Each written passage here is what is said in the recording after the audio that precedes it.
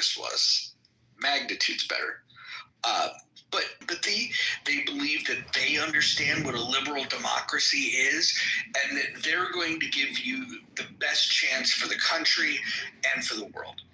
And then they wake up, and the results are in, and the guy that they hate most on planet Earth is the president. It's pretty sad. It's pretty sad. They must, I would imagine some of them go to therapy over this. I'm not even joking. I would imagine some of them go to therapy over this. I know, I've witnessed this, that families stop talking to each other. I've had members of my family that stop talking to each other. I've always played the high road thing where I'm just like, oh, I just like both of them equally. And then everybody gives me a pass. And so like at family events, I don't go more difficult on one than I do the other.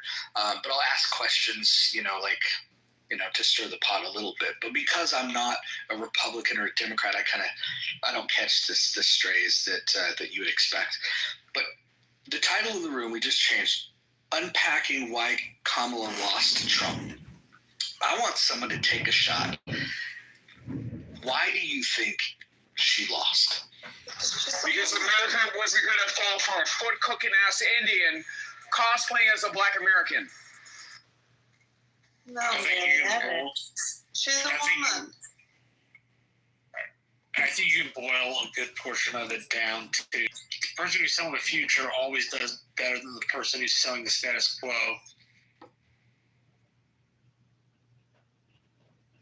So I heard a couple things. I heard because she's a woman, heard status quo. What's the real reason she lost? She's a foot-cooking ass Indian that was raised in fucking Canada. I mean, does there need to be any more of a reason? Like, America's not buying this bag of freaking spoiled garbage.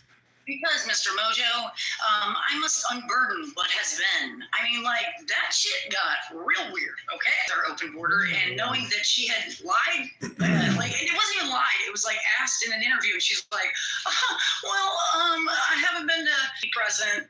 This one, no way. Not holding the codes to the nukes, man. Kitty, let me ask you a question. I want your expert analysis on this.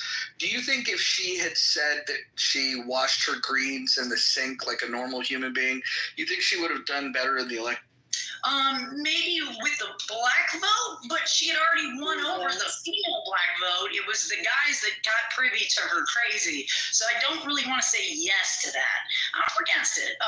Also, now that you bring that up, and she got sassy black in Atlanta, and then turned around and flipped the switch, was like, I probably will do a bad one right now. I'm trying to think of that one YouTuber chick. She did it awesomely. Like it was her life.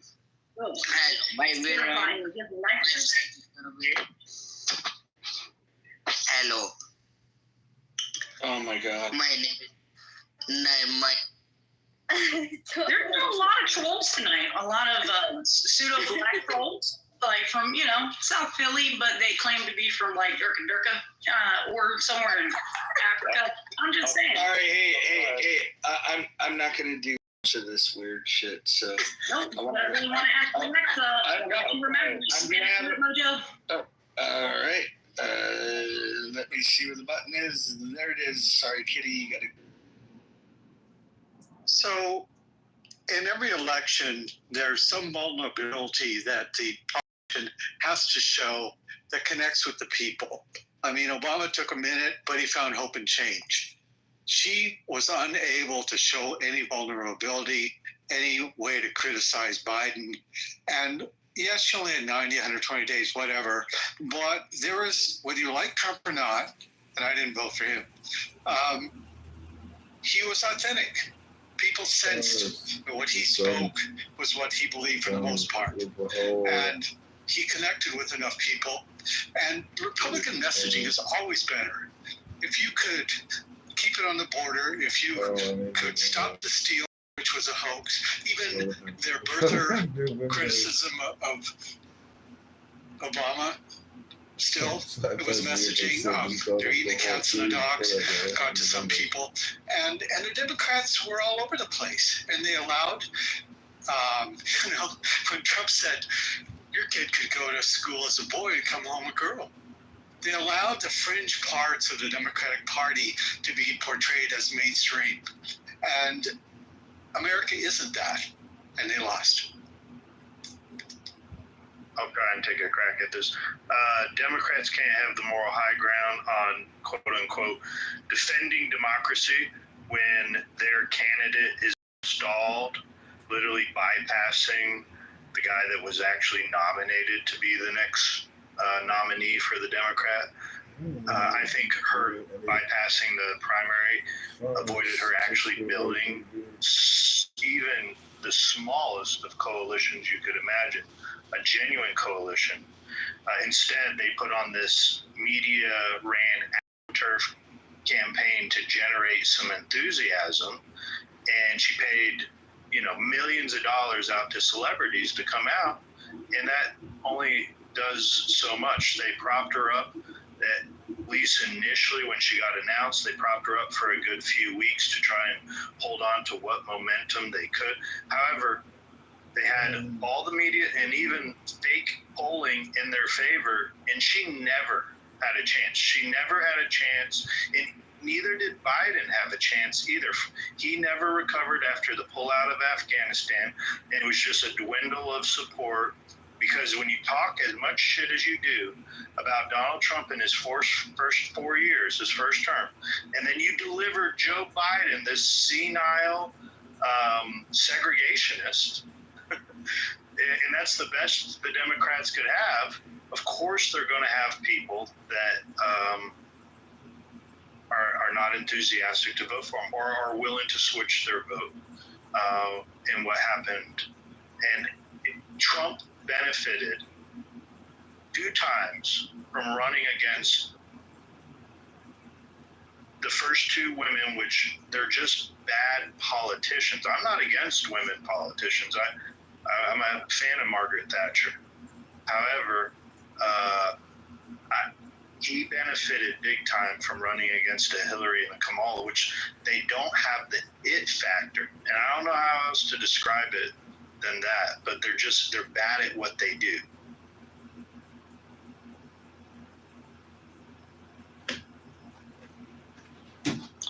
How are they going to regroup? Like, what do you think they're thinking right now?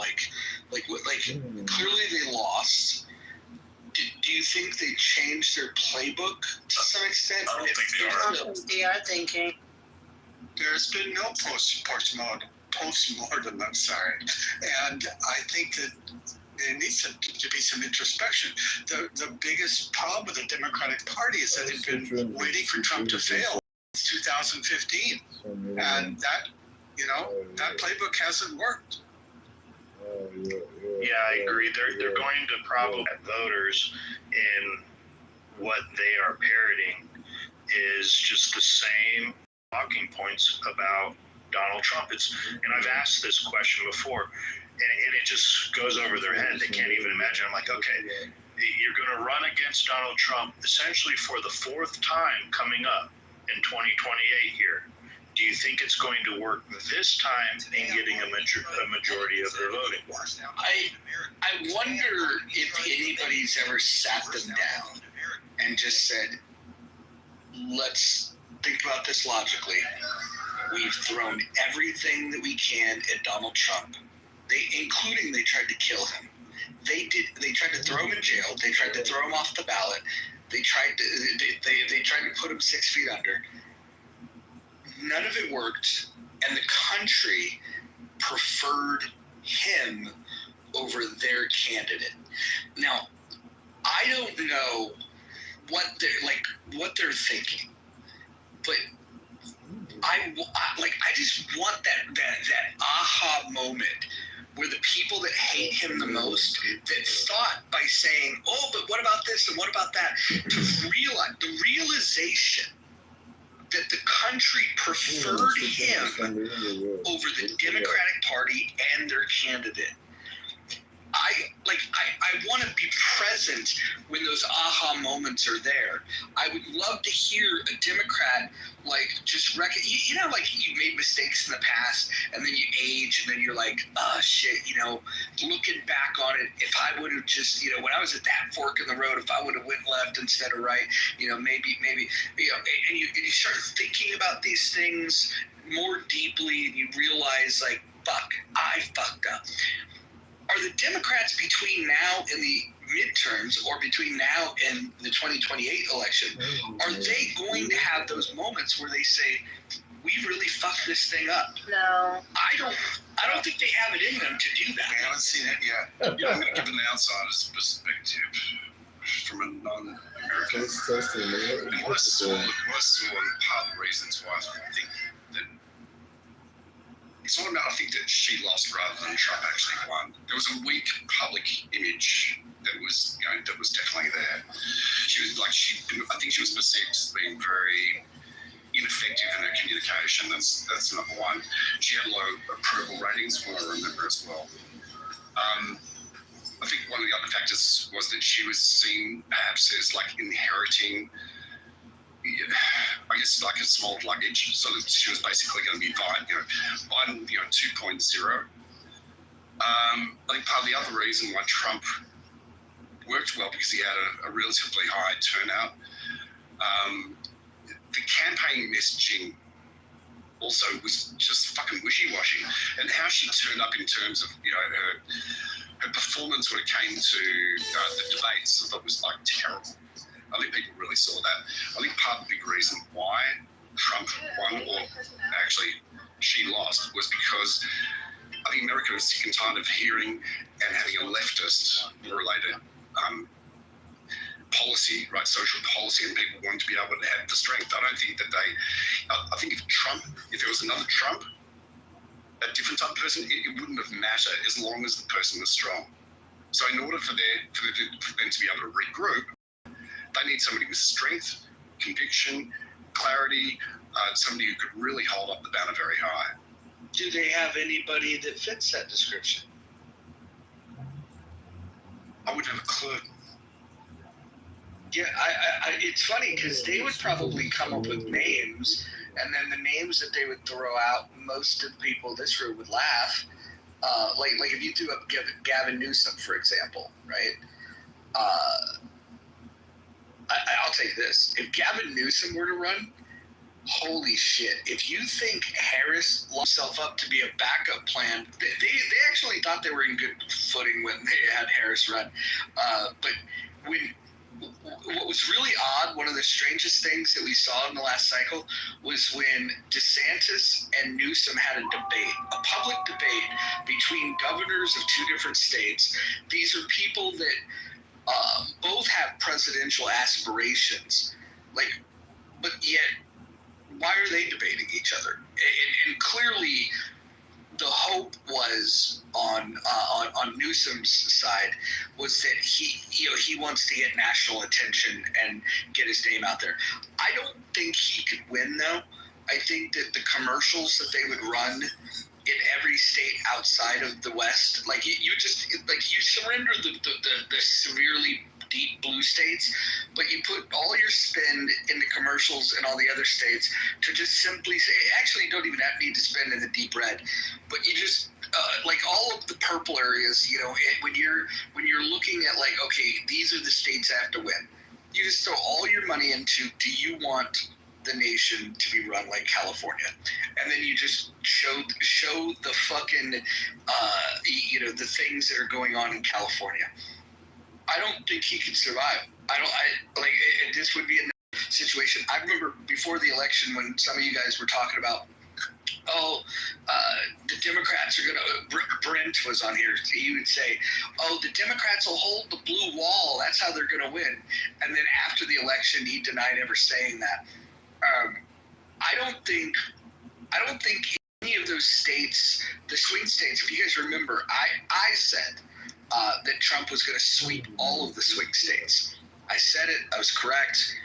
Even Republicans were like, no, you're being too optimistic. And I was like, no, I'm reading the tea leaves here. And I called it. and I will call this, and I'll call this from a distance. If Gavin Newsom is the candidate, I don't even care who the Republican is. Gavin Newsom will lose by a wider margin than Harris lost to Trump.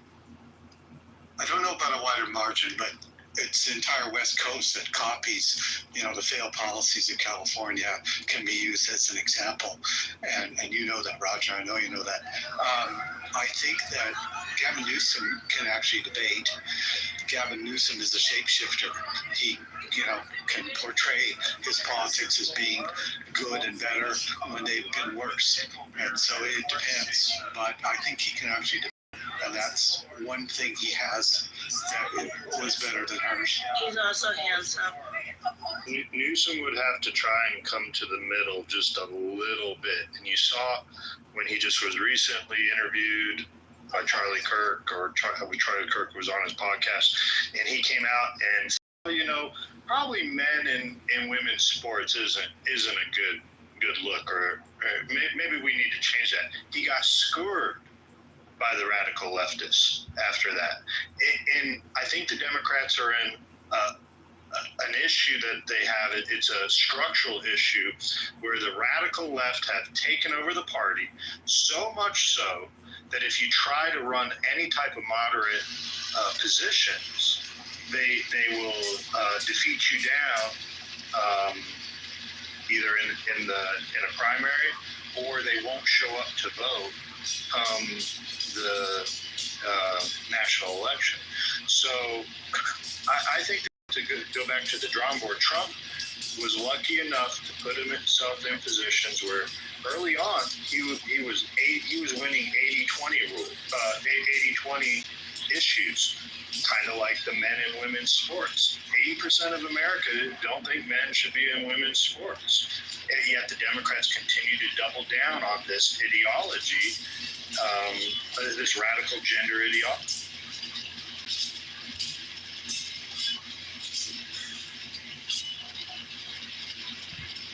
I'll make a prediction. If he runs against someone like Vance, Vance destroys him in a debate. If he runs against someone like Rubio, Rubio destroys him in a debate. If he runs against, I'll pick someone on the bench on the R side, Glenn Youngkin, destroys him in a debate. Like, Newsom is definitely better than she is, but it won't hold a candle debating the others. Definitely would be destroyed by Vance in a debate.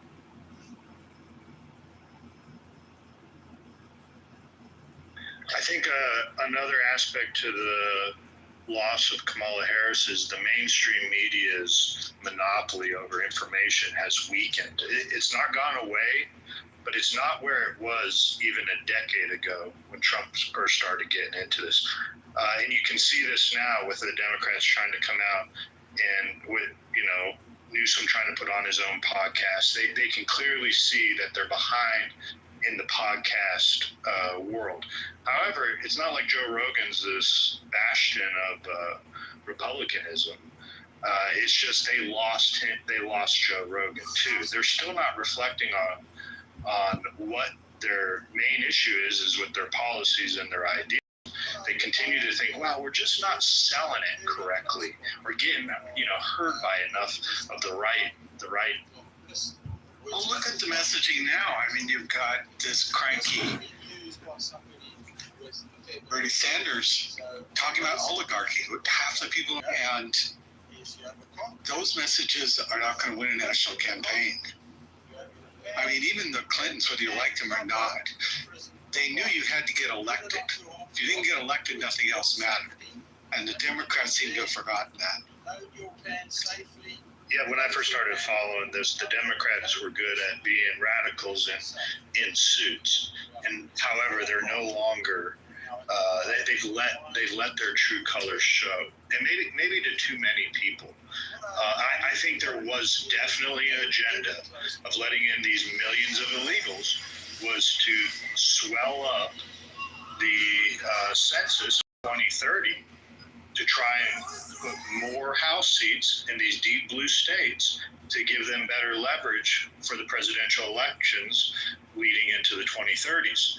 And now, if Trump's able to, not only did he thwart it, but now reverse it some and pull back on that some, it's putting the Democrats in even a bigger hole now than that they knew was coming. They could tell that they were starting to lose support from Black and Hispanic voters, and they were planning to replace them with new, at least a new census block, and then eventually a new voting block over time.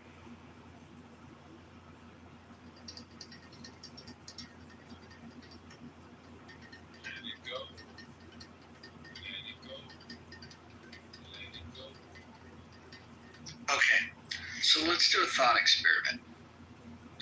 Let's pretend we're a room full of committed Democrats that need to win in 2028. What would we do, knowing what we know, because we're all so smart, what would we do if we were Democrats if we wanted to win? I would talk to the governor. I would talk to the governor of Michigan, see if I could get her. I'd look for a candidate like that. Okay, so a candidate. Gretchen Whitman. Yeah, okay. And then, Nye, I heard you say something. I would stop talking about transgender kids putting male rapists in women's prisons. Stop advocating for men to be in women's sports. And stop being pro-abortionists. Support family values. So I'll say this. I definitely think that they should back off on a fringe issue like the trans thing. I think that amongst the majority of people, you don't have to be a diehard Republican to just say, hey, you guys are pushing that issue a little too far. It affects far too few people for them to continue to push that issue. It's not gaining them any support. What I would say is on the abortion issue, I disagree with you. I think they should absolutely continue. Maybe they could shut up about it in states where they know that they can't win. But now that it's a states' rights issue, I think they should absolutely put that to the top agenda in the states where they have the support, because in some of the states where they have the support, it's like 70-75% that they have in some of these states. And so I think they would be crazy to stop talking about abortion. And even when Trump was on the ballot, those symbolic, like, hey, we're gonna fight the power, like, dude, fighting that fight in the states that truly want to disallow it, like, I think they should surrender that. And I think what they should do is continue in the states where they're strong. They use that messaging for fundraising, right? In the states that you know you're going to win anyways, you talk about it because it helps you to raise money. But then you spend the money in the purple states where that issue plays well and you need to win. In the states you are going to lose, don't worry about it.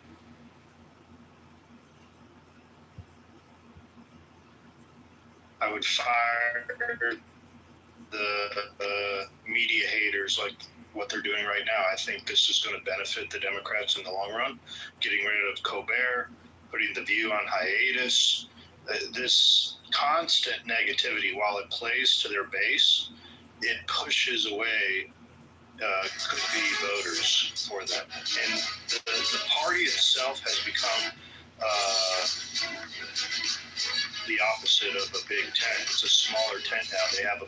They have like a loyalty test, and that's one of the. And you can always see when the parties start to contract in support when the loyalty tests come out, or the purity tests. How socialist are you really? I mean, they were cutting off people. You can tell just in our own conversations with people. If you don't buy into the mantra, you get excommunicated from the left. You have to be 100% on board with them, or you're not one of us. And and that's how the Republicans were coming out of Bush Jr.'s second term. It became this,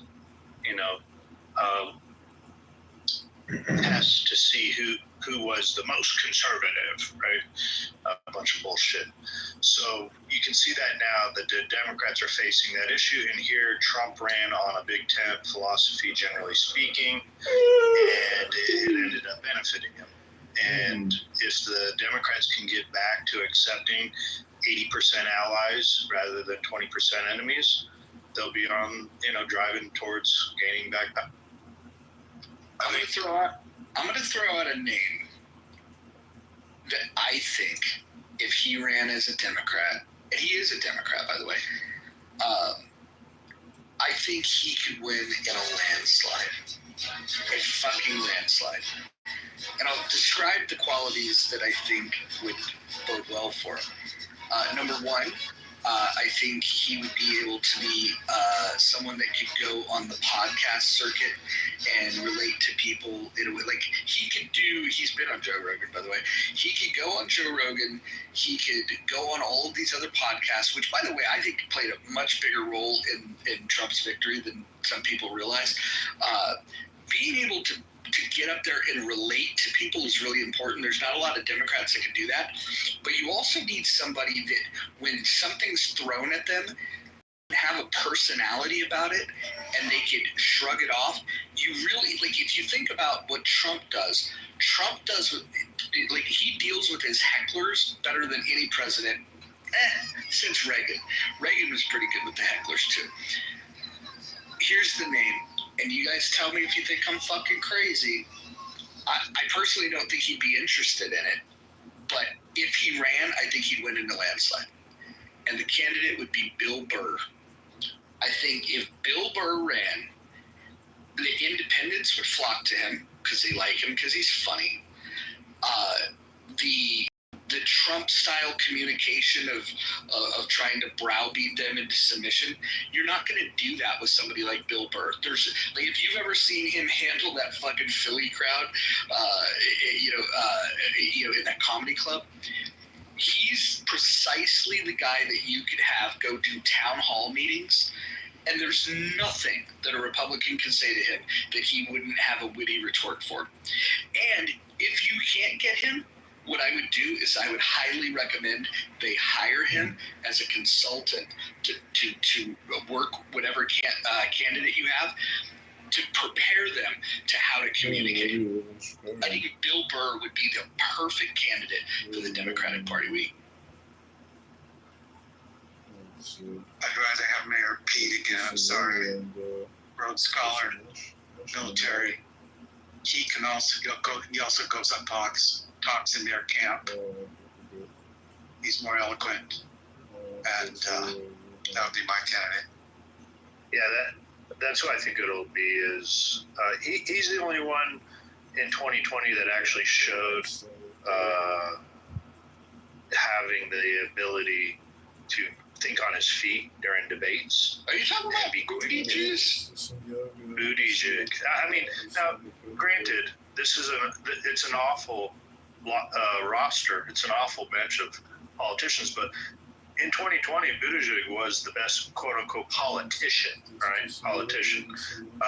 Bill Burr would probably mop the floor with him in relatability, being able to, share a beer with him, things like that. Do you think they could pull off just propping up someone that has zero instincts in politics? Could they really prop up like a comedian and run them?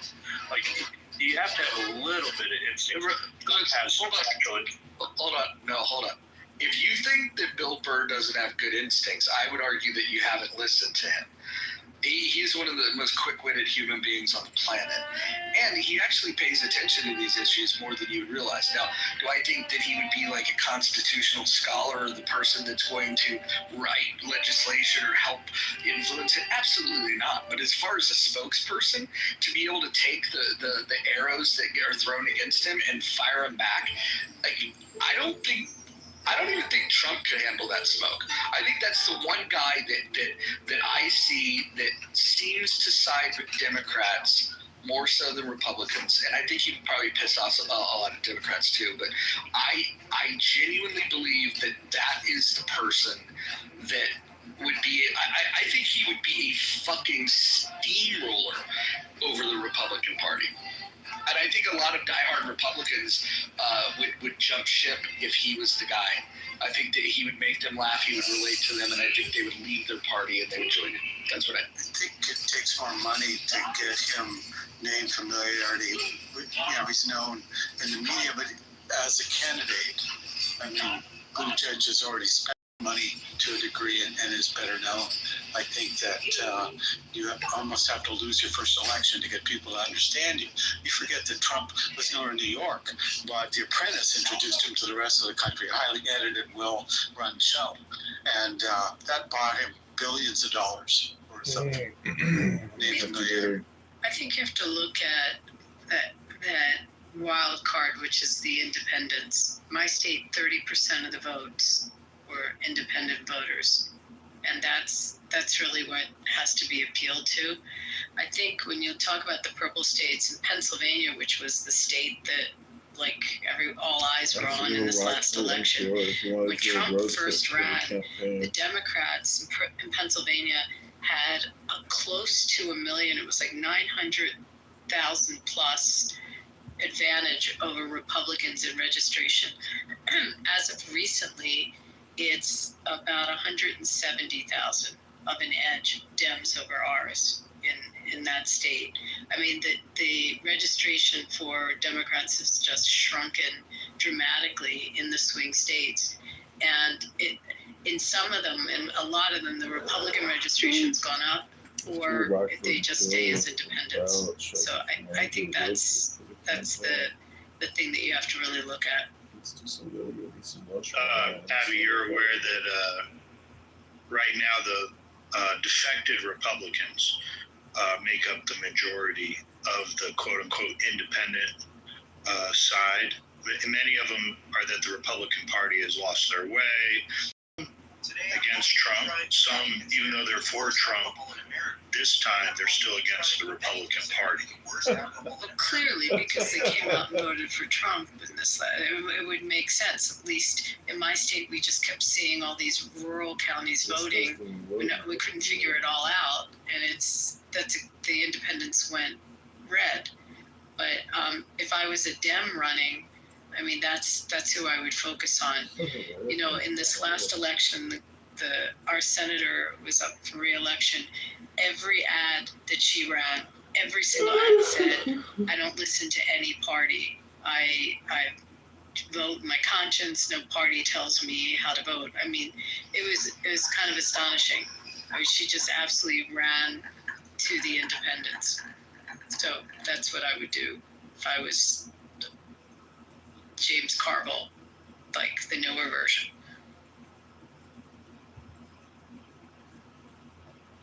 I don't know if they could get their party to focus that way because of what Roger was saying before, or someone was saying, because the tent is actually small. A very telling poll question that has recently come out. It was either Rasmussen or Big Data polling. They were talking about, they asked majority of Republicans, has Donald Trump delivered? Do you think the Republican Congress has delivered on Donald Trump's mandate? And majority numbers, like 60%, have come back. Republicans have come back and said, no, the Republican Congress has not. That's going to affect Republican support. I know we're on the Democrat side right now, but it just got me thinking about that independent vote. I think we're going to lose more Republicans after, people that identify as Republican after Donald Trump, largely because the Republican Party is just awful. They're not. Thune hasn't even finished seating all of Trump's nominees. So I'm getting on a tangent, got us off topic, but I'll pass.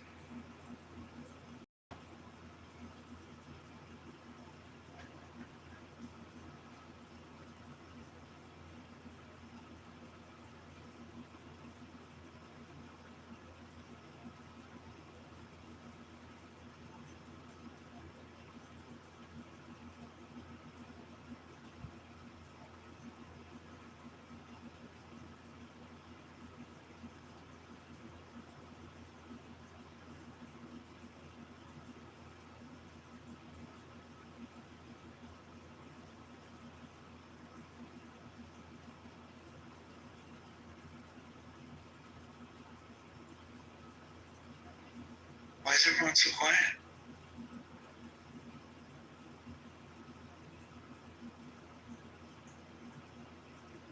I think they all fell asleep. It's a hard question, deciding, who they should run. It's a little early. But let's see what the midterms do. But here's what's fun about doing it. Normally, we just sit around and we talk about how bad they are. I sit around and I talk about how bad both sides are. But for the room that's here, a lot of the people in this room either voted for Trump or lean in that direction. I think it's a fun thought experiment to, like, if you were on the other side, what would you be thinking? What would you be doing? And what's amazing is if you go and listen to the other side, they're not having any of those conversations. All they're talking about is like, why do they still like Trump? He's a bigot. He hates foreigners. He hates women. He hates gays. Like, he hates blacks. Like, they can't get out of their own way with their own retarded conversation that they have in their head. Like, all of these things that they're saying right now are the same things they were saying before the election that led to a disastrous performance. Like, they've literally learned nothing at all.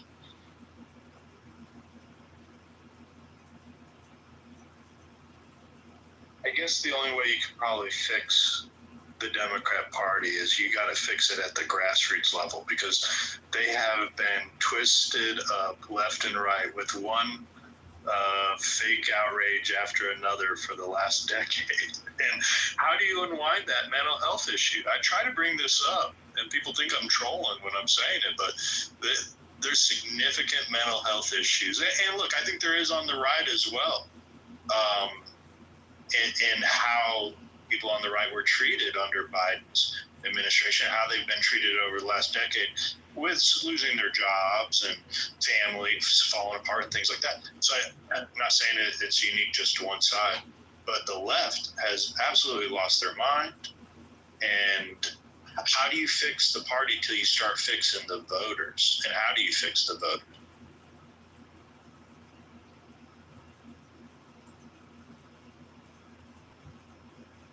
I just think they need to be honest with themselves. Like, I mean, like, to me, like, the postmortem should be an exercise in asking the honest questions. Why did we lose? And in order to ask it honestly, you can't just live in that same deranged state of mind that you were in that led to the disastrous finish. You have to clear your mind of all that shit. And you have to just look at, what does the numbers tell you? What does the math say?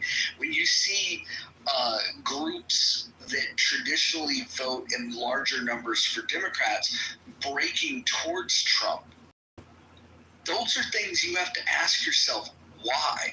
What did he do that resonated? And more importantly, what did you do that... English, please.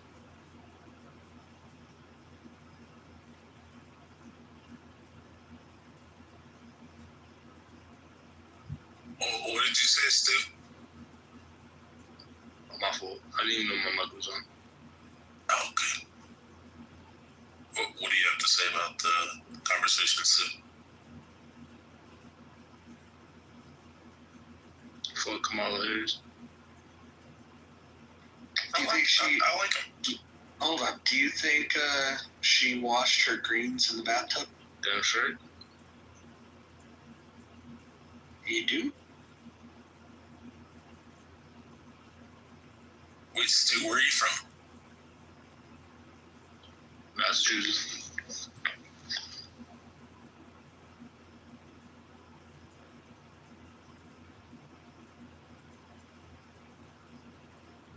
How's that mayor in Boston doing? Yo, fuck mayor. Nobody likes him. When did you get there? She needs to spend her money on something else. Fuck that bitch. 80% of the registered people even came out and voted. I just feel like there's some significant corruption that goes on at the local level in these deep blue areas. I agree. Yeah, who'd you vote for, or were you legally able to vote? Nah, I'm not. I just turned 18. But I would have voted for Trump. What made Trump cool and Kamala Harris lame? He was white.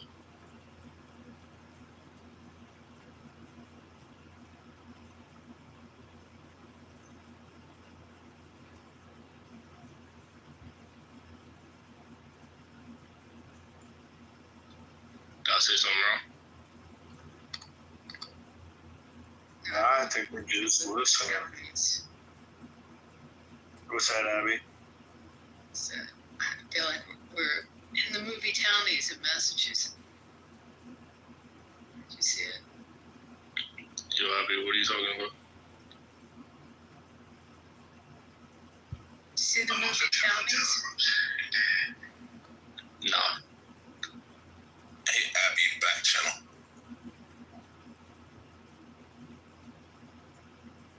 Yo, what's up, Gunner? What are your thoughts? On what? What do you mean on what? You joined her?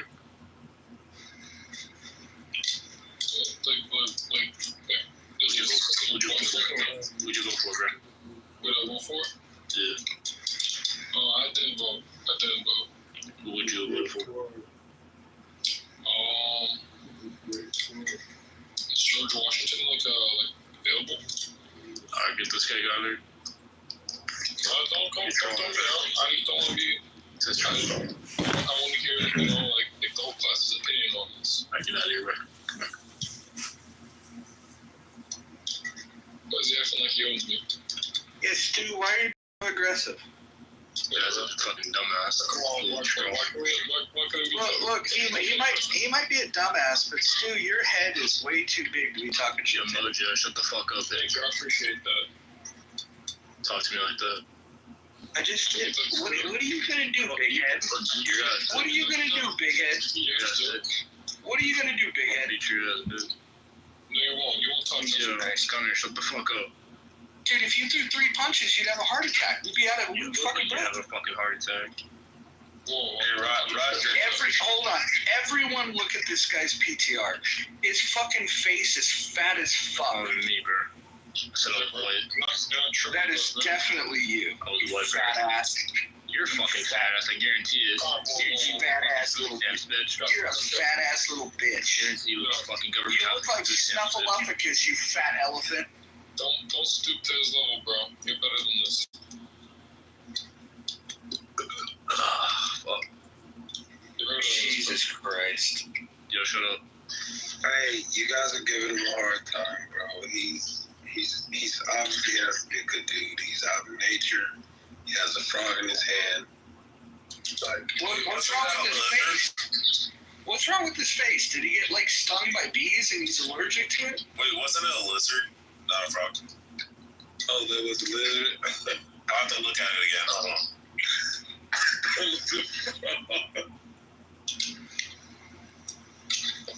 Oh no, it is a frog. You're right. Can we have a good debate on what's a better color? He probably fucking ate the frog. Fat fuck. Oh, whoa. I was just inquiring because I was trying to figure out how, when he initially said, I didn't realize I was on, hot mic, and he had an English accent, but then he switched to an American accent the second time he came on mic. So that's what I was trying to figure. Hold on. Gunter, you gotta go to the do it. You fucking don't even know how to unmic.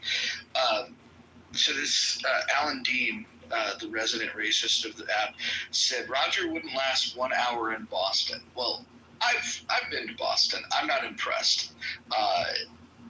Unless you're ordering a lobster roll, their food fucking sucks there. I'll tell you that. And the idea that you think that Boston is tough, I have news for you, Alan. I don't think that you would walk a single street in Oakland, California. And that's where I grew up. So, Alan, why don't you go to Oakland and then tell me how you do? I don't know. Haddock sandwiches are pretty delicious. But that Gloucester, Mass. Boston. The fuck? Boston's supposed to be tough now? You fucking kidding me? Boston's a fucking rat hole. I mean, unless you're like in the downtown, like historical areas. I mean, that's kind of pretty, but the rest of fucking Boston. I like Nathaniel Hall. But wait. I think Massachusetts has the #1 school system. I think Boston has the #1 school system. Who told you that, Isaiah? No, I think I was looking it up before, and I think they have, because I know Nevada's like 49th. Please. Should be 50th. Yeah, well, should be 60th. But no, I think Boston's #1. So they are smart. So no, I think you're just talking about like the rich white yuppies in like Massachusetts, because Massachusetts has like the highest median IQ, and they also have like some of the best schools. But yeah, that's just all the rich old white people. I don't think it's like Southie boys and shit that they're factoring there. No, it's not. No, it's not that.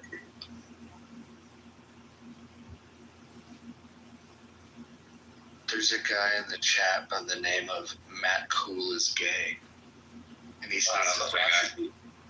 says Roger grew up in Berkeley and pretends to be from the tough streets of Oakland. Actually, I grew up in Oakland and then I moved to Hayward. So I went from the black hood to the Mexican hood. Something that none of you can say. You guys all grew up in these plush little white neighborhoods. All of you. Has Matt Cole ever said anything intelligible ever? Why are you picking on Matt Cole? Why would you pick a fight with Matt Cool? Matt Cool is gay is the person that's talking the shit. Oh, no, I would just say Matt Cool in general. Yes, he's great. Yeah, William Wallace knows where I'm from. And I think he would vouch that there's nothing in Boston that was as tough as the streets that I grew up on. Yeah, William's the only one in that clique that I like. Well, why do people, I don't think people realize like how close Berkeley is to Oakland and how close it's to Richmond. Like, well, hold on. Berkeley's on the border of North Oakland, like Mosswood Park and stuff. Yeah, that's what I'm saying. Right, but Mosswood Park, that's not exactly the toughest part of Oakland. Look, Berkeley's it's a college town with a bunch of fucking weirdos. There's a reason why North Oakland is never talked about when you start talking about the tough neighborhoods of Oakland. So there's that. But it's not so okay. Let me say this. I would take my jury off in West Oakland, but I would also take my jury off if I'm in Berkeley, because the majority of the time, like, people are going to do crime. What are they going to do? Like, if they want to rob you, most of the time they're going to come from like West Oakland, East Oakland, and they're going to go to a place like Berkeley. It's not like Berkeley's just this safe place. It's not like it's back in those days, like, it was hippies, so they probably were cool because of that. But in today's world, I don't think it's safe. No, it's a lot safer than you're suggesting, because Berkeley does have a police department that doesn't play, and it's fundamentally different than Oakland. There's neighborhoods in Oakland that the police won't even patrol. And like, if you talk about Richmond, shit, that's even worse. You go up into East Hill and like I don't think a squad car will come in there until after the body is cold. Like, they don't fuck around in those neighborhoods. So in Berkeley, like, if there's trouble, like, all the squad cars are there. In fact, they will call in backup from Oakland, and the Oakland police officers would be happier to patrol Berkeley and to respond to something than to patrol their own fucking neighborhood. No, I understand that, but what I'm saying is, I feel like you're more likely to get robbed, right, in Berkeley than in, like, those are hoods in Oakland.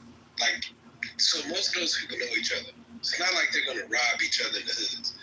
Go out to, like, to rob people. They're going to those places. They're going to different places like Berkeley. Wait, isn't it because most people in the hood are fucking poor and don't have anything to steal in the first place? No, I don't even think it's that's why you go to the affluent areas to steal expensive shit. You go to the affluent areas to steal expensive shit, but it's not because you're poor. It's because like you grew up in this area. Yeah, but if you like rob your neighbor in Oakland and they have a 1980s tube TV, I mean it's not worth anything. But you know somebody has a fucking 110-inch flat screen bed. Absolutely.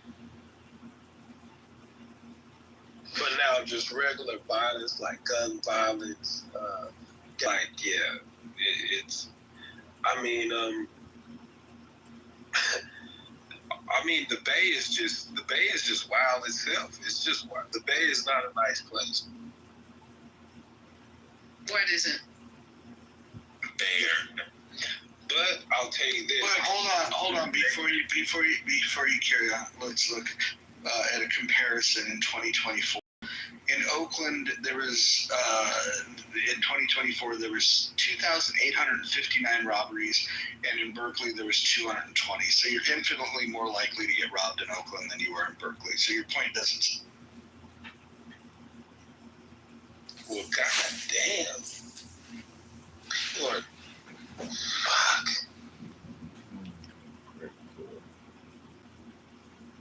Wait, only 220 robberies in Berkeley? The whole year? In 2024, yeah. Damn, I want to move to Berkeley. And 2,859. If you want to break it down by robberies per thousand citizens, it's per thousand. There's 2.38 robberies in Oakland and 1.86 robberies in Berkeley. So the population difference is pretty significant, but the ratio is still much higher. Wait, so you're saying if you have like an affluent area, you're more likely to have police patrolling and deterring that type of shit? Correct. If you're, it's the same thing. Like it sounds like the Kings is familiar with the Bay Area. It used to be a time before total gentrification of the area, where Palo Alto was on one side of the freeway and it was a very affluent neighborhood, and then over the freeway overpass you went into East Palo Alto. That in the early '90s was competing with DC and Detroit for being the murder capital of the fucking country. And it was crazy because it was literally an overpass that separates these two areas, but the police were in Palo Alto, right? The police would not go into East Palo Alto. And so, yeah, if you have commerce, if you have restaurants, if you have people that are paying taxes that expect, the police to patrol it, then you get a better result. And it was incredible. Like you could go out in Palo Alto and never worry about getting robbed.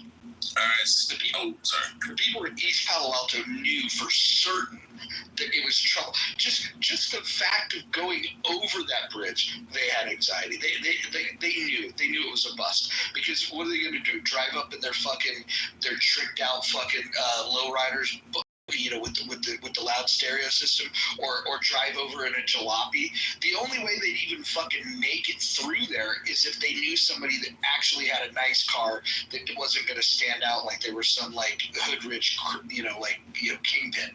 Like it was, they just stayed where they were. The West Coast and So how many robberies? Don't Google this. How many robberies do you think we had in Las Vegas last year? Don't Google. I would actually say it's probably quite low considering the surveillance state you had. It's 503. Hey Roger, did you know Samoa lives in the same city as you? He lives where? Where you live? No, he doesn't. Yeah, he does. Same city. No, he doesn't. I promise you. You live in... I'm no longer in California. No, you're in Seattle, right? No, I'm not in Seattle. I'm outside of Seattle. But I mean in Washington State. Yeah, I'm in Washington. Yeah, he lives in Washington State. Where you at? Are you at Bridge? I wish I was in Bainbridge. Fuck, if I was in Bainbridge, I wouldn't be talking to you guys. Bainbridge or Mercer. If I'm ever living in one of those fucking places, I won't have time for you. So they have a bar downtown in Seattle. I want to say it's called Von Spirits. That place is probably the best dive bar ever.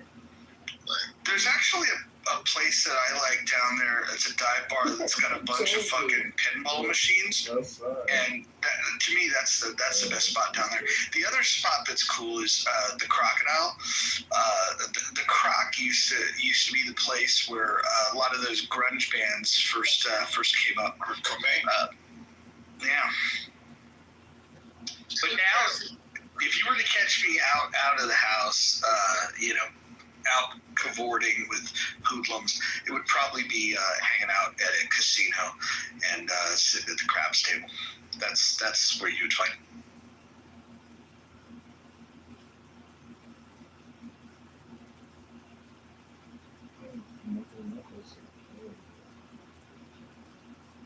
Moshi says Kamala would have let Iran get a nuke.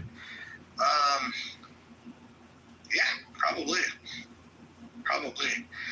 She would probably also cheer on the destruction of our allies.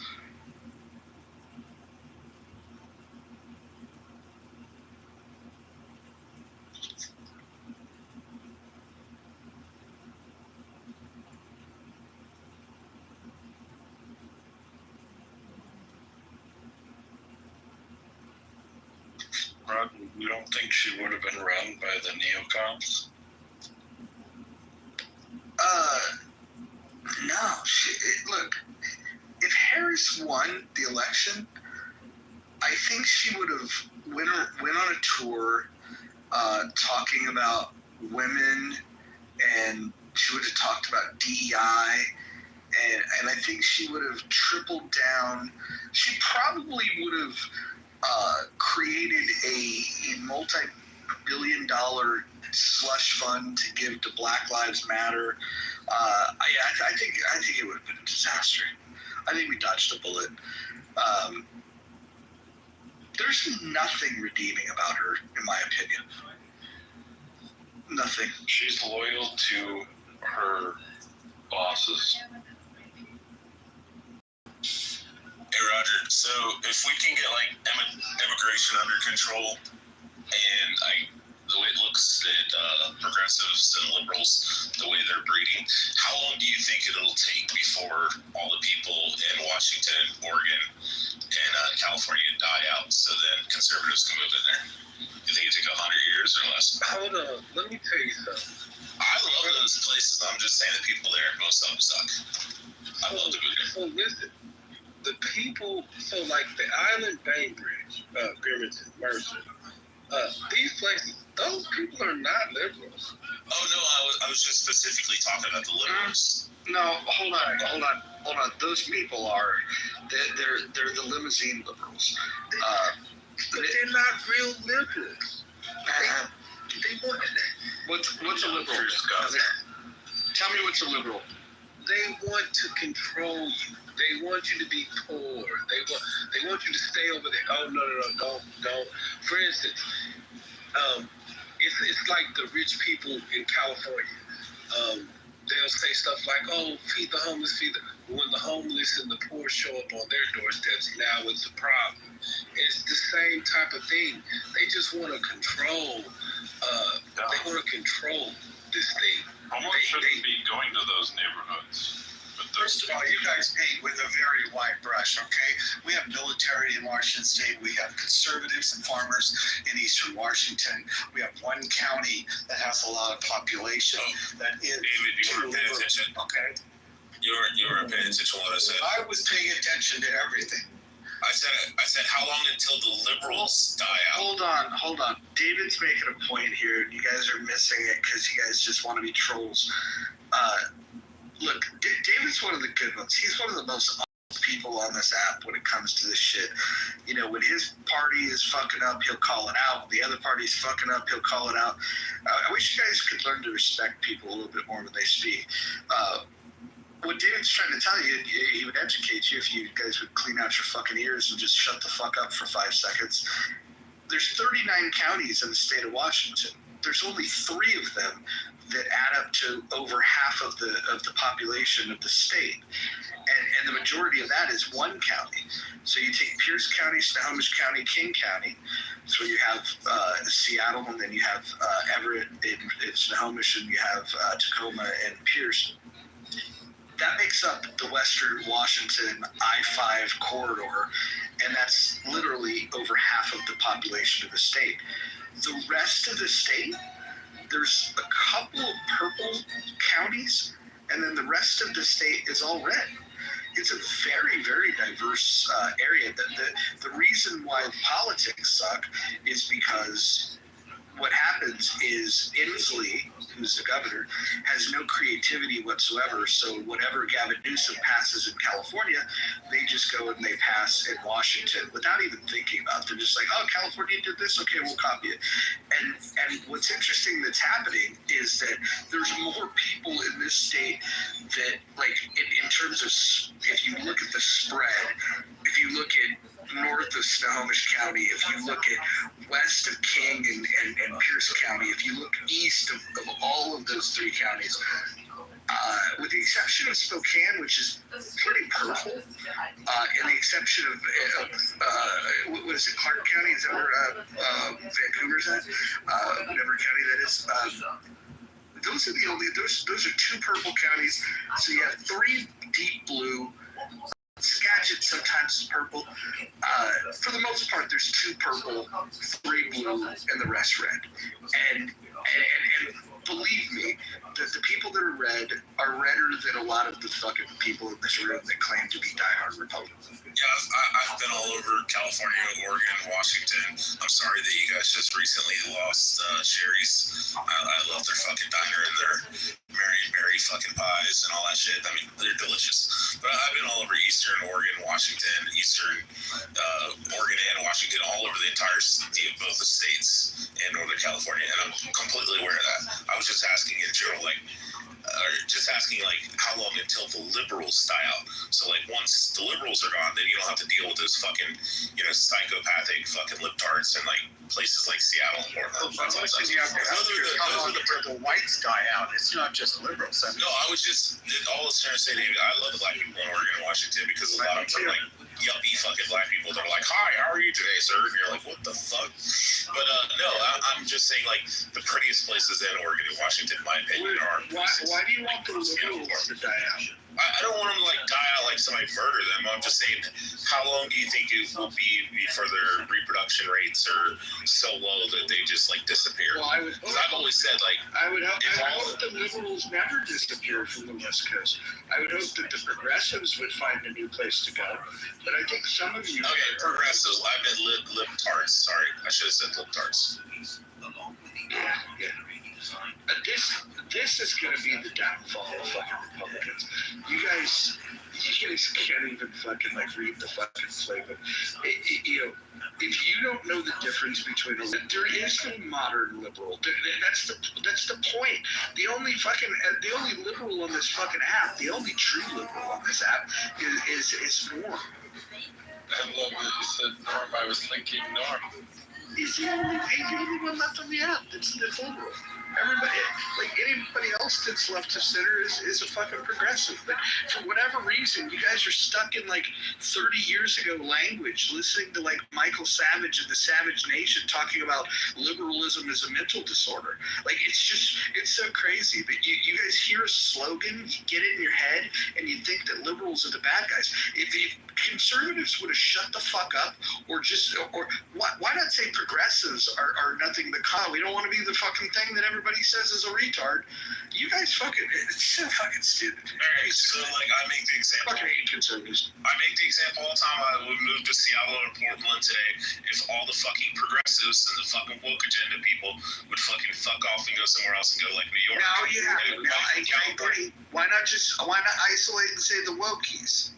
Okay, the wokies, I did say libtards, which is, for me, an alias, or it's the same. The point I was trying to make is that I wish that all the fucking far lefties would fucking fuck off from Seattle and Portland, because it's such a beautiful and amazing fucking place, including California. California is one of the fucking prettiest states in the country. I've been to 47 of the lower 48, and it's beautiful and amazing. I just wish all the fucking woke people would fucking leave, and all the lefties, and then everybody from Texas can go there and make fucking California, Oregon, and Washington better. I agree with you. In fact, I was just reading on one of the alert Abby, she probably already knows. 43% of the people who left California in 2023 went to Nevada. So, and they bring all their politics into Texas. So they bring their politics with them. Yeah, but here's the thing, David, if we can get benefits and shit, we can pull them over to the fucking right, and we can make fucking California, Oregon, and Washington great again. I wish it was true. Our elections are so, who is branded as a Republican around here. So you don't have any balance. And if you have 40% of one party rule, Democratic rule, 40 years of it, everything is corrupt. The court systems, the people who are appointed, and it's like endemic.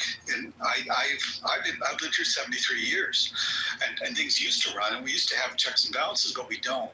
So I don't know how long it's going to take, but it's taking too long. Well, then it's back to the question I asked earlier. How do you fix these voters? For the better of America, it's hyperbole to want to think that they're just going to die off. They're not. We're going to have to coexist with these folk in our country for the rest of our life. And yeah, but Joe, non-binary people and trans people aren't having babies, so they will die off eventually. I'll probably die too. That's the problem. When you start talking about immigration, I'm sorry, and brand them all as criminals. The immigrants I know work hard and pay their taxes. The trans people don't matter as far as population. That's the fact. So unless you said it for hyperbole, that's not going to be the reason. Everything changes. Yeah, I agree. All the trannies and all the gender fluid people are going to fucking die. They're not going to repopulate. They're not going to have kids. If best they adopt, that's. You know what's interesting is that most people, when they look at politics on a national level, there's 435 people in the House, there's 100 people in the Senate.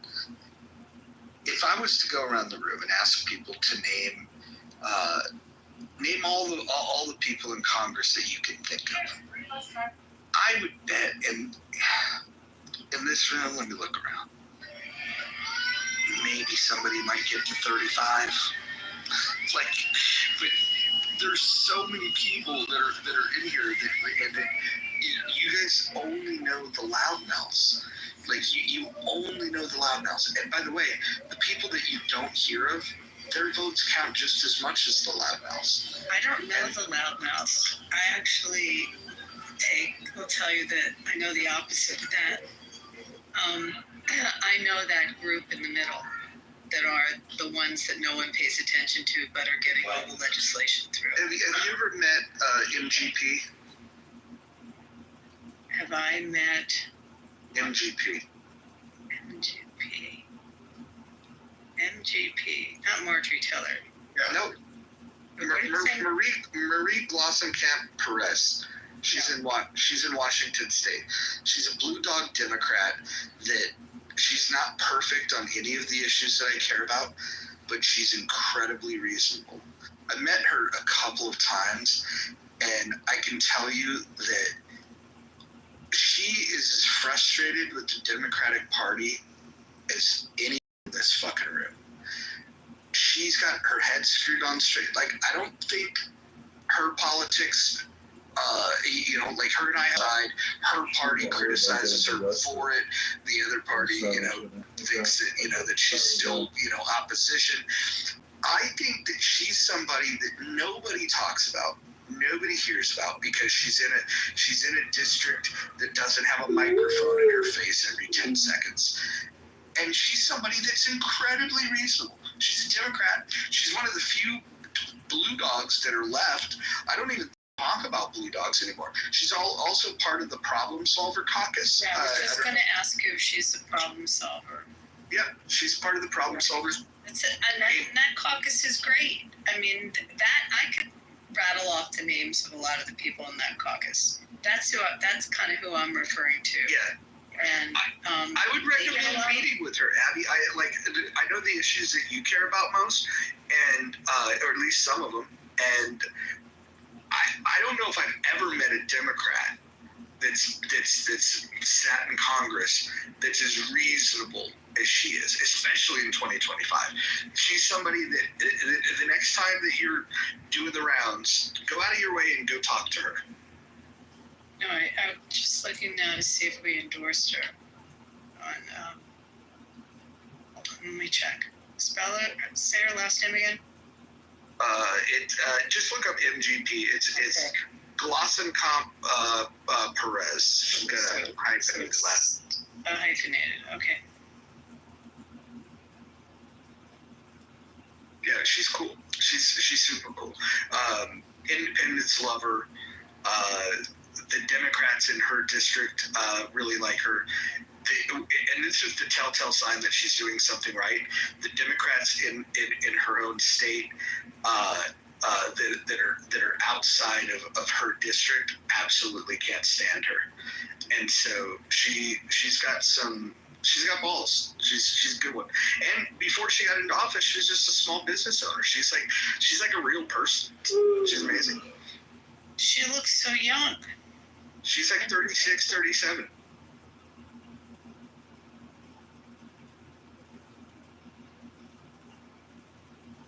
She's one of the few Democrats that I think, like, man, if they all acted like her,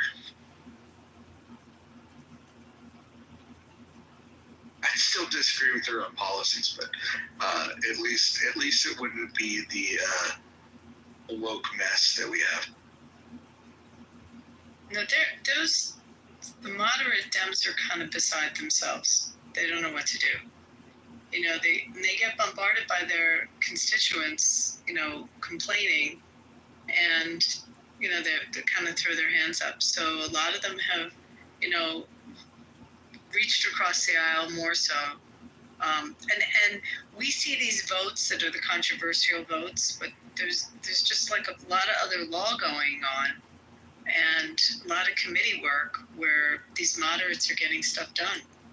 Abby, do you think there's any chance that some of these moderates will join the American Party? That's funny.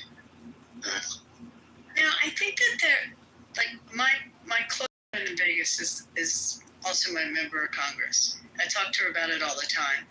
And she is happy being a Democrat. She doesn't want to leave her party. You know, she's like, as Roger talks, like a blue dog, she's an old school Democrat. And really believes in it, just wants to, you know, engineer her party to get back to you know, her vision of it. And I don't think that they want to abandon their party. Now, if that, as you were saying, the tent stays small and she's not really, you know, they're pushed out, then maybe they would look elsewhere. I don't see them becoming Republicans. Like, you see the people that switch parties, it's always interesting, but I don't see that with them. I think real quick, if there was a viable way for her to win office as an independent, she would leave the Democratic Party tomorrow. The only reason she caucuses with them at all is because you need to run under one of them, and I think that some of her positions puts her outside of the norm of Republicans just enough to push her into the Democratic camp. But Joe, go ahead. Well, I wanted to ask both Mojo, the Glossenkamp Perez, and Abby, the person you were referring to. What is like a stark contrasting idea that a, lack of a better term, blue dog Democrat today, or someone that's outside this radical woke leftist, what positions do they hold that are different? I mean, the best I got is like Manchin, Sinema, not wanting to use the nuclear option in the Senate. Do they actually have policy differences, though? She spoke out against relief for student debt. That was one that I can remember. She breaks with the party, I would say, a good couple times a year, and every time she does, like, I have a lot of people that will, like, hey, check this out. She's like the one Democrat in the state that you should pay attention to, and she's in a unique spot where her district is purple, and there's enough Republicans that like her, enough Democrats that like her because she's got the D, and the independents are really the thing that puts her over the top. But yeah, she independently thinks about this stuff. She probably lands on some things that you and I would disagree with her on, but there's also things where she will break with her party to side with people like you and I. Okay, my friend is Susie Lee, and she, during the Biden administration, she and maybe about 14 or 15 other Dems signed, on my issue, she signed letters to Biden when he was holding back arms on sales, on arms to Israel. She took on Biden. She also voted to censor Tlaib, which was, there weren't a lot of the Dems that really stood out to do that. On policies, she's on the appropriations. And she's on military appropriations, and she's very much in favor of a strong military, and sometimes gets sideways with other members with respect to that. She's also very involved with, I don't know what you would call this. I guess it's natural resources, because we have water issues where we are. So, it's a big constituent issue. But school choice is another one.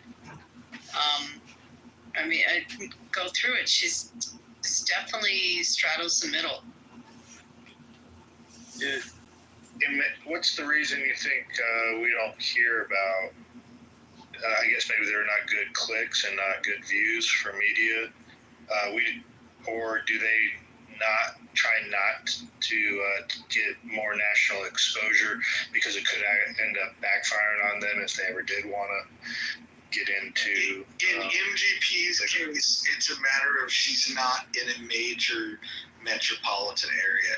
She covers a big geography, but there's not a big city, and so that's what it comes down to. And mine has a big city, but it actually does stay off the radar that way. It's really just there. She rolls up her sleeves and gets the job done for her district. She's got 17 people that have come out now that are going to run, that have declared they're running against her. So it's going to be interesting to see how that all shakes out and who ends up primarying it. It's the most expensive congressional race. It's like over 20 million she had on one side. And I think the opponent was close to that. But it's not a desire to get in the limelight at all. Joe, here's one to think about. MGP voted to ban the Pentagon from being able to spend money on abortions and transgender surgeries. One of the few Democrats to sign up for that ban. One of the things you want to vote for, one of the things generally, and I would say this to people that are independents, is look at these members of Congress when they're running for re-election and where they're ranked. They do a ranking of the bipartisan voting, and if they're in the top 20 or 30 of bipartisan votes, it's a really positive thing. It means that they can work across the aisle and that they're not, going on the party line. And they definitely rank them every year or every cycle.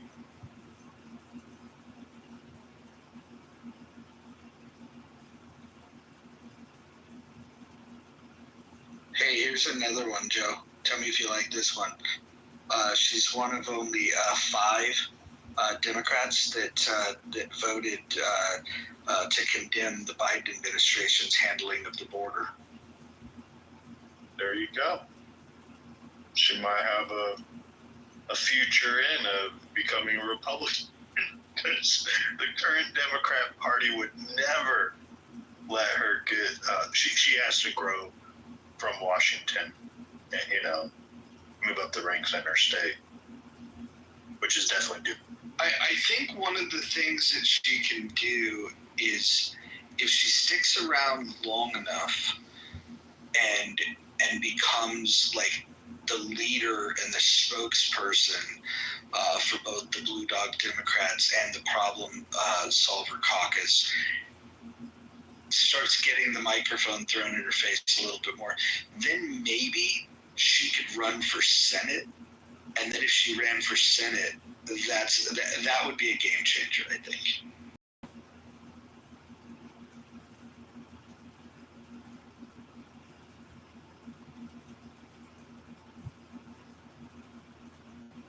Have you guys heard any more about Harris and her aspirations moving forward? There was talk about a Senate run, talk about a governor run. Like, what's the latest one? She gave a speech the other day. I was just going to ask if anyone saw it. I didn't hear it. They had shown some of it on the news. Didn't hear it. Last I heard, she was flirting with the governor race.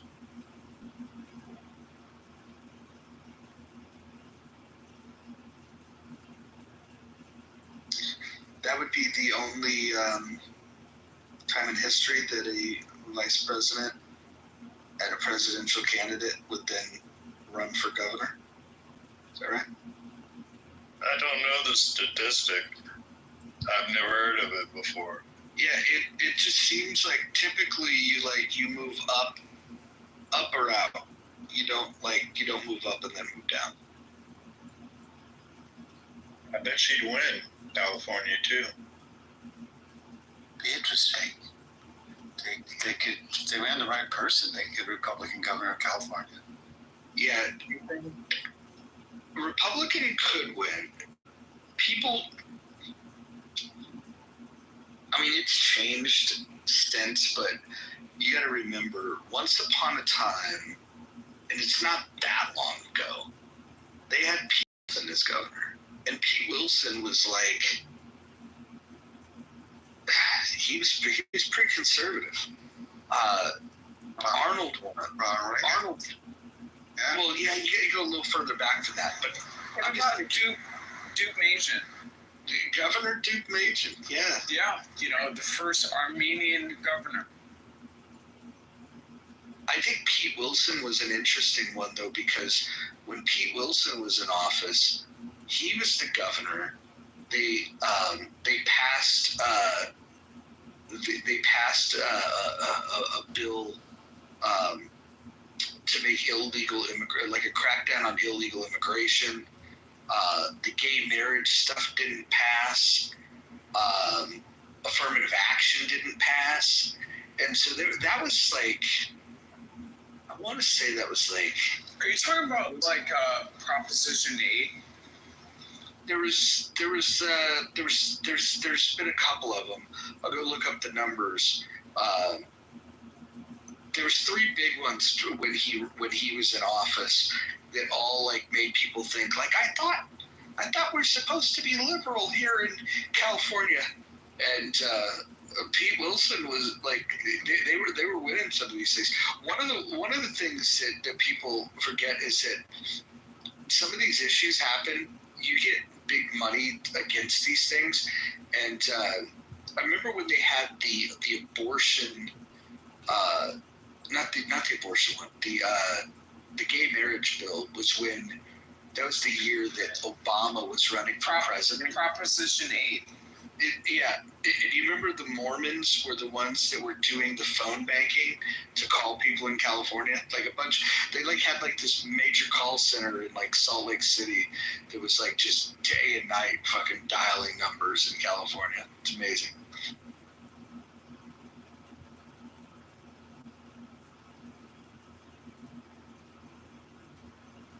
The other two I'm looking at is Prop 187 and Prop 209. Do you remember those?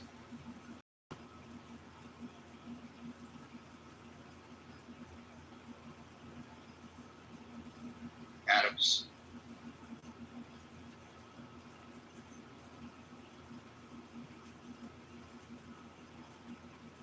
Adams.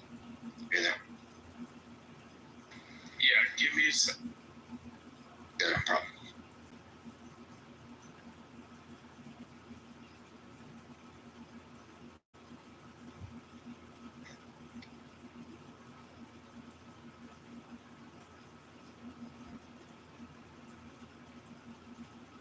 Yeah, so just so you guys know, Prop 209, it was acting. And they tried to repeal it in 2020, and it was rejected. That's why UCLA has the big Asian population that it has. That came up in that Harvard lawsuit that they didn't have the issue in California. But it is something interesting that I said this in a room the other day that I learned. I was on the phone with a friend of mine in San Francisco. I think maybe you heard this about that school that's like a magnet school or like the high-end high school, public high school in San Francisco. And you have to test to get in, and it has a huge Asian population in the high school. And prior to the Harvard case, Berkeley admitted 3 out of that high school. And after the Harvard decision came down, 28 kids got in this past year into Berkeley. Went from 3 to 28, all Asian, with like perfect SAT scores and perfect GPAs. But California, interestingly, they didn't have the restriction or the admissions policies that the Ivies had, or that the schools like Harvard had. And I guess North Carolina was in that lawsuit also.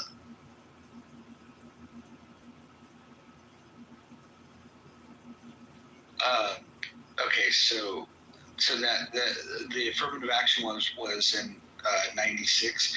In 94 was Prop 187. That was the Save Our State initiative. And so that was to deny undocumented immigrants access to public education, non-emergency health care, and other state-funded services. The vote, again, it's 94, so it's been a while, but it's not that long ago either in the grand scheme of things.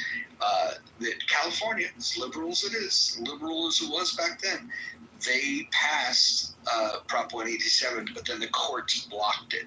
But the voters themselves wanted, that in 94, they wanted to, essentially defund illegal immigrants. And then 96 they came back with banning affirmative action. So a lot of people don't talk about that, but that was in the 90s that the voter support was there to shoot down support for illegal immigrants and to shoot down affirmative action.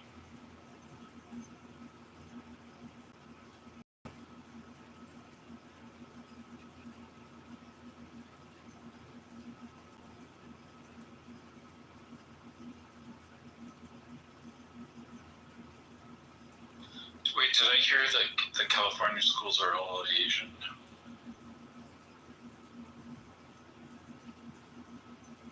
What did you say? They're all Asian? No, I said that the population at UCLA has a very high Asian population there because they didn't have affirmative action in the state. And what I was saying was Berkeley, for some reason, after it took three kids from the top school in San Francisco, and then after the case came out, now accepted 28. But UCLA did not follow it, the affirmative action. So they've really been discriminating quite a lot. Well, UCLA didn't. Berkeley clearly did. And you said there's a lawsuit? Is it a lawsuit against them? Or? No, it wasn't. Supreme Court case. It was the Harvard case, the Asian, I can't remember the name of the group, the Asian something society versus Harvard and North Carolina. But Berkeley just switched their policy year to year in response, but managed not to get sued. Berkeley wasn't added in that lawsuit, but that lawsuit ended affirmative action on admissions in colleges. But apparently Berkeley was following the affirmative action when UCLA, as by example, wasn't, based on the population. But that case, that's one of the things that's coming up now with Trump in his demands with Columbia and his settlement with Columbia. When you read the settlement, it's not just only about the protesters and the anti-Semitism issues. He's trying to force them to comply now with the Harvard decision because they were trying to find an end game around it and still have admissions the way that they were doing it, where it was affirmative action. So that's one of the, if you look at the list of demands or in the settlement with Columbia, that's one of the things that, forget how it's worded, that whether there's going to be a monitoring of the admission program or an accountability of the admission program, that they comply with the Harvard decision. And before the Harvard decision, though, and correct me if I'm wrong, Abby, Harvard, there are so many Asians who overachieve. They don't get included in DI or BLM because they're the minority that actually works to get ahead more so than others. And there were so many Asians that qualified to go to Harvard, they would have had half the students Asian. And then they had to make special restrictions that were higher for Asians because so many qualified. They had a personality score, and then they would say Asians had low personality. Yes, thank you. And it was North Carolina also, the same thing. But now, I don't know. I haven't read whether Harvard's trying to find an end game around this as well. But Columbia for sure was. So that was something that was caught. But it'll be interesting to see how it changes things with admissions. The Asian community sued, the Jewish community was hurt very much also during these years. And the population decreased substantially at these schools. So there should be a benefit there as well. They've been exposed, these administrations have been exposed as racist and anti-Semitic. Yep.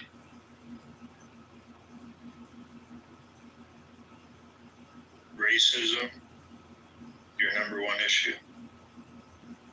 Just on Clubhouse.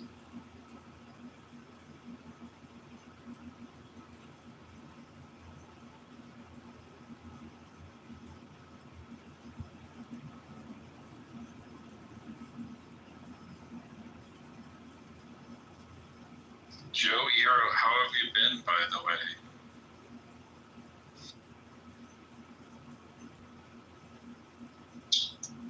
Couldn't be any better. Living the dream. You got Ann there. You scored conservative Ann. Walkaway Democrat.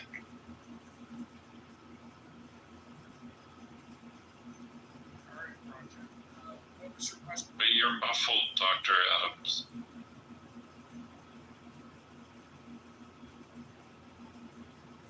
Can you guys hear me? Yeah, I can now. All right.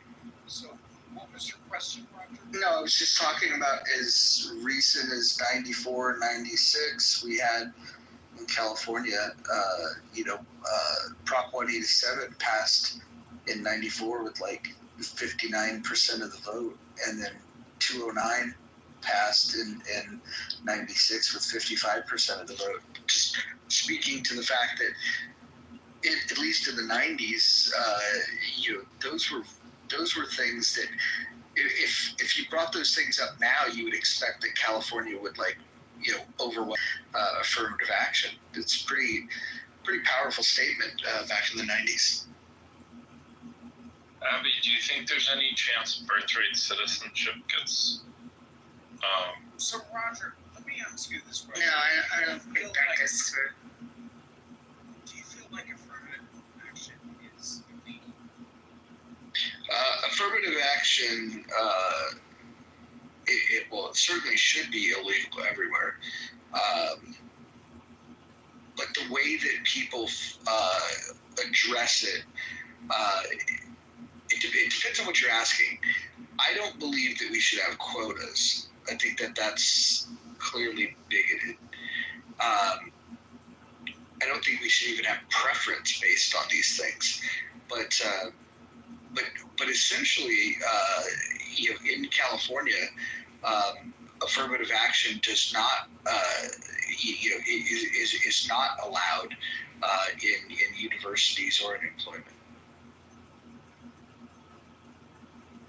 Got it.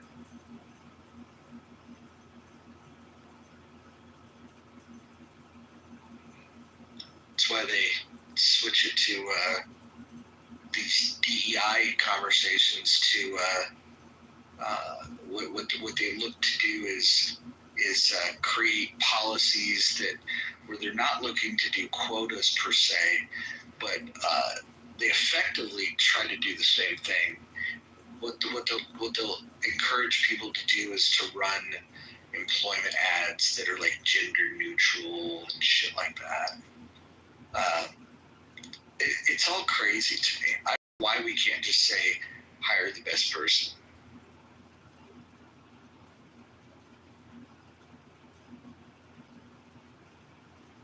So, when made me think about this story in 2009, the U.S. Supreme Court ruled 5-4 only. The case is called Ritchie versus Di Stefano, and it was all about these firefighters. They held like this promotional exam, and they were going to give a promotion to these firemen, and when no black candidates signed up, they canceled the offering the promotion because it would have only been a non-black candidate that would have received it. And so they ended up getting sued over that when that all came out. And just think, we would be living in a world today if the Supreme Court was just one. When they said that they were going to, all because it wasn't the preferred race. That's how close we were, one vote off. Makes me think about that every time this conversation comes. When the affirmative action ruling came in initially, it was Sandra Day O'Connor wrote the opinion, and it was supposed to have a life of 25 years. Like, that was the outlook for it, that it would need projected 25 years for the country to correct itself in the school system. So it wasn't in perpetuity that we would have affirmative action. And that's one of the things that came up when they argued the Harvard case.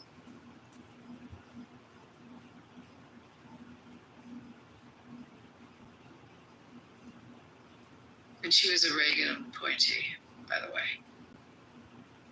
Look at all the things that Reagan got wrong.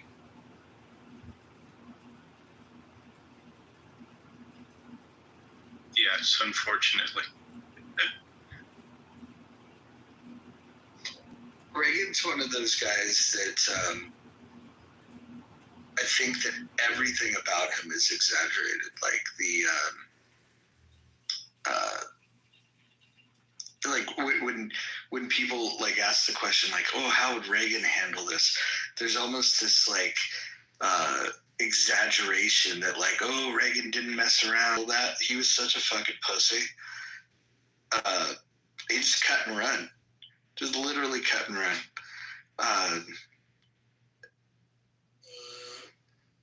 Reagan is. There's some things that I really liked about him in terms of being a communicator. Like I thought he was good at that. And I think he sold the idea of the Republican Party better than anybody, maybe ever.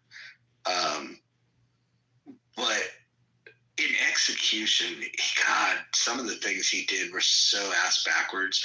Like when he was governor of California, he did more to harm gun rights for Californians than any Democrat in the history of the state. So, yeah, I got a real mixed opinion about Reagan.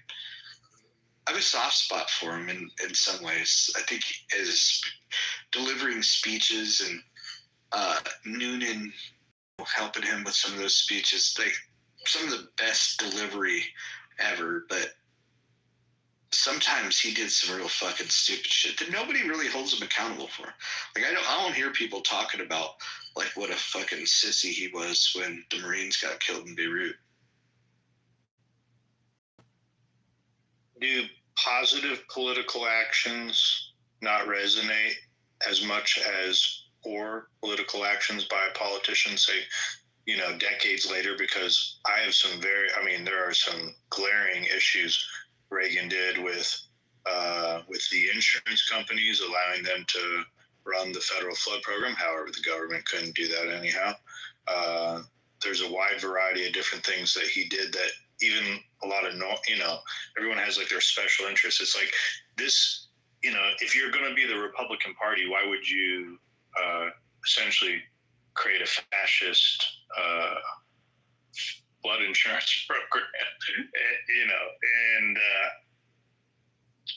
I just think that sometimes you recognize this stuff more so than the positive he did, because tearing down the Berlin Wall and essentially ending the Cold War was a super positive thing, and maybe he got a lot of benefit because of how significant that was.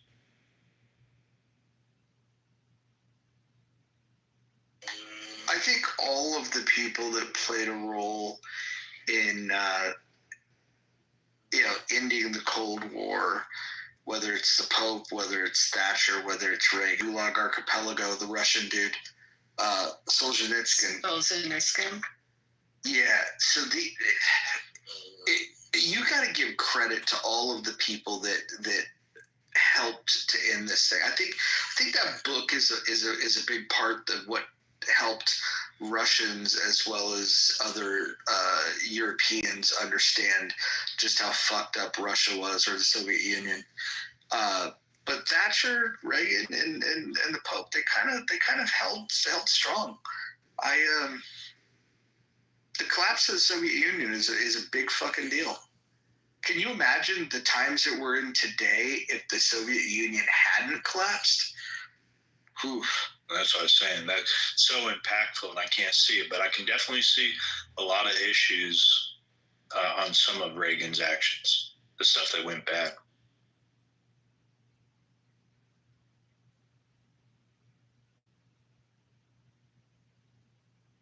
I liked it. Mojo, I know you're a movie critic. What did you see, Reagan? The one with Quaid. Yeah. Yeah, it's okay. It's okay. Just okay. I think a lot of these political dramas are pretty bad because you have to pick if you're going to be. Are you going to do an impression of the person, or are they going to make you look like him with makeup? Are you going to trick a person? And if enough time goes by, you can make a real biopic where you don't have to do the impression, you just simply have to capture the essence. And so I think there's far too many people that are alive that remember Reagan to really be able to put your acting chops on and do it the right way. That's my opinion. Did you see? It's interesting you say that, because you made me think. Also, the movie Golda came out, and Helen Mirren, was amazing. It really looked like her, had all the affect of the character. And so it's funny that you say that, because people have played her before that didn't fully match her, but more the essence. I'm not sure which is better. I definitely think Mirren's just in a different acting class than Quaid. Yeah. And so, that being said, if we're talking about political biopics, I think Gary Oldman's portrayal of Churchill is one that I wasn't alive when Churchill was doing his thing, and so that's to me that worked better. That's probably my favorite biopic.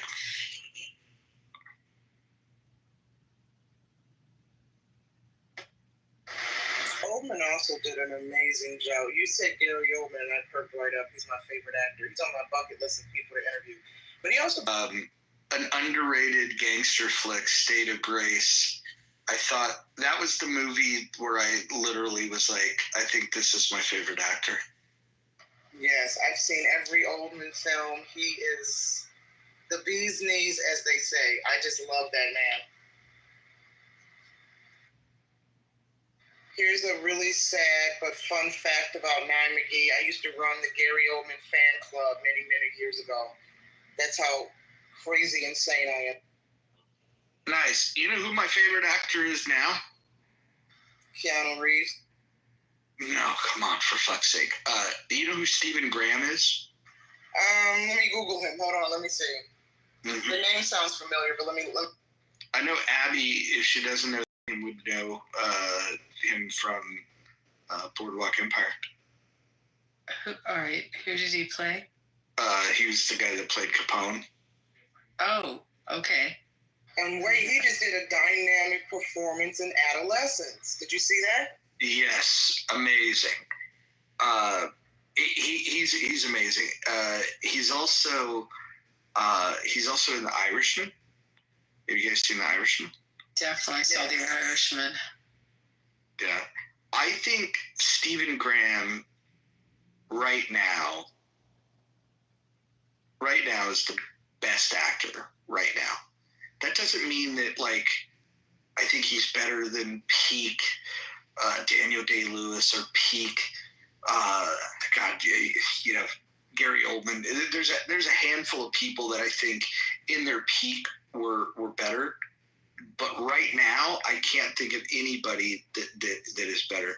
The only people that I would even begin to say that okay, that's a tough one would be somebody like Christian Bale. Oh my God, I swear to God, I was just about to say Christian Bale. Yes. And then the underdog would be Sam Rockwell.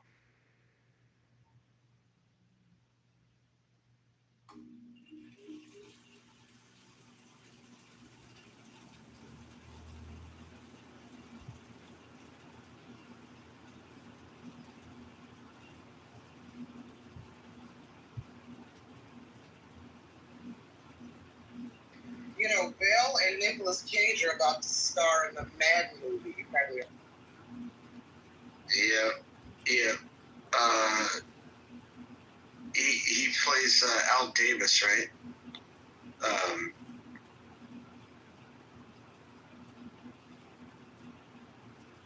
Cage plays Madden and Bale plays Al Davis. Is that correct? Yep, that's correct.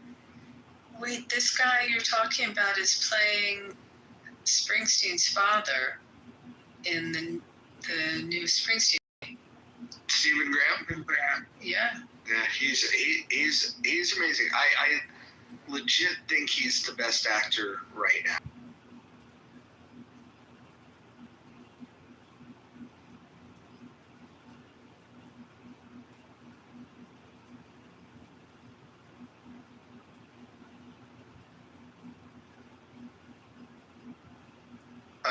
Abby, do you remember when Greg Ellis used to do his shows on the rooms on here? Yeah. Greg Ellis, I was able to, in one of his rooms, talk to him about Stephen Graham. I told him how I thought he was one of the best actors, and apparently they know each other fairly well. He's like the guy, like he's like a legitimate tough guy, and I don't know if you've seen him in some of the other works that he's done, but some films he gets super jacked. Like I don't know, man. I think this guy is, to me, he's like the British De Niro. Like he's pretty fucking good.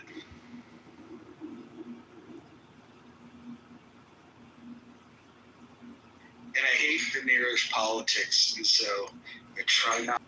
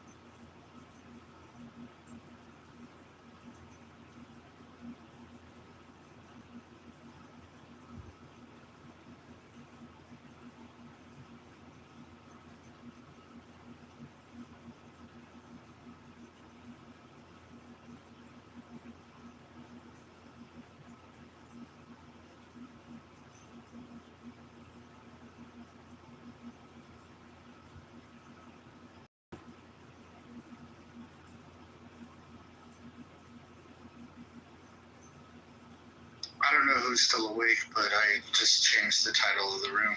This might invite people in, change the energy.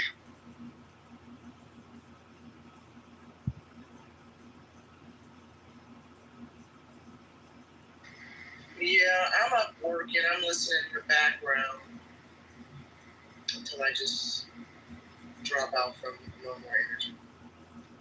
I hear you. This will invigorate people. As soon as Shakima wakes up and sees the title of the room, he's going to get excited.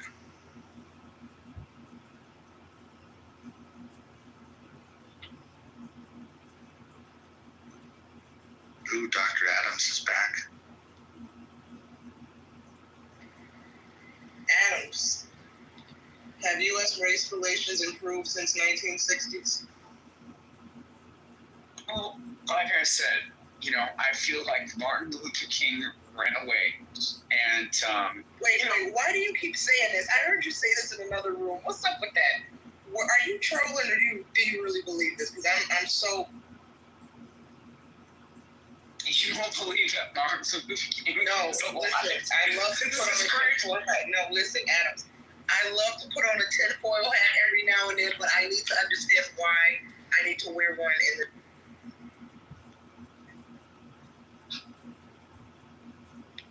What do you mean? I've never heard this theory before that MLK Jr. is alive and hiding out in Florida. I've never heard this until you said it earlier. Right. He's living in Pompano Beach. But what? Where are you getting this information from? Why do you believe this? If you believe this, or are you just trolling? So, again, Martin Luther King wanted to get away from black people. He wanted to live his life, right, in Pompano Beach with his white wife. Why is that like a conspiracy theory? Adams, I effing love you. I don't understand. I'll roll with it. I've never heard this before. I think it's hilarious. Okay, I'll just leave it there. You know what I'm saying? It's 2:14 in the morning. I won't unpack. Okay, so do you have evidence that Martin Luther King is dead? No, I don't have evidence. I just recall a nurse reading not too long ago, and by a couple years ago, a nurse claiming, allegedly, she was in the hospital the night they brought him in after being shot, and he wasn't dead. But because of government intervention and government wanting him dead, they directed that the staff kill him, smother him, suffocate him, off him in the hospital, and say the assassination, the gunshots, were the official cause of death. But she claims, the nurse, allegedly, who claims she was a witness, that he didn't die from the gunshot wounds, that the staff militias, while...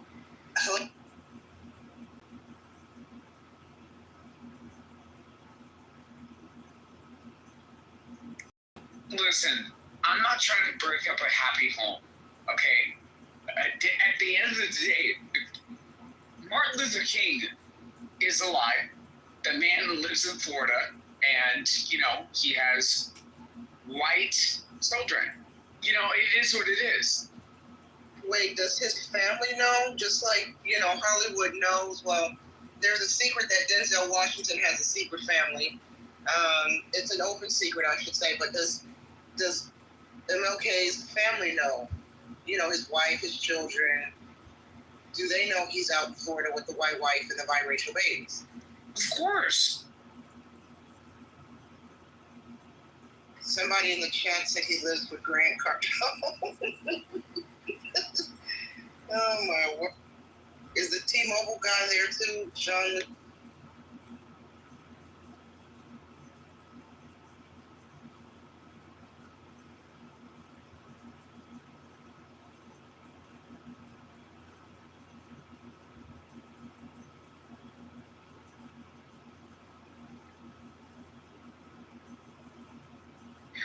How old would MLK be if he was still alive today? 96. Wow, okay. 96. Adams, so 1860 to 1960, how much progress do you think there was in terms of race relations in the U.S. from 1860 to 1960? I mean, no. Like, it's crazy. I got a BMW for my 16th birthday. So, I mean, I feel like racial progression in America is, you know, it is what it is.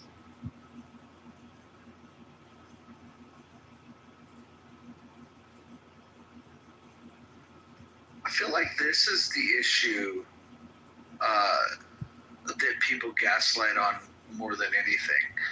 And I know it's a big issue because of the history, but I feel like some people like to gloss over the history and like not give it its proper perspective. But then the other side is like equally as disingenuous in the fact that they don't accept the fact that progress has been made or just how much fucking progress has been made. I think both of those positions are fucking weird. You know, I don't think there's anything wrong with acknowledging the history and acknowledging the progress. I think that's the honest conversation. I certainly don't think that's ever really happened here on Clubhouse. Like when the issue comes up, you just get people, America's always been racist, it's still racist, it'll always be racist until the white devils are dead. Is America racist? Yeah, people really believe America's racist. I think we're the least racist country in 2025. I don't think there's a single country that's less racist than us in 2025. Has been made because how else would you be able to keep Black people in a perpetual state of victimhood and using oppression as a crutch? If, you know, Black folks, especially Democratic Black voters, not all, you know, they think the white man boogeyman is hiding in the bush. Now they claim that, you know, he's going to take them to concentration camps as part of Project 2025. So, of course, they talk about the progress in race relations because they have to keep people stuck on stupid with victimization. So let me ask you a question. Have you ever been to Africa? No. Got it. Yeah, I just wanted to say that I've never met a person that actually thinks of other people as property. Like the idea of that is just ludicrous to me. Like I can't even fathom it. To say there has been progress from the period in time when people thought of other people as property. And that still goes on in this world. Yeah, I've never met anyone in our society that actually thinks that way. And it's just, I mean, it's one of the most far out ideas I could ever imagine it, and I can't imagine it, to consider other people as property. It's absolutely ridiculous. And I think that's really the sign of we've changed drastically. Got it. So let me ask you a question, Joe. Do you support the British? The British? Like the country or the people? I mean, both. Not really support the country. Got it. Yeah. Got it. So, I mean, do you take into the context that a lot of those people are enslaved?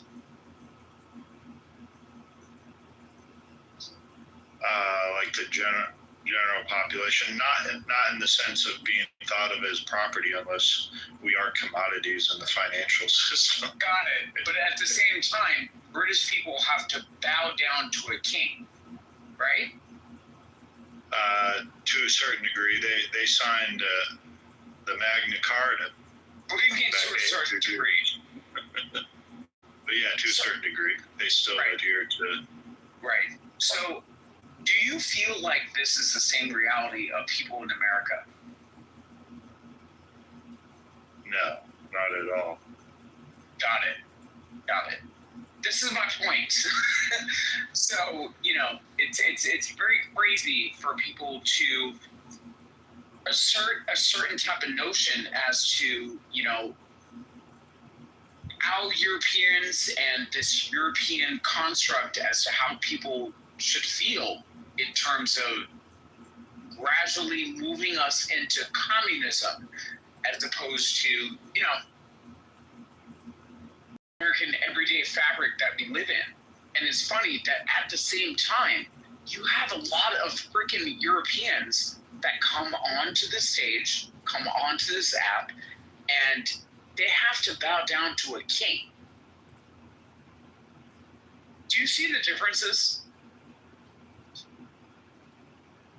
Well, rest in peace, Queen Elizabeth II. Adams, listen, I've interviewed, this has nothing to do with anything you stated, but just to kind of speak to the topic, okay, I've interviewed members of the original Black Panther movement, and you know what they told me? They said for some guys, they left the party because many of the members deviated from their original mission. I'll give you a direct quote what one member told me. He said a lot of them just got to the point where they wanted to smoke weed and bang white girls, okay?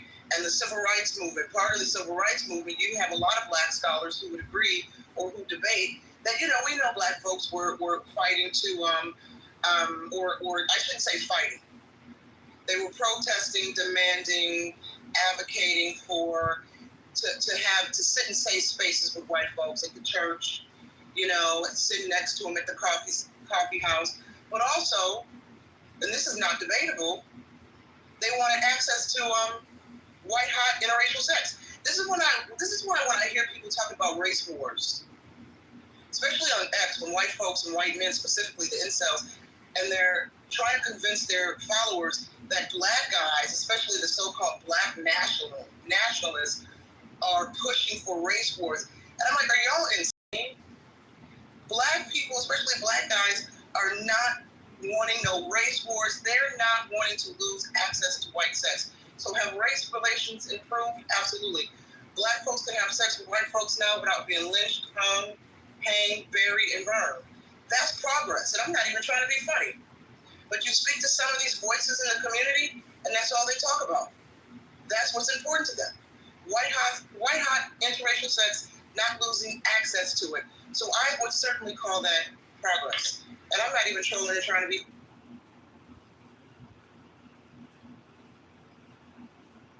Very clever point.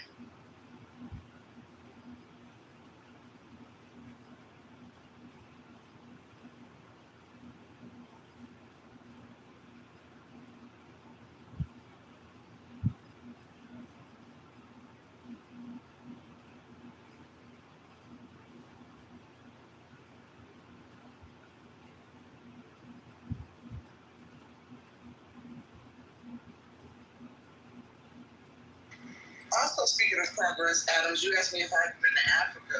No. But you also know something? You'll find a lot of black Americans don't want to go to Africa. And a lot of TikTok videos have confirmed that some black Americans, when they move to some African countries, they can't wait to come back here. You know, of course, we have some that thrive there. They go there and they thrive. They're doing quite well, building up businesses, homes, et cetera, et cetera.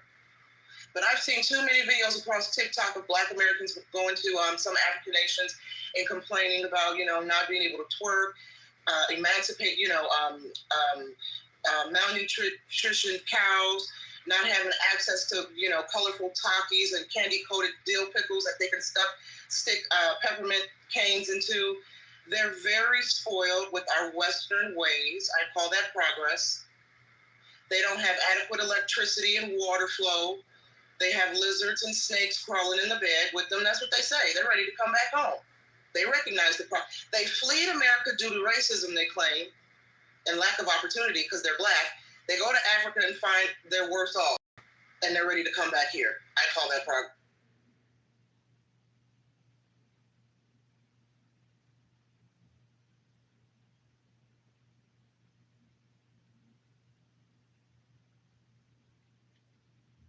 So do you feel like LARPing, a lot of people on this app are LARPing as black Americans? Do you feel like that's progress? Well, for them it's progress because there's something about the black American experience that they put on a pedestal that they think is better than whatever's going on in their own, in Tetherland, right?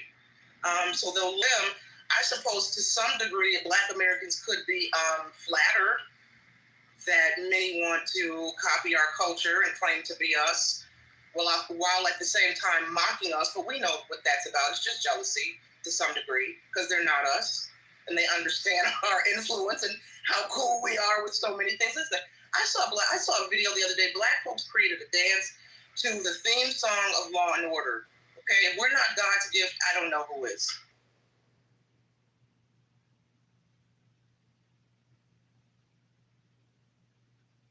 So Law and Order.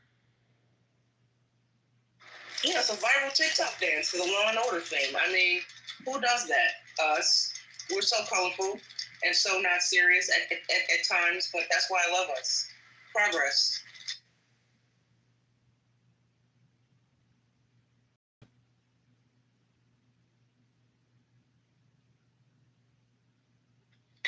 What do you think it's going to take for people to accept the progress? What I mean by that is there's the people that are in Clubhouse, and I don't know how much of society they represent. Roger, Africans and Caribbeans have to stop LARPing as Black Americans. That's the first step. Who's the LARPing?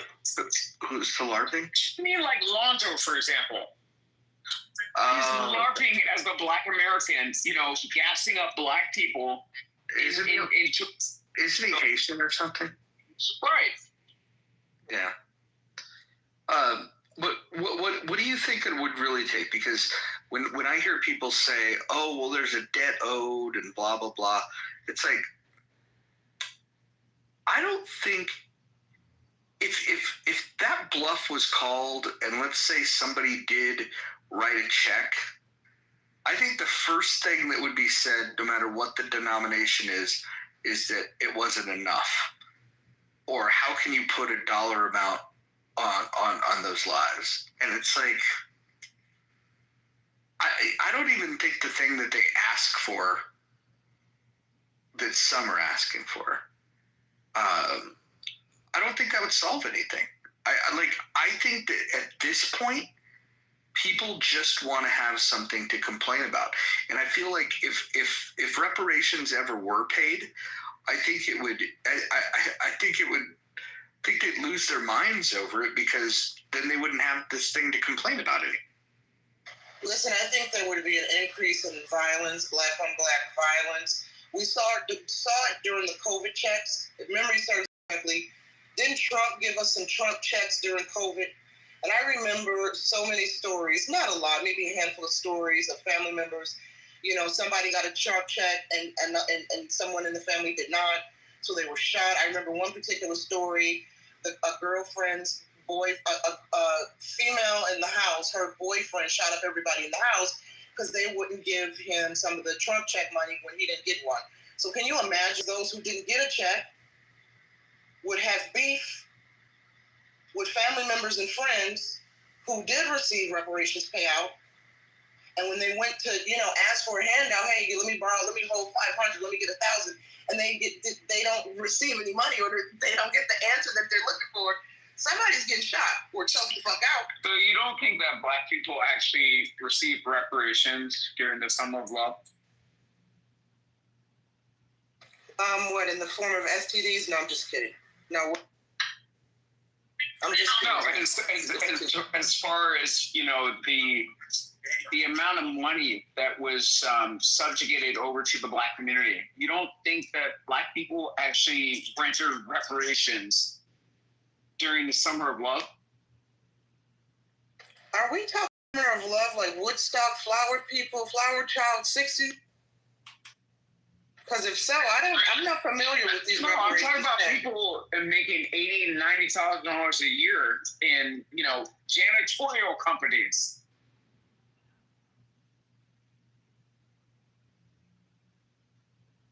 Well, I think, Adams, I don't know, sir. I can't speak on that. You know what I'm saying? I try not to speak on things I don't know nothing about. And why it was crazy. I got rear-ended by a woman in a Nissan Altima. And, she had no car insurance during the pandemic. And it was one of those things where she was just like, oh, you know, I'm getting my PPP loan money. You know what I mean? So it's kind of one of those things where it's like, what is this direct support supporting? Well, listen, you know, you mentioned business. I'm all for reparations payouts if it's in the form of helping small businesses or helping back Black businesses, you know, building up Black businesses. I wouldn't mind reparations payouts, you know, in the form of free education. Maybe it could be allocated to in the health medical industry somehow to solve some disparities. And they're always claiming Black women are dying the most in childbirth and heart disease and ovarian cancer and this, that, and the other. I wouldn't mind money being allocated to studies. You don't feel like we already got reparations? That we already have reparations? Is that what you said? You broke up. Of course. I suppose in some way. I mean, I would really have to think about it to fully answer the question. But I don't know, Adams, to be honest with you. Hakima's giving me the coon eyes. I don't know. If we have received reparations in some form, I am open to listening to ongoing debates about why new reparations payouts are deserving for, you know, these new age Blacks. But I would have to hear more about your opinion because I'm not sure. I'm going to be honest with you. I have a quick question. Sorry, Joe. What's the proper dollar amount and who should get it? And then see what I mean? That's what I want to know. And then Joe, if you want. Yeah, proper dollar amount. Oh, go ahead, Joe. I don't know if that. No. I was just gonna make a point to what you said. Go ahead and answer his question. I can't put a dollar amount on there, but who should it go to? If I had to say, I would pick. If my grandparents were still alive, I'd pick them. Or my great grandparents, I would pick them. You know, I think the elders should get the funds. Those most closest to the last, those most closest to in the family tree. So the next of kin from the victims. I feel like my grandfather would be upset. Like, she would be upset. 6 different kids with 5 different men. And again, she had to land a whale, you know, to be able to make herself be able to take care of herself, you know, in her later part of life. So, I mean, when you want to look at reparations, like what do reparations look like? Land distribution. I would be open for land distribution more so than a financial handout, right? I'm for land and education. Reparations and land and education.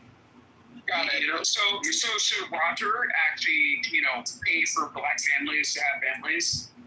Well, I'm interested in the fact that, like, there's about 40 million Black Americans, and if we were to honor the field that said 40 acres and a mule, what's interesting is that we could come up with the 40 acres.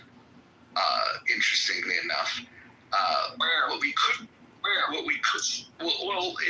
the 28% of the land across the U.S. that is owned by the federal government, you can come up with it. What you can't come up with is 40 million mules. So there is no 48 million mules. So we couldn't give them the mules. Well, F the mule. I've done the math on this. Look, I've done the math on this. It's only about 16. It could be 13. Between 13 and 16 million. 16 comes to mind. That are descendants of chattel slavery, because there was a significant portion of Black immigrants that came in the 1900s. So now it depends on if you want to group it in between, descendants that lived under Jim Crow era, as well as, or just descendants of chattel slavery. So that's your distinguishing mark right there. And this idea has been sold and repackaged and rebranded before. LBJ when he sold the Great Society and the reforms to the schools.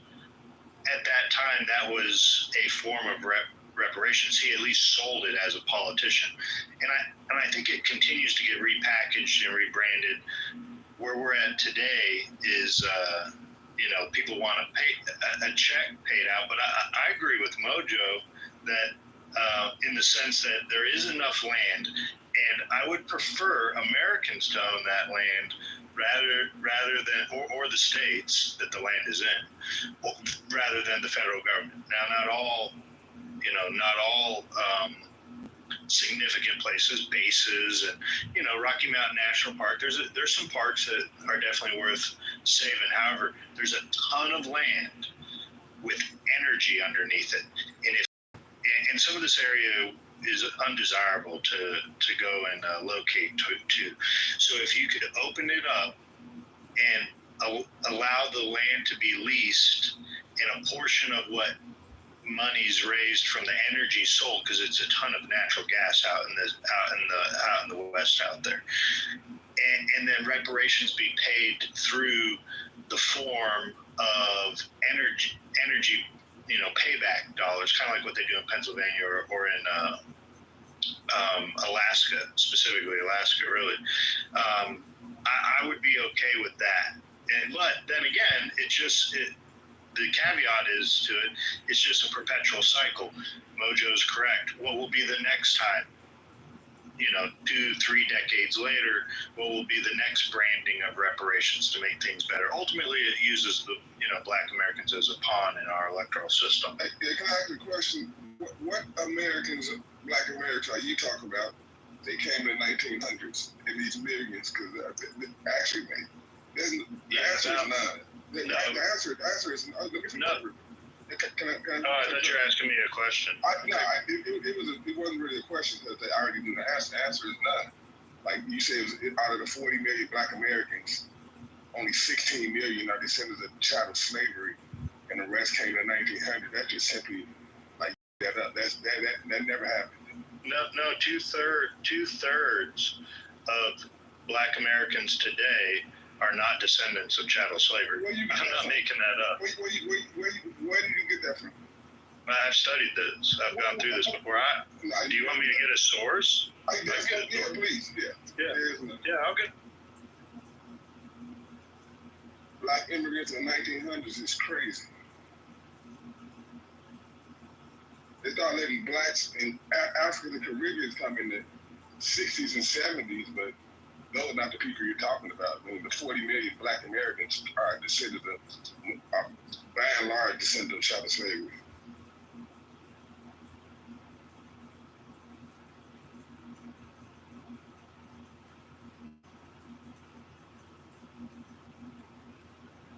So, Akima, what number do you think the U.S. government should pay out that would make Black America say, okay, we good?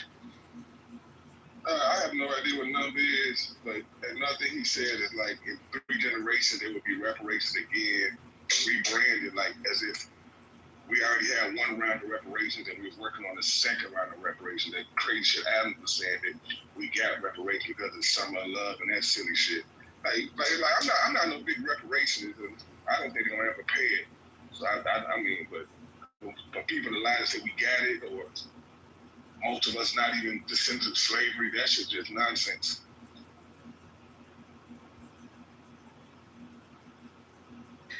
But do you think that there is a number that would cause the majority of Black America to say, okay, cool, everything's good now?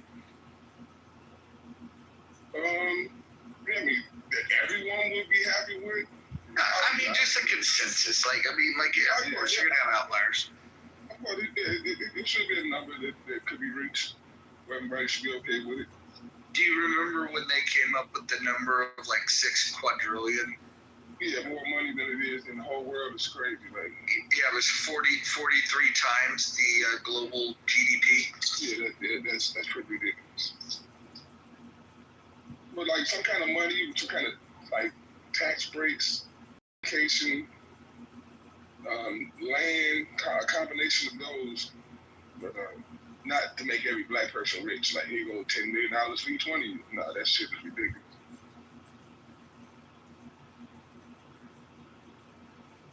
So I just asked ChatGPT because I was curious, just give me a number. What would be a satisfactory number? ChatGPT says $350,000 per person, per Black American. 40 million descendants of enslaved people. One of the organizations that's done they've calculated the labor, they've calculated the interest, they've calculated all this stuff. They came up with the number of $151 million times the 40 million people, and it comes out to something like $6 quadrillion.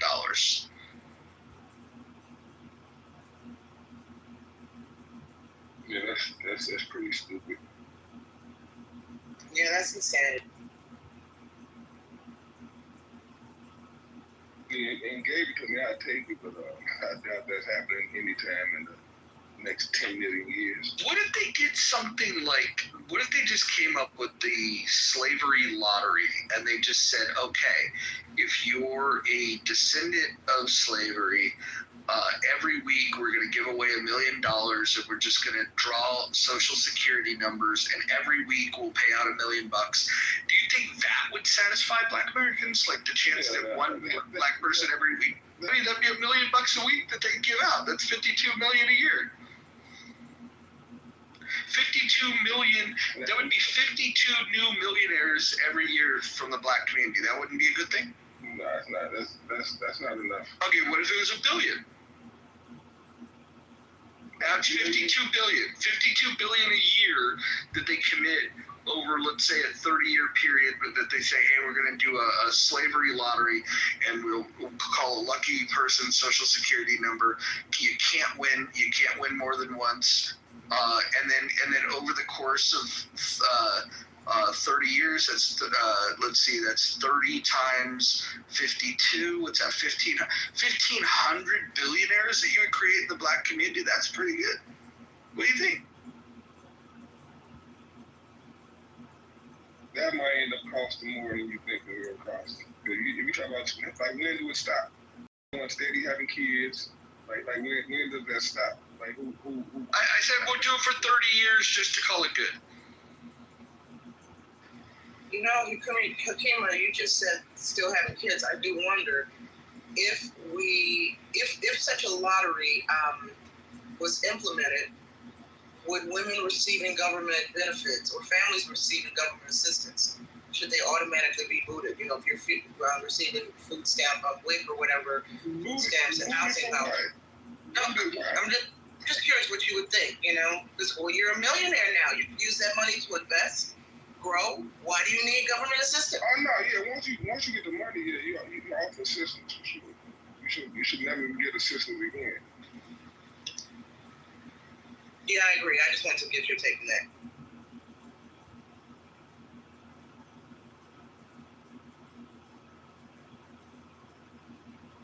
But I'll be cool with just about anything, Rod. Like I said, I don't expect anything. Although I believe it's old, I don't think it's never gonna happen. So a lottery, I would shut the fuck up and be okay with it. And what if they get caught? Hey, what if they just went crazy? Like, you guys ever see those Valpak coupons? What if they just started like sending out Valpaks, but with like stereotypical coupons that the Black community could use, like 2-for-1 chicken sandwiches at Popeyes or some shit like that? Like, first of all, I think people would find that to be racist. Listen, I just want to recreate Westworld, Future World, Asian World, just like in the books, TV series, movie. And that would require a lot of money. Could $1 million get me started? I mean, it could probably help me to invest in some tech company that could help guide the vision, but it wouldn't fully finance my next level Westworld compound.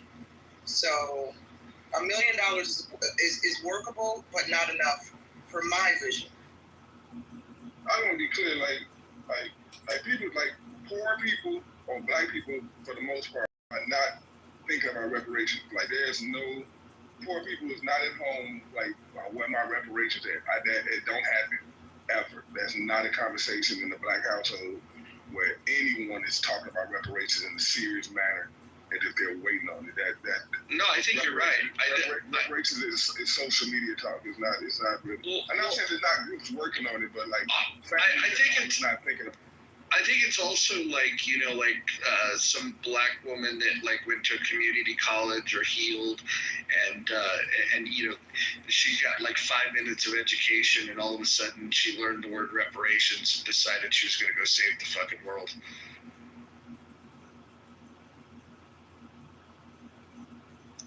We got Alpha and ASR up here. They were squabbling in the fucking chat. I wonder if they got anything to say to each other. I'm waiting on Joe and his numbers on all these new blacks that came in the 1900s, which is fucking weird. It's difficult to find a specific number of actual descendants of chattel slavery. How would you, like, what would be the cutoff? What if it's like, what would actually be the qualifying factor, Akima? Being descendant of a slave, like me personally. But how direct? Let me tell you, like me personally, I have no immigrants in my family. I have not one family member that came here from the Caribbean or Africa in the 1900s, 1800s. Like my family been here 1700s and prior. I have no family that came here as an immigrant. And most black people I know have no family that came here as an immigrant.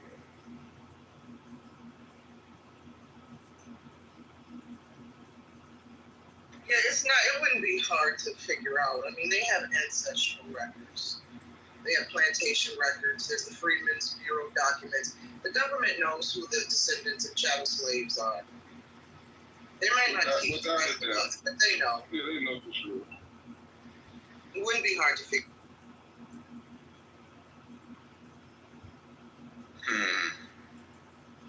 And who exactly are they going to sue? Because this is the other thing that, like, I think if you could find an estate that you could prove that its wealth was derived from this labor, and then you prove the descendant, then maybe you've got a case. But like the idea of like you're going to like get the taxpayer dollars to pay for, like, I don't that at all.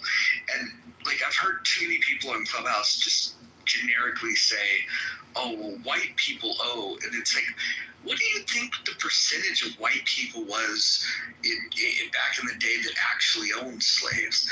And then of the wealth, like let's say if they was a family that had this wealth, how much of that wealth might have gotten wiped out over time? I mean, like considering, everything from the Great Depression to just the fact that generations tend to lose the money. Like the idea that generational wealth is passed down.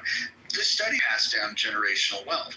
And this is what crack up at this stuff. I mean, like everything from the Dust Bowl to the fucking to the the Great Depression and the wars that we've had. I don't understand like why people think that a bunch of like 18th century white folk in North America like really had it. Like it's just crazy. It was a very, very small number of people that had it. Do you guys remember when Barbados tried to come for actor Benedict Cumberbatch? They wanted him to pay for his family's slave owning past in Barbados. He's spoken out about it. He said he tried to keep it a secret for a long time. His family warned him not to mention his family's ties to owning slaves. But the media picked it up not too long ago, and Barbados came for him. They're like, yeah, you don't have to pay up.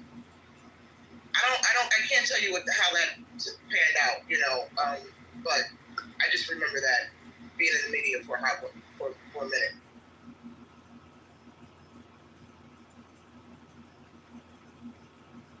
ASR, are you going to speak or are you just going to type shit in chat? My person is just going to be an honorable infantryman and speak the truth in the chat, so you have a problem with that? Well, I was going to ask you if you wanted to participate in an audio app.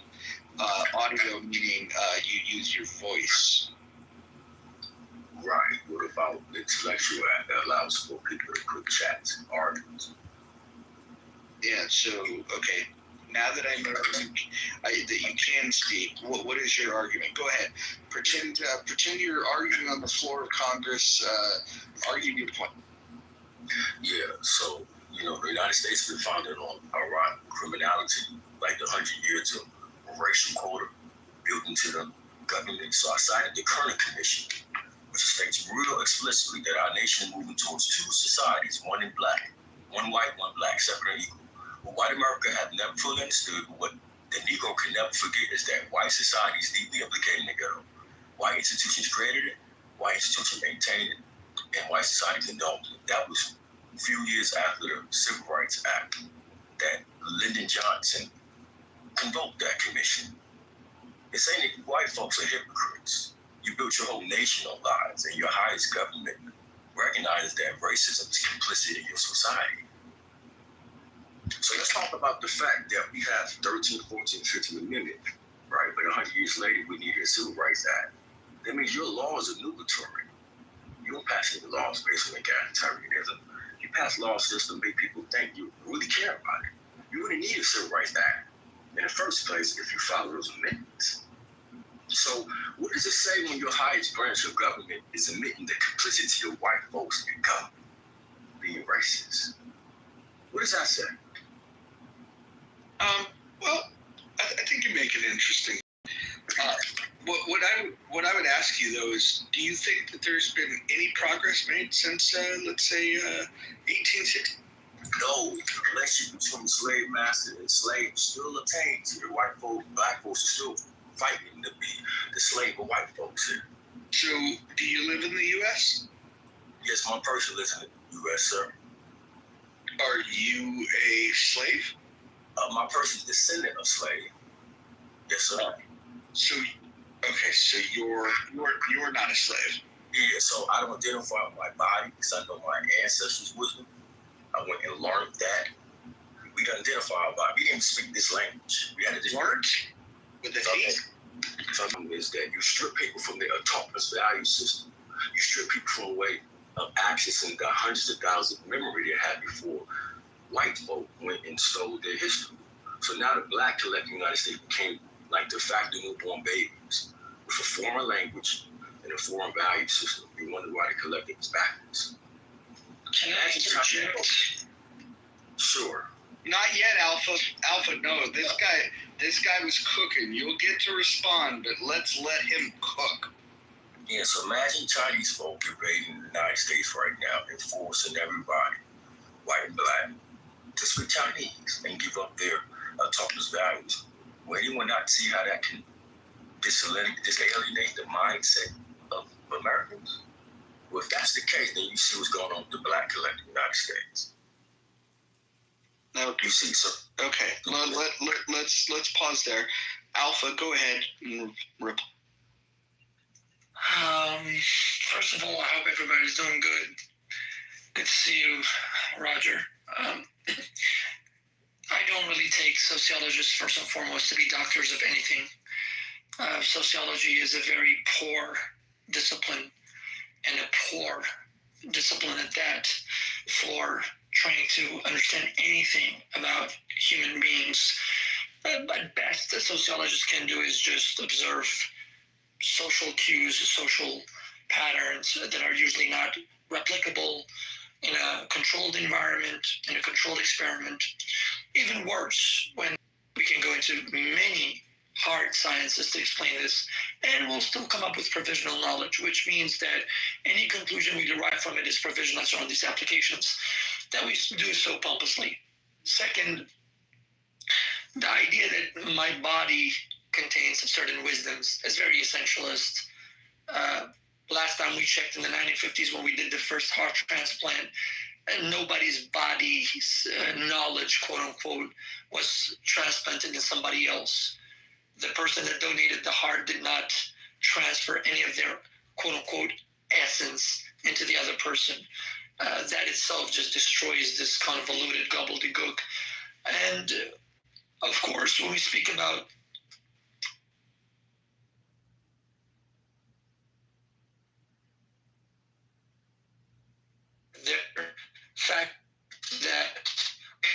take into consideration if we're going to apply the logic of, because do we go back through the quote-unquote racial ancestry and DNA of every people of color, quote-unquote, I had to use these terms, but these terms have become popular, so I use it for lack of a better term, to go back and say, okay, your family comes from, let's say, a particular province in the Congos, and at some point before the slavery, you were conquered by such and such people. Should we go and prosecute them as well for conquest and deprivation and whatever they cost? Or is it just specifically to target the United States of America? If that's the case, then it becomes very clear that the idea is not justice and the purpose is not justice. Revenge. Yeah, so the gentleman never addressed any argument that my person is propounded here, but attacked the argument, never argued. We call that straw man argumentation. So I'm not sure what your background's in, sir, but my background's in pure mathematics, 4.0 GPA here, summa cum laude graduate, Howard University in the pure computation mathematics program. And in arguments and logic, we look at structured arguments. So you didn't address the argument. So let's talk about the American long history of 100% racial quotas in favor of whites. You know, we have a whole bunch of presidents here where the United States set up specific programs to benefit white folks at the commiseration of black folks, embedded into the program. I can name about 20 of them right now. Radio acts, the whole bunch of acts that were committed just specifically to benefit white folks. So when we talk about institutional oppression, we're looking at the structure of a society. It's funny how white folks like to talk about accountability, but never hold amenable or answerable to institutions of society that create the conditions. They do that to poor white folks too. We're every classes. So address my actual argument, sir. Not some putative argument I never argued. Refute it based on laws of logic. Sure, based on the laws of logic. According to the laws of logic, appealing to a degree in mathematics is called argumentum from authority, right? So that itself is a logical fallacy, if you want to speak about formal logic. You never addressed my argument, sir. Second, I did address your argument because I went to the core of your sources. You quote from a sociologist that claims to be a doctor. Now, sociologists are not doctors. If you mean by doctor someone that this is science 101, really. If you claim that a doctor is someone who attains a PhD by publishing a thesis in about 5 years, then sure. I've read many PhDs and none of them actually hold weight after a couple of months after they're published. Really, they don't. Third, if you're going to use sources that validate your arguments, nobody's discounting that. I'm not discounting that. I'm simply saying, where do you stop? Is it only applicable to the United States or is it to everybody? And by what measure? By what measure? Because what you're saying implies that black people, or whatever you call black people, somehow are in a vacuum. They're not involved in the interactions and the complex situational cues and the lives they live in society, right? That somehow they're not there. For instance, let's say in a city, an institution was built like an education center, right? And there were black people and white people working there. For some reason, these kinds of arguments discount the fact that there was black contribution to it. But what they do is, oh no, the black person did work there. They were involved in the institution and the processes. The same institution and the nitty-gritty that underpinned it, right? The workings that underpinned it and the situation that that institution created is involved. But the black person there was just brainwashed or indoctrinated, did not have agency. These kinds of arguments. So I'm looking at really the core principles of and the sources. Because that's not my argument.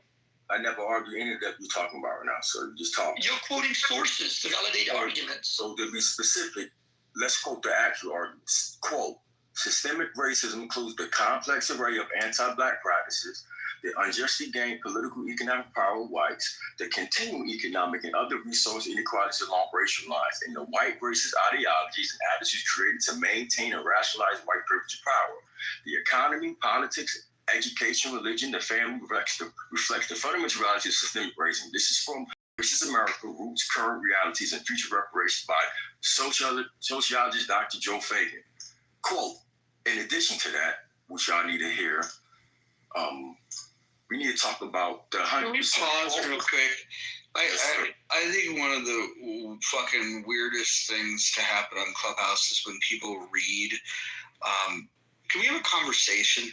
Or like, cause if you're just gonna read, like, I'll get in queue and I'll just read from my favorite. So so never mind that I'll cite and ask you. No, you can cite what you want, but I want to have a conversation. If you're incapable of having a conversation, then don't have one. It's a social audio. Isn't that go fucking write a Substack if that's what you want to do. Isn't that part of the dialogue? Citing evidence to prove one's argument? Okay, listen. Hold on. I'm going to do what you just did. Okay. I will not eat it with a fox. I will not eat it in a box. Sam, I won't eat those green eggs and ham. That's what you fucking sound like, my guy. Yeah, but you're making jokes, sir. I'm actually adducing arguments here. No, you're not. You're reading, and it's boring as fuck, and it's not convincing anybody of anything other than you know how to read. Great. I take my hat off to you. This great country of ours has educated you to the point that you're capable of reading. I love it. It sounds like progress since 1860 to me, my guy. You know that you're not intending to the actual argument, though. That means somebody's reading level is now up to standard. I don't want to hear people read. It's boring as fuck, and it's evidence that you don't have a fucking position. You don't want to talk about it. You don't want to talk about it. You just want to read. Sam, I am green eggs and ham. I won't eat it with a fox. I won't eat it with a box. Nope. Sam, I am the goddamn green eggs and ham. You keep on interrupting because you're not prepared to engage in the I don't want to hear you read fucking tart. Hold on, come on now, sir. You're talking to an honorable infantryman. So listen, I'm talking to a goddamn retard is what I'm talking to. You know that doesn't refute my argument, and it does that. How about this? If you want to join the conversation, I'll mute myself, and you can go ahead and talk as loud as you like. But if you're just gonna sit there and read shit because you don't have any fucking thing to talk about, then I'll just move you to the fucking audience. You can't yet. You ignored the whole argument this whole time. He's talking about stuff he doesn't. Shut the fuck up. You're like, listen, nobody, and I mean no, like I don't care what, like that is the dumbest thing. It'd be like if we had a topic here about the Bible and somebody got on here and instead of telling their interpretation of the Bible, they just wanted to fucking go begat. Nobody wants to hear that shit. I'm impressed that you know how to read. Congratulations. Thank you very much. Well, Roger, all I did was simply apply Science 101. We learned this in junior high school. Look, all I'm trying to do is when we're looking at phenomena, right? We look at phenomena, let's say colonialism. Now we say, okay, what is colonialism? So now we're looking at definition, but we also look at the sources of those definitions and how these definitions emerged. Why? Because we're trying to be as accurate and as unbiased as we can be. That way, when we check the credibility, verifiability of the sources, and then we proceed to construct valid and evidential arguments so that we can actually come up with solutions that we can use to solve problems. And we do this in simple sciences like molecular biology, like just general biology or chemistry, or even in legal situations. A judge does not just simply look at, for instance, precedents. If somebody, let's say, committed manslaughter, the judge is not going to say, well, the previous judge before me, common law has a precedent. I'm going to look at the precedent and then derive my adjudication. That's not going to happen because they look at circumstances, nation. I simply look at it and say, Alpha, with all due respect, you're boring the piss out of me too.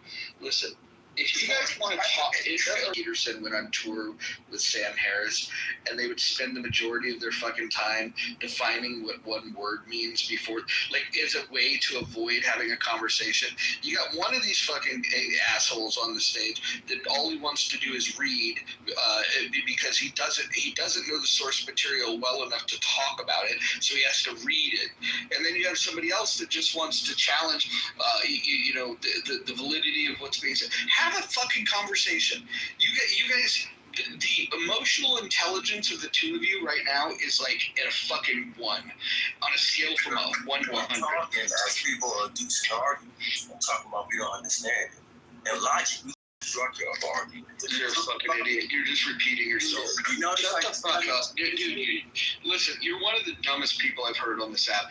I told you that I'd let you fucking speak, but instead of speaking, all you want to do is fucking yap, and read the same shit.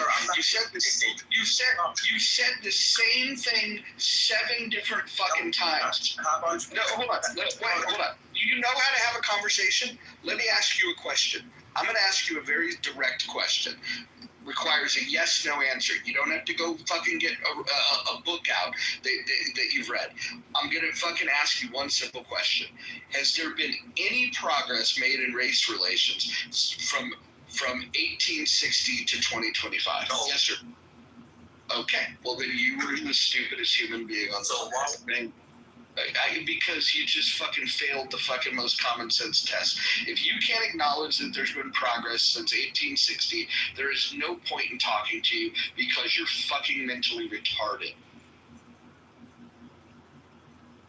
Respectfully.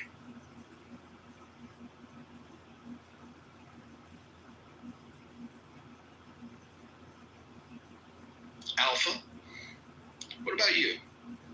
Since 1860, has there been progress? More than progress, more than any other nation, in fact. I am living proof. I came to the United States and became what I am, so if that's not progress, then I don't know what is.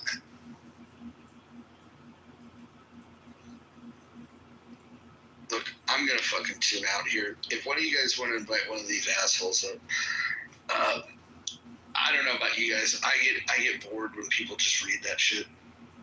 It's fucking dumb. They don't know the source material. If they did, look, this is not a complicated conversation. There was a lot of fucking injustice that's happened throughout world history, in the United States specifically, and we could do it decade by decade by decade. But if somebody's not going to acknowledge that there's been progress made, I mean, like, used to be slaves. There's no longer slaves. If you can't call that progress, then you're a fucking retard.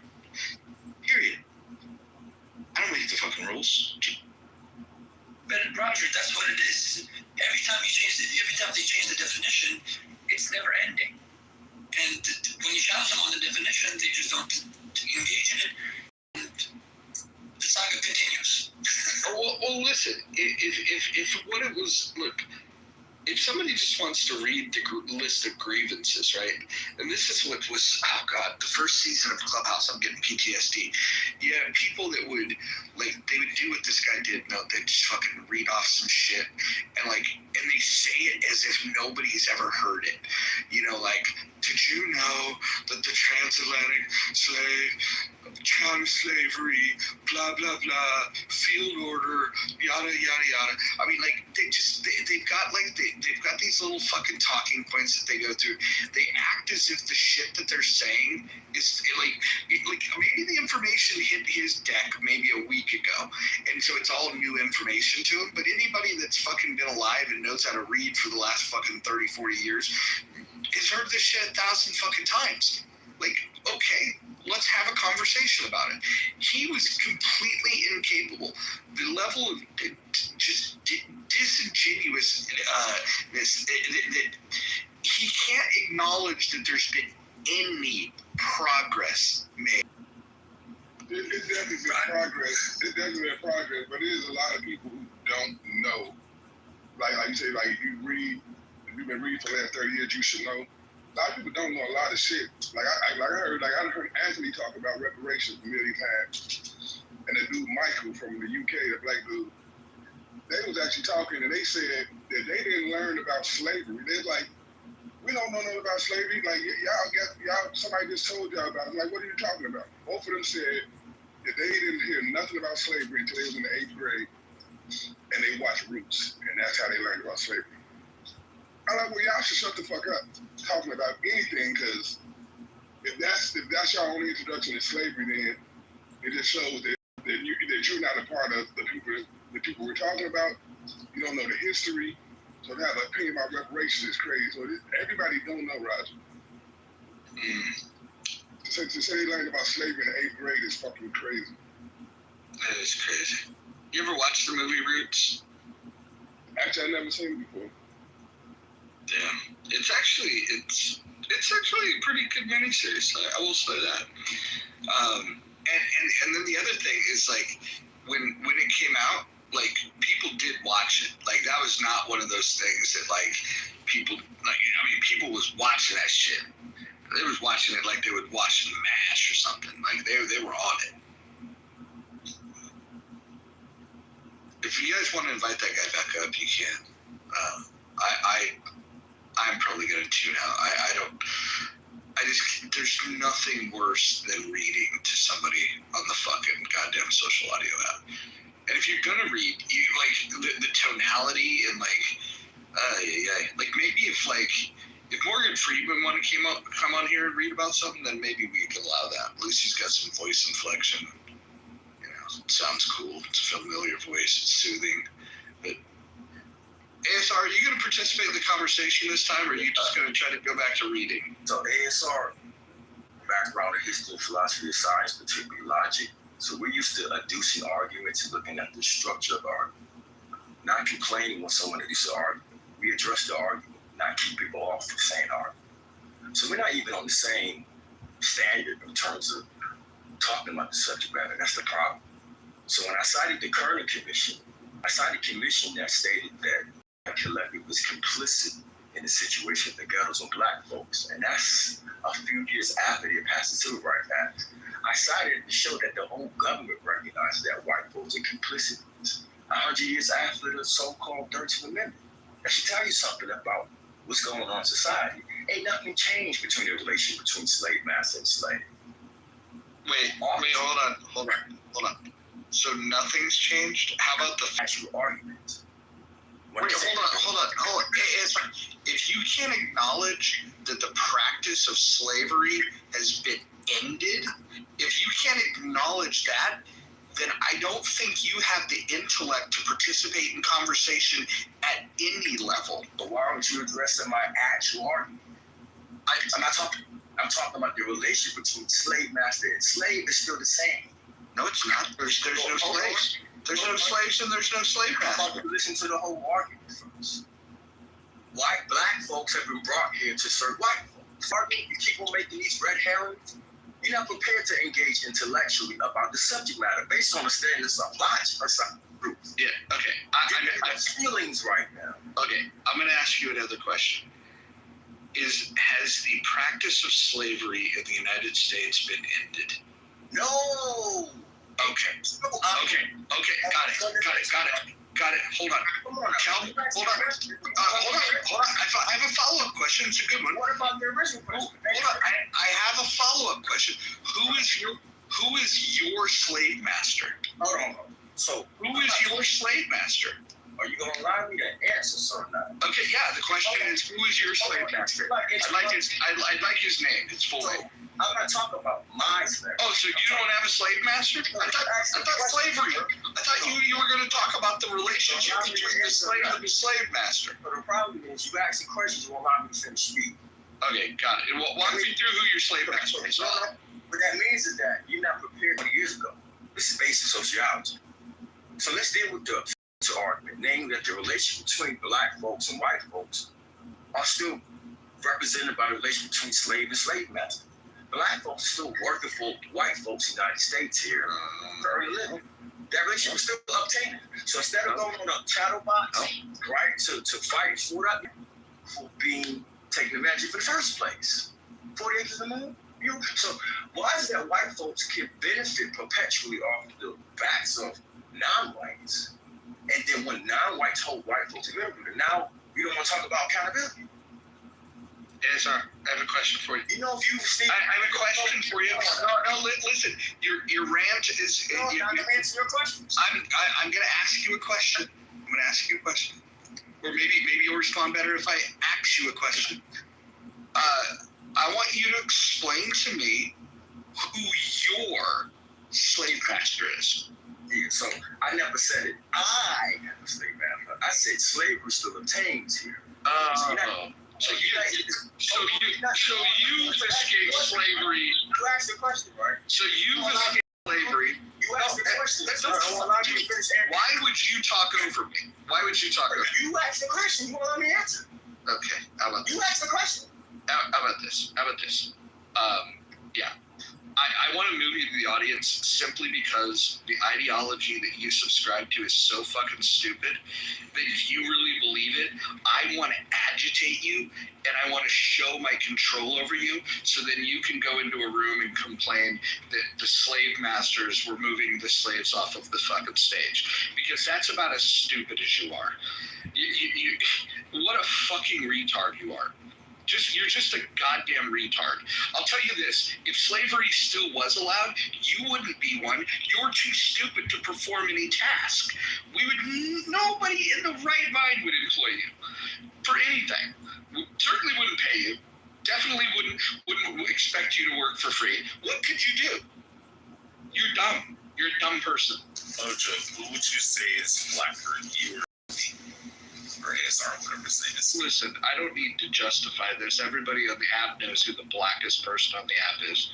Everyone knows it. Alpha, this is not the time. Listen, I'm going to give this guy one more chance. I'll bring him up. You guys can play with him. He says that, this is his claim. He says that slavery still exists. He said that no progress has been made since 1860 to today. He said there's still a relationship between a slave and a slave master. And then I asked him if he was a slave, and he said no. I asked him who his slave master was. He said he didn't have one. But I am the master. But he also claims that, I mean, this guy is just fucking retarded, dude. Just fucking retarded. Listen, if you can't acknowledge that slavery has ended, you're just a fucking idiot. You're just a fucking idiot.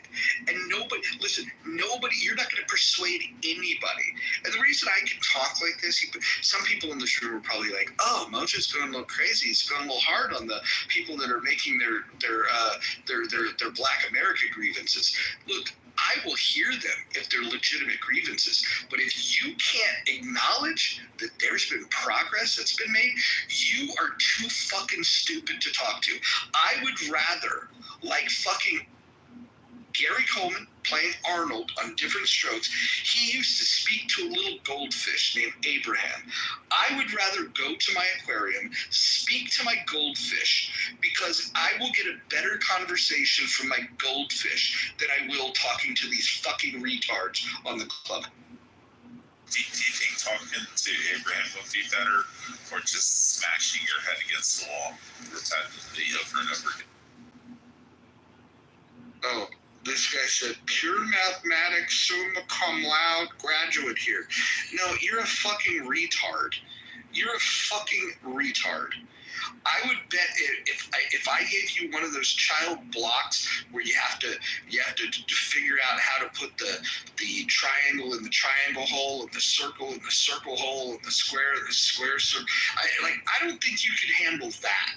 I think you're that dumb. In fact, I wouldn't hire you to push the fucking jizz mop at the Peep Show. I think you're that stupid. I do think he was referencing me when he said pure mathematics, seeing how I have less injection. He doesn't know what the fuck he's talking about. He's just a fucking idiot. Right, just like my purse is not on that profile pic right there, Akakufa, right? Don't know about that, right? That's infantry. Yeah, I just talked at some whiteboards. But you know, some of us go patrol the streets looking for y'all. You ain't really about that stuff. Y'all talk so much. Because then when that black man come talk to you, y'all run the streets. like them Inglewood. ASR, you're a bitch. You always been a bitch. You always will be a bitch. You white boys running from that black man, ASR patrolling the streets. And when that black man gets shot, what you mean? Is a gangster in the street, and but he's pure mathematics, summa cum laude. Like, dude, you're a fucking retard. Nobody's afraid of you. Like, if your physical presence is as dumb as your fucking intellectual prowess, nobody would be afraid of you. You're a mental midget. You're literally retarded. Literally retarded. Nobody's afraid of you.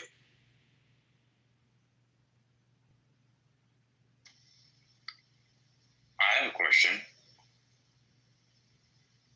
Is financial servitude a thing today? Hey, by the way, I love the idea that he made threats of violence on an audio app. I don't know if he knows that that's against the law, and I'll bet you if he went to jail over those threats, he would just say that that's systemic racism. Wait, does he realize that the feds monitor these apps too? He doesn't know anything. He's a fucking retard. I mean, if Snowden showed us anything, you know. They'd probably put this little fucking bitch on the fucking girl's side of a prison. look, Roger works for the Mossad. You come in here, you make money for him. So I wouldn't say it if I was you. I mean, this app was made by an Indian and a Jew, so these guys are tapped into everything. No Diddy.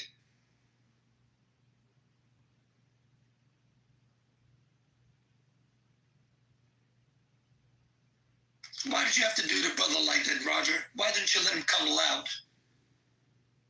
That guy's a fucking faggot.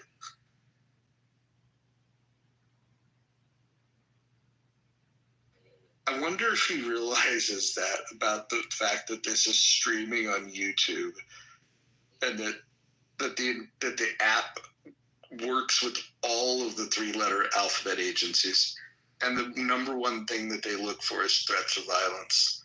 I mean, I wonder if he knows that. I wonder if he read that in one of his books.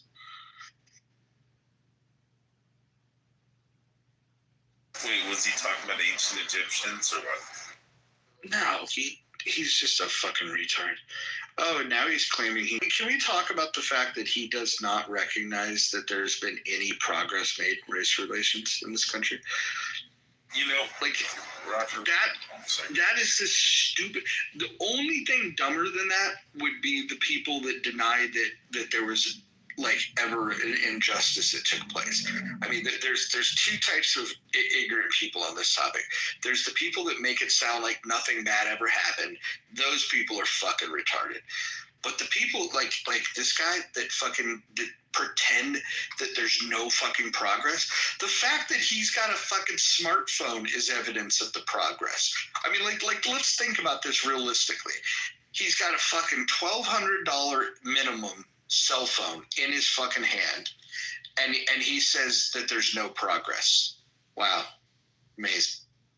One thing I always like telling the Muslims when they threaten me is that I'll shoot them with an IWI, which is Israeli weapons industry. You know, it's X95 to 4, and then all my 5.56 have been dipped in pork bark.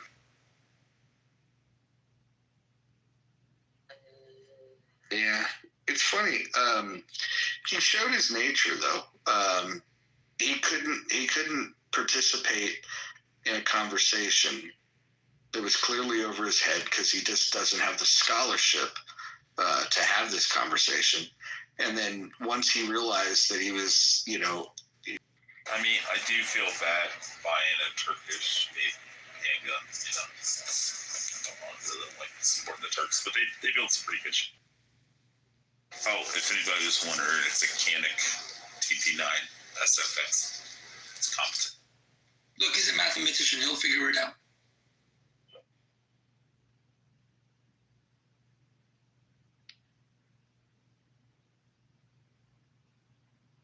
God. Yeah, Terrence Howard is his ASR's hero. I'm looking at his silly profile here. 2nd Platoon, Bravo Company, Bulldogs. So let me get this straight. So the country that he lives in is so oppressive, but he went to fight in the military. Like, well, you can't even make this shit up. This guy's as stupid as the dude that said that he was a black nationalist, but he worked for the KKK. I mean, this guy is dumb, beyond dumb. Wait, do you think it's as dumb as Victoria saying that she worked for 3 U.S. presidents? It's pretty fucking up there. Yeah, he's pretty fucking dumb. Or that she briefed them in the, what do you call them? Draw a point, man. I want to know, if you work in ER or if you work in administration at a hospital, which one makes you a slave? Exactly.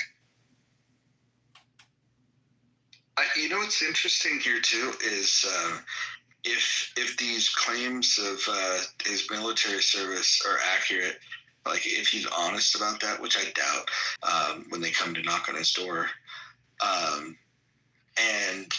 and then if he's lying, then he's just like stolen valor. So either way, this guy's just a bitch. You think he's one of these retards that served his country, but then it says, if those fucking feds show up at my fucking door, I'll blast them motherfuckers through the door. It's like, wait, what? You're part of the fucking problem. Let's bring this half-wit back up. Let's have a little more fun with that. Mid-wit.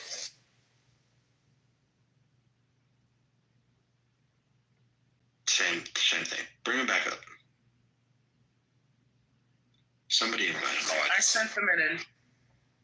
There's the half-wit. I noticed that when the black man speaks, the cowards get this fear. Nobody made no rights towards y'all.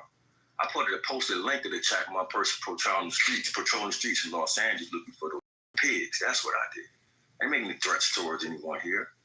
Stop moving the goalposts. Secondly, some of us really go out there and protect the masses, white and pale faces alike, black and pale dark faces alike, no matter what.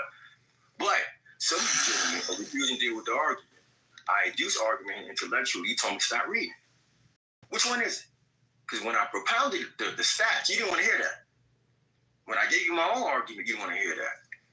So what I'm trying to get at is that you're not dealing with the subject matter at hand.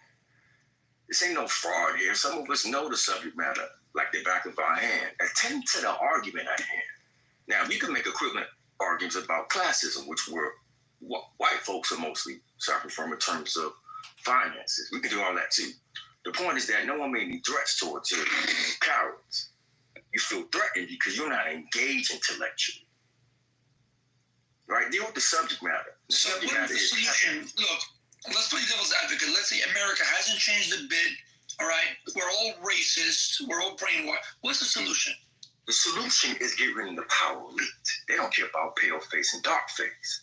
Yeah, they killed that white boy, honorable white boy, Huey P. Long, because he wanted to redistribute the wealth amongst the masses of poor whites and poor blacks. In that share wealth program, you know the namesake of Huey P. Newton? You're saying socialist policies, but we need Marxist activism until we establish an ideology or an institution that slowly withers away the state that is simply overarching or overreaching everything. Is that what you're saying? No, what I'm saying is that you have elites who pit in groups against one another.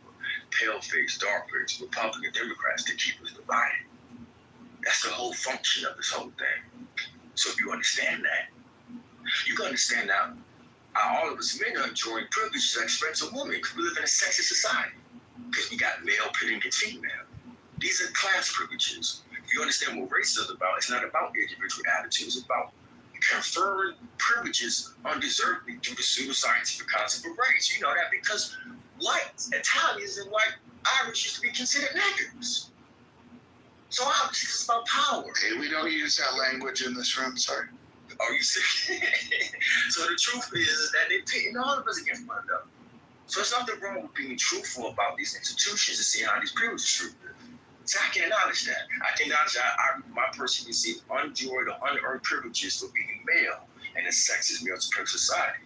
That means my person is sexy. It doesn't mean I hate women. It means that I enjoy all their privileges from being male. Same thing with white folks. Same thing with classism.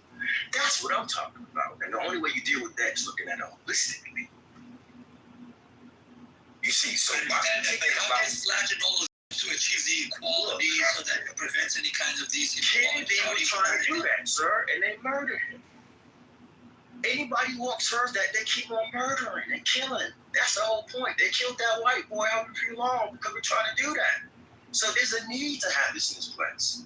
Whether it's racism, classism, whatever, they need to have it separated.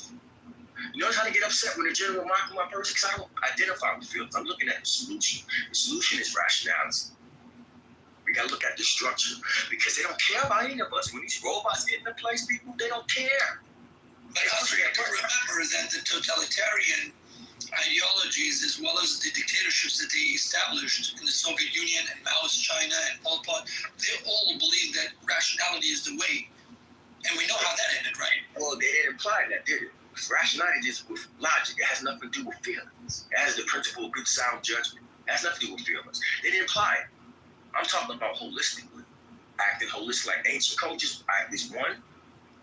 When you start doing that, you don't have egotism. You put the interest of the majority before the interest of the minority. You put the collective first. If you serve the all first, you're going to serve everyone.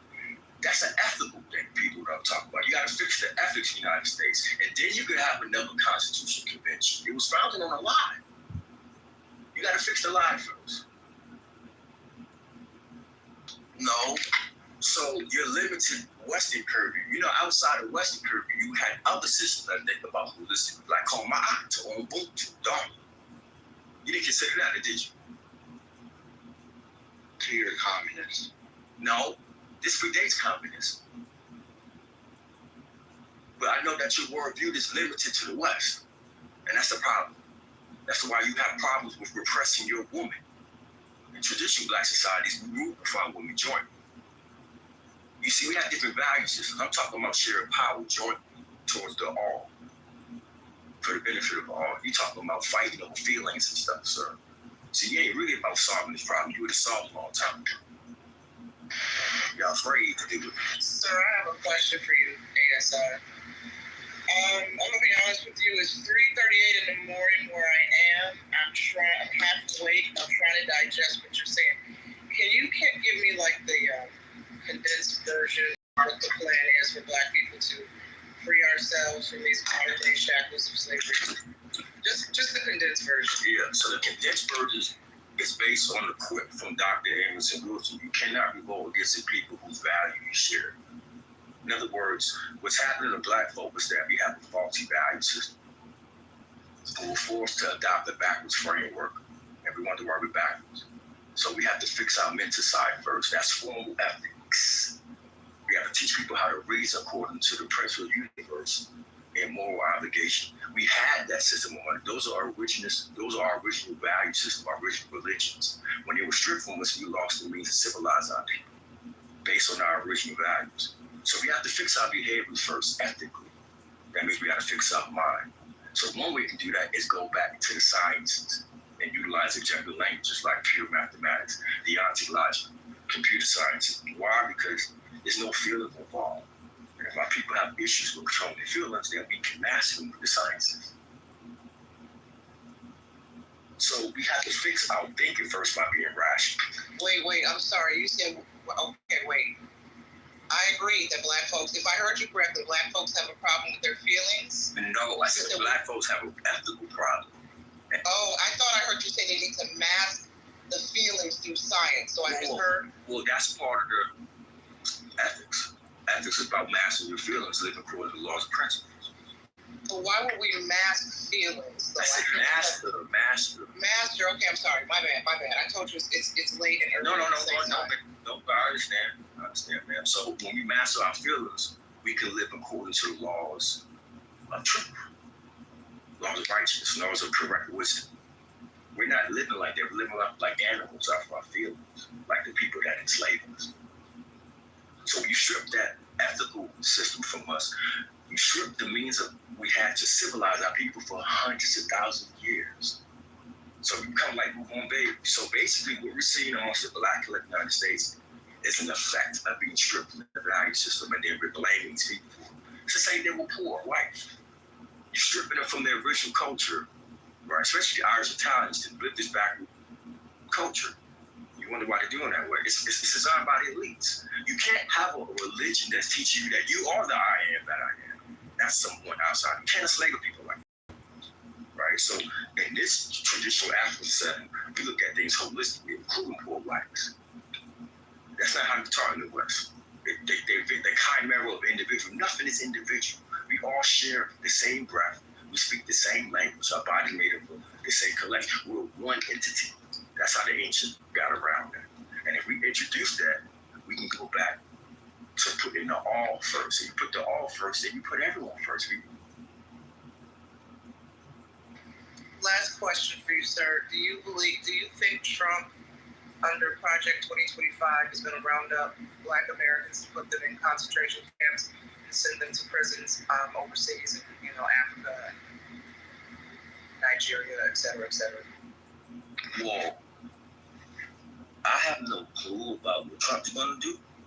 But what I do have a clue about is the candidate selection process betrays that the United States has been sold out by a small class of power who don't include the masses in terms of that policy.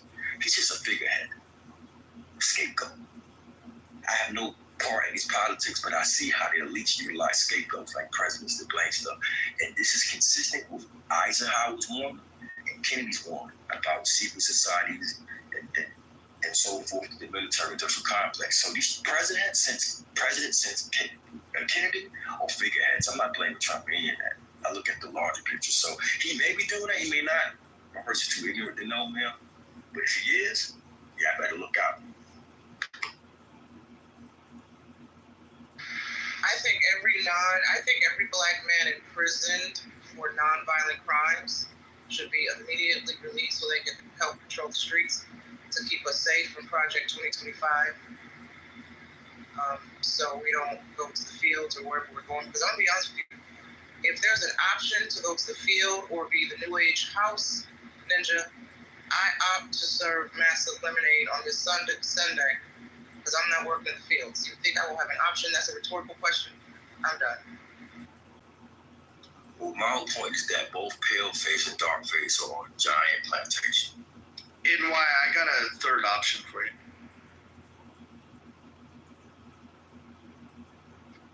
Yes. My mute is frozen. I couldn't come off. Yes, Ninja. No, it's okay. I'll tell you privately. I just want you to know that no matter how aggressive they pursue Project 2025, I got you.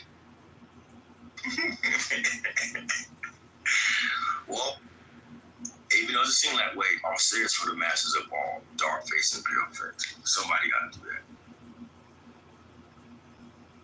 Somebody got to look out for dark face and pale face. They're trying to pit us against one another. Why do you call us dark face and pale face? Well, we can be pale face, non-pale face, dark face, non-dark face, whatever category is going to suit. Oh, wait, so when you refer to pale face, are you referring to white folks or light-skinned blacks? I'm referring to a way of referring to two categories exhaustively. Pale face, non-pale face, dark face, non-dark face. Whatever way to exhaustively map. Okay, I said that was the last question, but I swear this is it. I'm not trying to be funny. Wait, hold on. Before you go, NY, is he actually having a conversation here, or is he just naming members of the Wu-Tang Clan? No, I'm utilizing pale face, non-pale face to map everybody that ASR is here to protect. That's what I'm saying. Mutually exclusive yet jointly exhaustive category. You see how we do that in math, sir?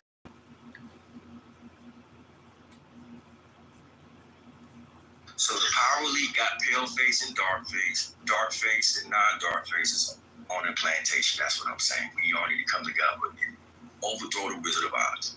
You can tell the government that. I said that. You already know. For exposing the power elite, trying to destroy the CIA. Them secret societies here. He was also moving towards unifying the people to come peaceful. He didn't want any war with Russia and all that, against the warmongers.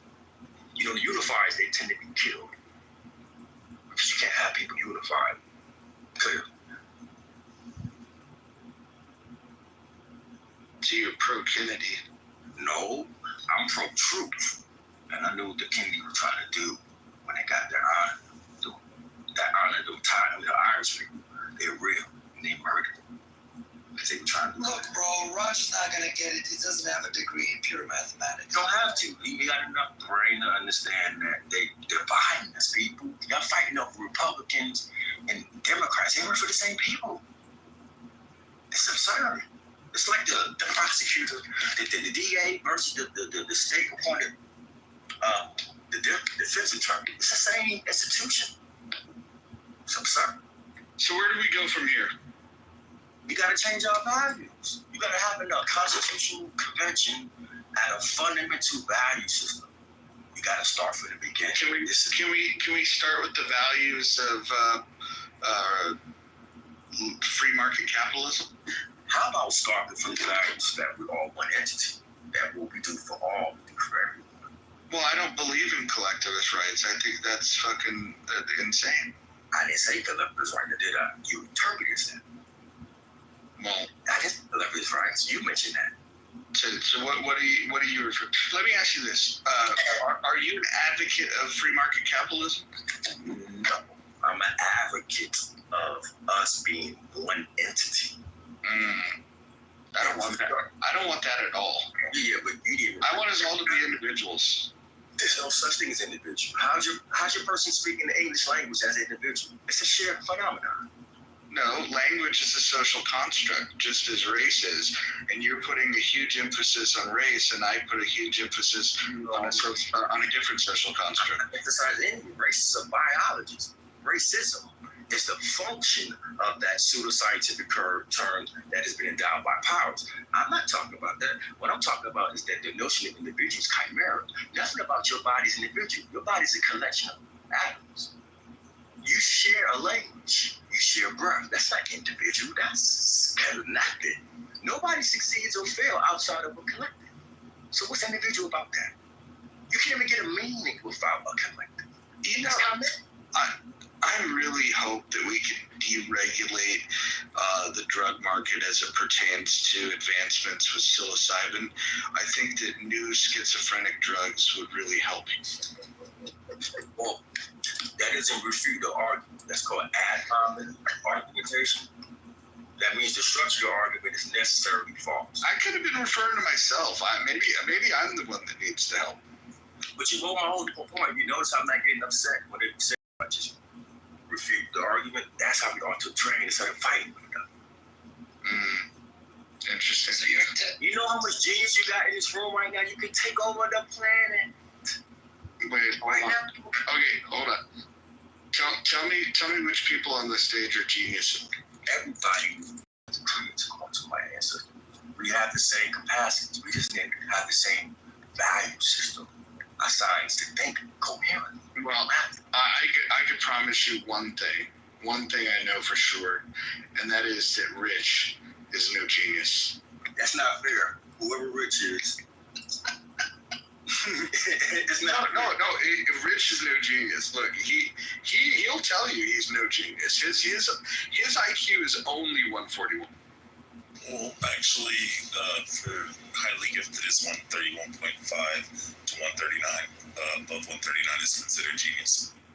But the point is, a lot of my buddies that got killed before white folks, I saw how they were utilizing them as their fire. So when you see that, from my perspective, you start understanding it benefits the elite that pitts against one another. That's why how do you stop people from individuation? How do you do that?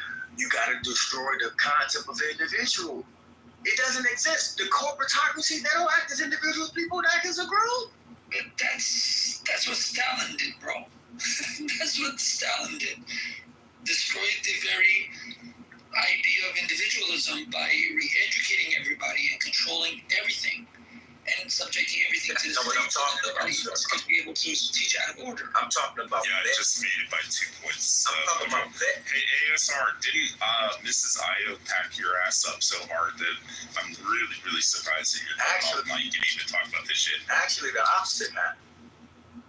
No, Mrs. Aya is an actual legit mathematician, and she said that some of the shit that you're saying is in the right direction, and she said she understands what you're saying, but she said you're a fucking idiot in layman's terms. She said you're a fucking idiot, and you're unlearned, you're unread, you don't know what you're talking about, and just a lot of the shit you're just saying, you're just making the fuck up. Hold on. We do not have to have personal attacks. Yeah. Look, hold on. Individuals are free to be as smart or as stupid as they like. We will not be attacking people on this stage. So not only she didn't say that, she said the opposite. She even talked about how they were hating on her for being a woman. She even said there's many things she wouldn't know because my field is abstract mathematics. Hers is applied. So now only you're lying here. She tapped you. Hold on. If I may finish, now only you're lying. We took a vote on it. If I may finish speaking, now only you're lying here. The homie was shocked by what I said and was applauding. So the problem is you're lying to the audience about what happened that day. She didn't say any of that. In fact, Io sent my person some information through the chat. So now when you're lying, y'all disparage my reputation. That's what happens when you don't have a reputation. So the woman said that she didn't understand a lot of the stuff I was saying because she's not studied in that form of mathematics. You know, the deontic logic, the modal logic, some of that stuff. ASR, hold on. I'm going to tell you right now, I don't understand a lick of what you're saying. All I know is that when I asked you this direct question of, do you think that race relations have had any progress since 1860, your answer was no. When you said that, it didn't matter what else you said because I'm just dismissive of you in this conversation because I don't believe that you're being intellectually honest. Yeah, because you're not looking at an actual argument. You're just going off of feelings. So as a black man, Roger, get out your feelings, bro. So as a black man, hold on. My feelings have nothing to do with the fact that a 5-year-old could know that if slavery has been ended, that would be progress on race relations. So, and listen, the fact that you can't acknowledge the progress, there's no point in talking to you because you're not even connected to reality. So when you say can't, that's a term of modal logic. You're saying it's impossible. And sorry, what is 1 times 1 =? So I'm answering one question at a time. So when you say can't, that's jargon of modal logic. I never said it's not possible. So for one, you're not speaking correctly. I said that you don't have the same framework. So as a descendant of slaves, I understand that this is not my personal value system. So the only progress in my person is for liberation, not participation in a backward system. You assume a framework that I don't have. And then because you don't understand it, you call my person whatever. That's limited thinking. That shows that your range is not far in thinking, sir. That's fine. Listen. I'm perfectly okay with you. Hold on. Mute your mic. Okay, there you go. I'm perfectly okay with you believing that I'm the one that doesn't understand what's happening here. I'm okay with that because you're the person not connected to reality in any way, so I don't care what you have to say, period. Well, then you're demonstrating that your arguments are not on good faith. You don't care, and that's the problem. Oh, well, no, you were the one that broke good faith when you answered the question about has there been any progress made and I say race relations in the U.S. from 1860 to 2025, and you said no. And when hold on. When you said that, I have now dismissed you as somebody that I don't want to have a conversation with because you want me to be honest, and I'll just tell you the way it is. You're simply too stupid for me to talk to. It's a waste of time. So calling me stupid doesn't attend to the fact that the Kerner Commission, which came from the highest branch of the government, said the same thing in the 60s. White folks are complicit in creating a government. They maintain it. The government said this. Lyndon B. Johnson said this about the white American institutions. So if my person is stupid, then so is Lyndon Johnson for saying the same thing. I agree. We finally agree on something. Let's just leave it there. We got to win. Lyndon Baines Johnson is an idiot. We agree. Let's take that point of agreement, and we'll just say, hey, look, we agreed on something. You got to, but it was his commission. We just agreed on something. Why do you want to walk it back? Why do you want to ruin the agreement? I didn't walk anything back. You're not listening. I said it was his commission that he convoked that determined that. These are hundreds of people who did a survey. Did you know that LBJ had a nickname for his penis? That nickname for his penis was Jumbo. Did you know that? Little trivia, presidential trivia. You know that he was being investigated for that murder before he became vice president? Well, hold on. Let's not move so fast over this. I just said that the former president of the United States had a nickname for his penis of Jumbo. I don't think we should just move on so quickly. We should can we just let that one soak in for a second? Yeah, no homo. Yeah, let it soak in for a second. LBJ called his penis Jumbo. And that's the man he wants to listen to.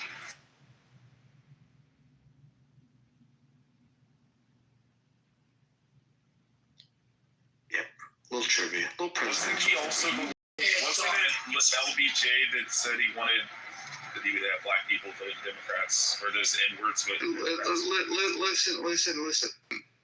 We've got L and the Black Sea and Phantom and Bazooks. Who is this? Melly Mel? Yeah, so if anybody wants to jump into this conversation, the question of the room is, have U.S. race relations improved since the 1960s? I would argue... hold on. No, hold on. I would argue yes. But we have people on the stage that don't even believe that they've improved since the 1860s. That's the weird thing, right? I would argue that maybe they've taken a backslide over the last 10 years. But since 1960 to now, I think it's pretty indisputable that they've improved. And from 1860, there's only one human being on the stage that thinks that they haven't improved one iota since 1860. But if you guys want to jump into the conversation, please do. Now's good. I just want to make a little observation just from my profession, right? When you refer to yourself as my person and myself, but not my person, that is something you would want to look into. It's called DPDR. No offense, I'm just observing because, depersonalization and derealization disorder is real. So, Sir, I don't know why you refer to yourself as my person. You are you, aren't you? Because I never referred to myself as my person. Oh. So we call that's called straw man argumentation. You start attacking an argument that no one has made. I refer to myself as my identity, sphere number one. That's the seer. And my identity, by implication, doesn't change. We call that necessary truth. It's still void of that changing factor, energy movement. That's spirit number one. My nine identity will be the body I'm housing. That's my person, spirit number 9.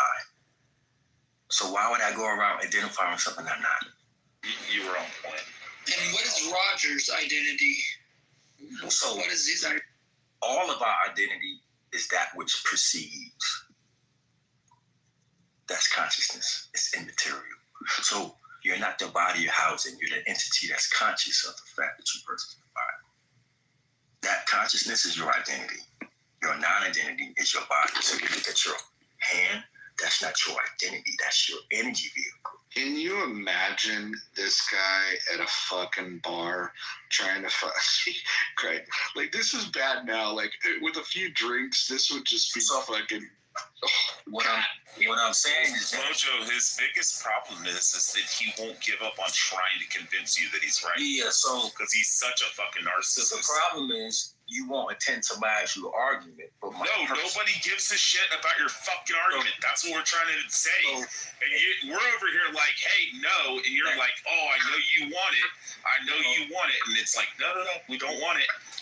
what is it's like you're giving like rapey vibes. Like fucking chill out, dude. Demonstrating. Nobody gives a fuck about your goddamn argument. It's fucking stupid. So, and that's the whole point. Sorry, God. Sorry.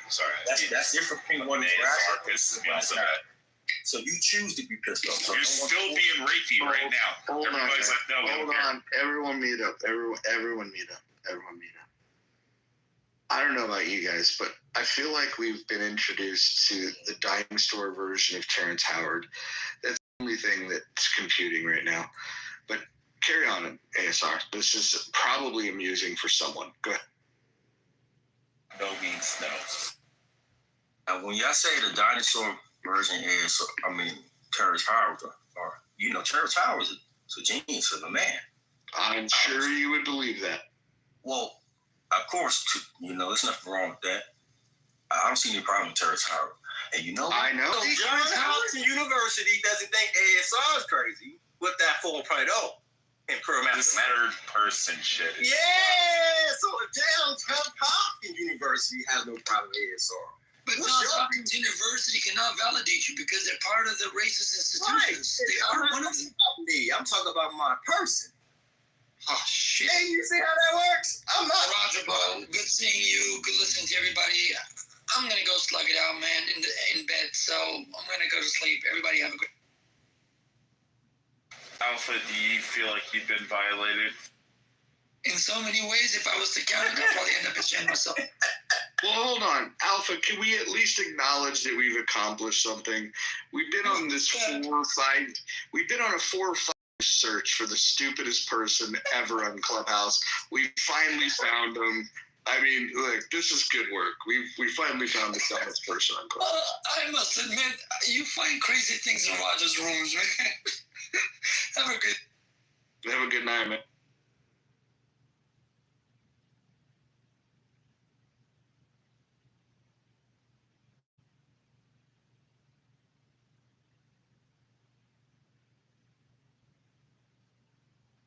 I feel like we need like a spray bottle filled with water to spray the ASR.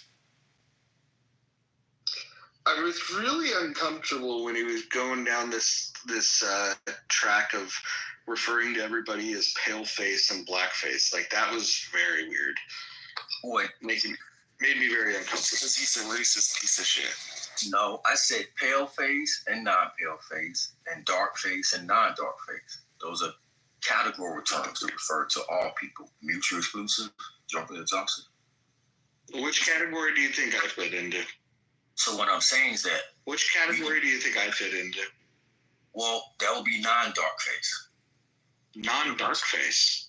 That's what I said. Non-dark face and dark face. I resemble that remark. Oh, that's a personal problem, sir.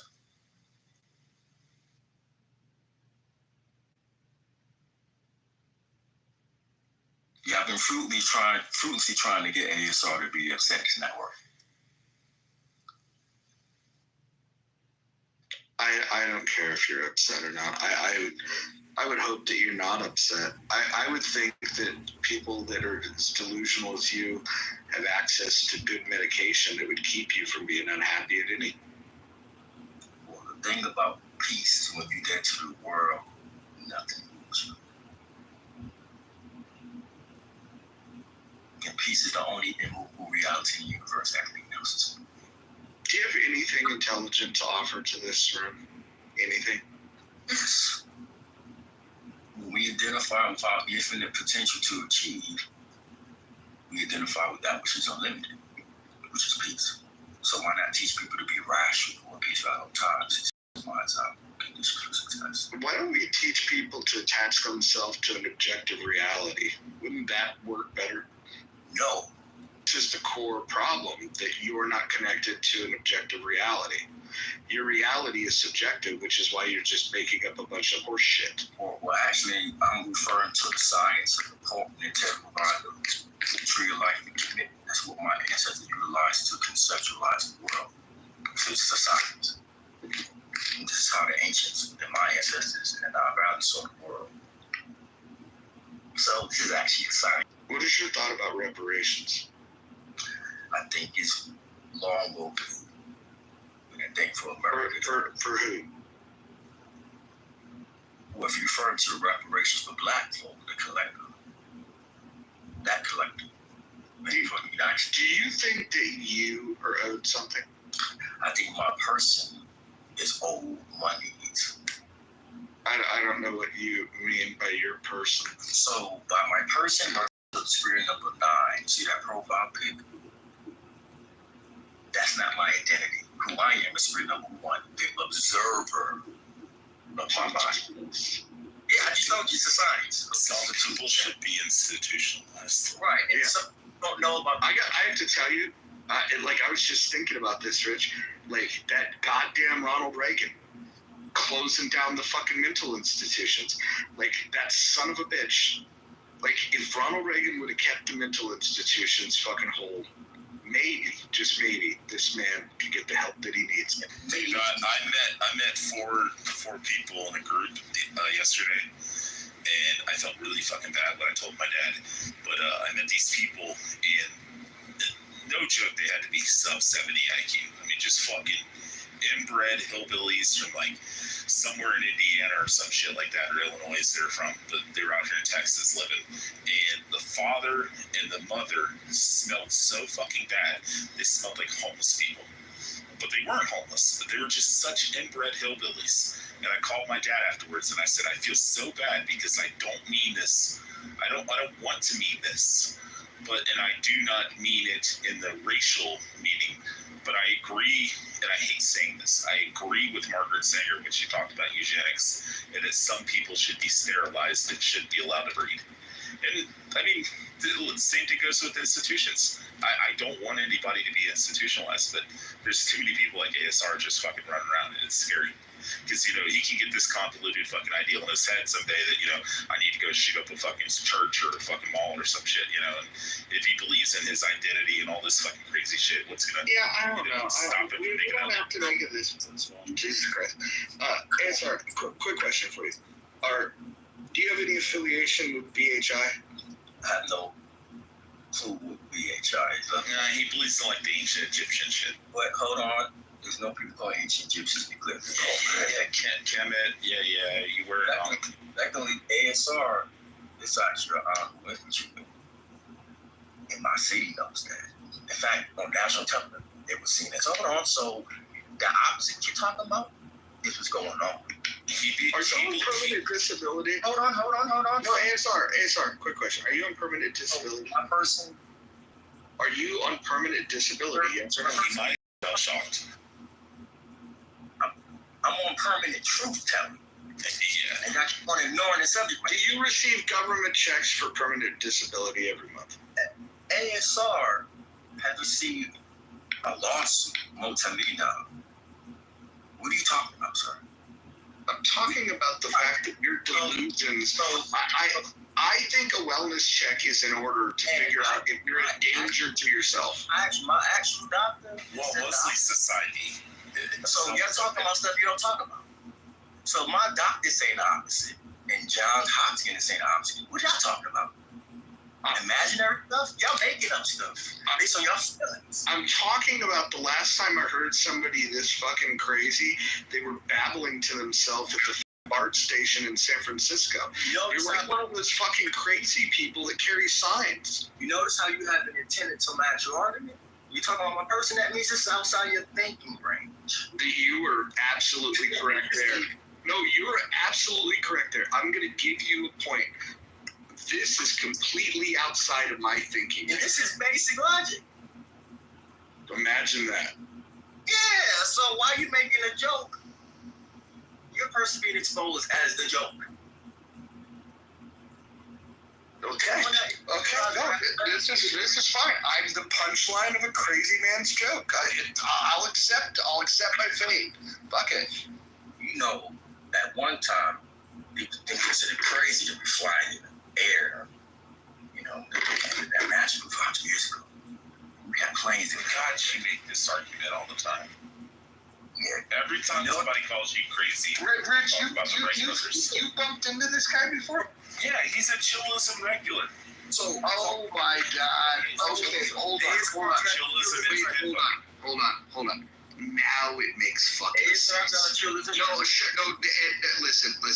Now it makes sense. No, now it makes more sense to me. Why didn't you tell me earlier? I thought you already did. Sorry. I had no fucking idea. You're just playing around. No, I have no fucking clue who this retard is.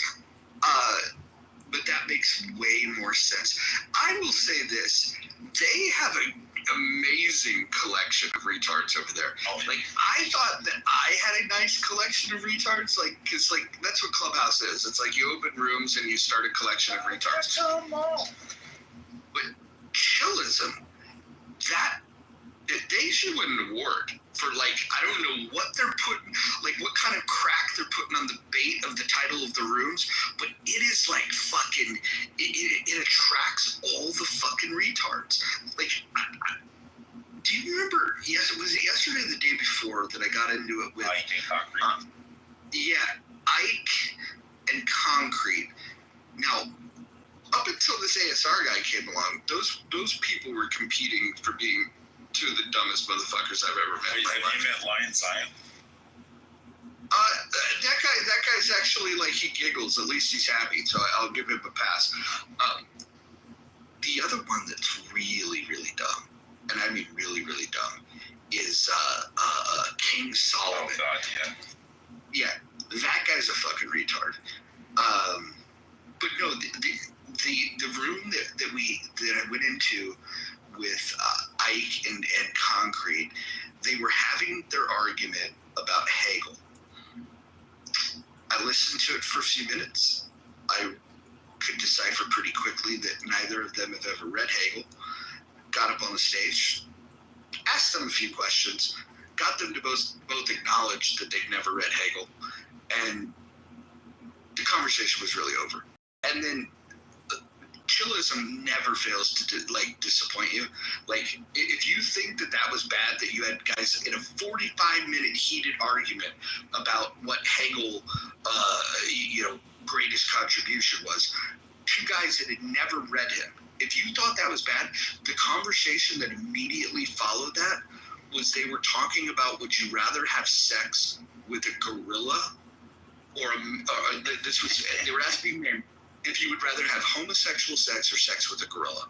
That was their conversation. That was their follow-up conversation to two people arguing about Hegel for 45 minutes and never read it. Oh, yeah, that argument is, would you rather commit bestiality or homosexuality? And the argument is, which one is more immoral? Well, they have this other guy that he's got, like, some weird accent, but his name is, like, Huey. He's from South Africa. Yeah, he's an attorney. Yeah. He's an interesting one.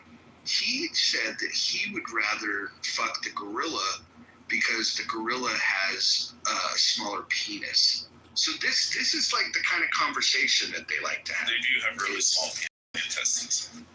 Yeah, no, but why are they talking about this stuff? So I can explain why, because Nathan makes the argument that by having sex with another man doesn't make you homosexual, and that there's nothing wrong. Well, if you don't like it, hold on, a couple things.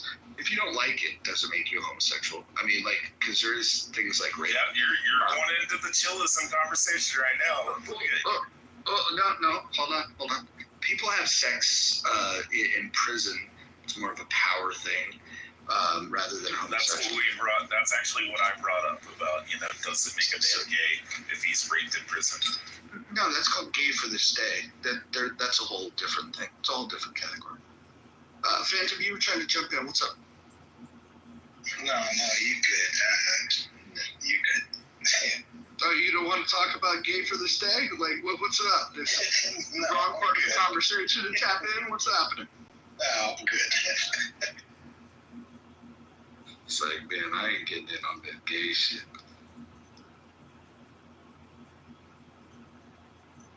Anyways, topic of the room. Have U.S. race relations improved since 1960? Does anyone think that they have not improved? Okay, so I assume everybody in the entire room agrees they have. Okay. Nothing left to talk about. Oh, Liam asked a good question. Does it have to be a male gorilla? That was another RSS that he made. That's fascinating. What about a spider monkey? They're kind of cute. I can fuck a spider monkey. A female one. Here comes Issa, just in time. Hello. Hi. Why just in time? Oh, we were talking Are you about. talking about brilliant, intelligent, beautiful women? No, actually we weren't. Rich was just acknowledging that he wanted to fuck a monkey. Spider monkey, female one. Amazing. If I had to choose that or a man, I would do the spider monkey. Issa, we had somebody in here that said that race relations, to the title, have race relations in the U.S. improved since 1960. We had a guy in the States that says they haven't improved since 1860. I think it's dumb. I'd rather talk about ideas than identity, but as we've learned, the identitarians come in many different acres in Arkansas, and he's part of the private membership agreement is that you have to be white to be part. Can I buy him a meal, or do I need to send it? I am more interested in the conversation about ethnicity or multi-race, whatever, but multiculturalism. It's dangerous for countries. What do you think of people that deny that there's an objective reality? I don't know. I think that they're dangerous as well for society. Angel, you were about to say something. What's up? Oh, I think my finger just slipped on the button, but hey. Mm-hmm.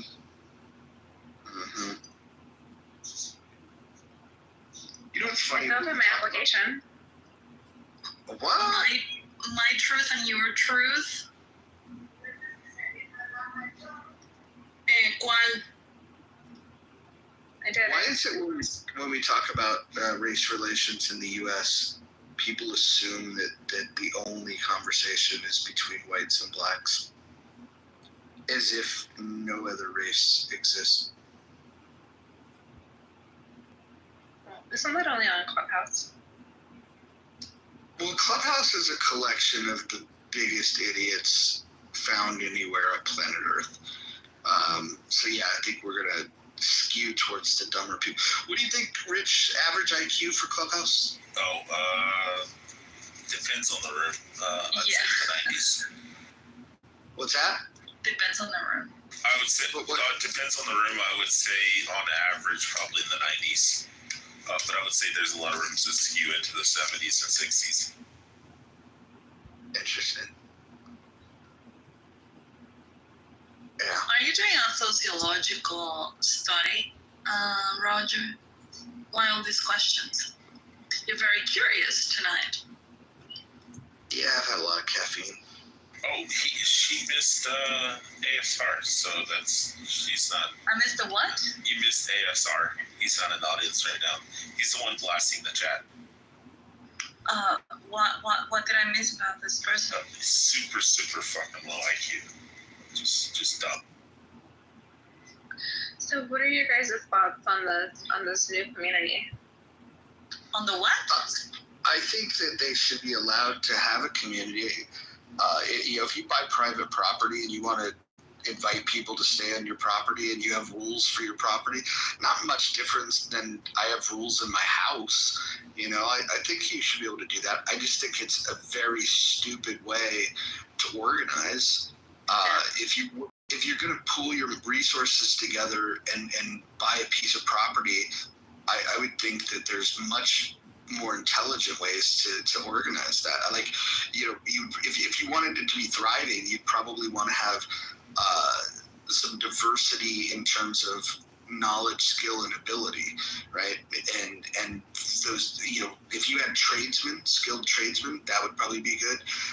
People that understand. They talk about the Spanish people in anything of what he was saying, and I wanted to know if it's because he's going to utilize them to help build this place, right? Because we know that a lot of Hispanics are like big into,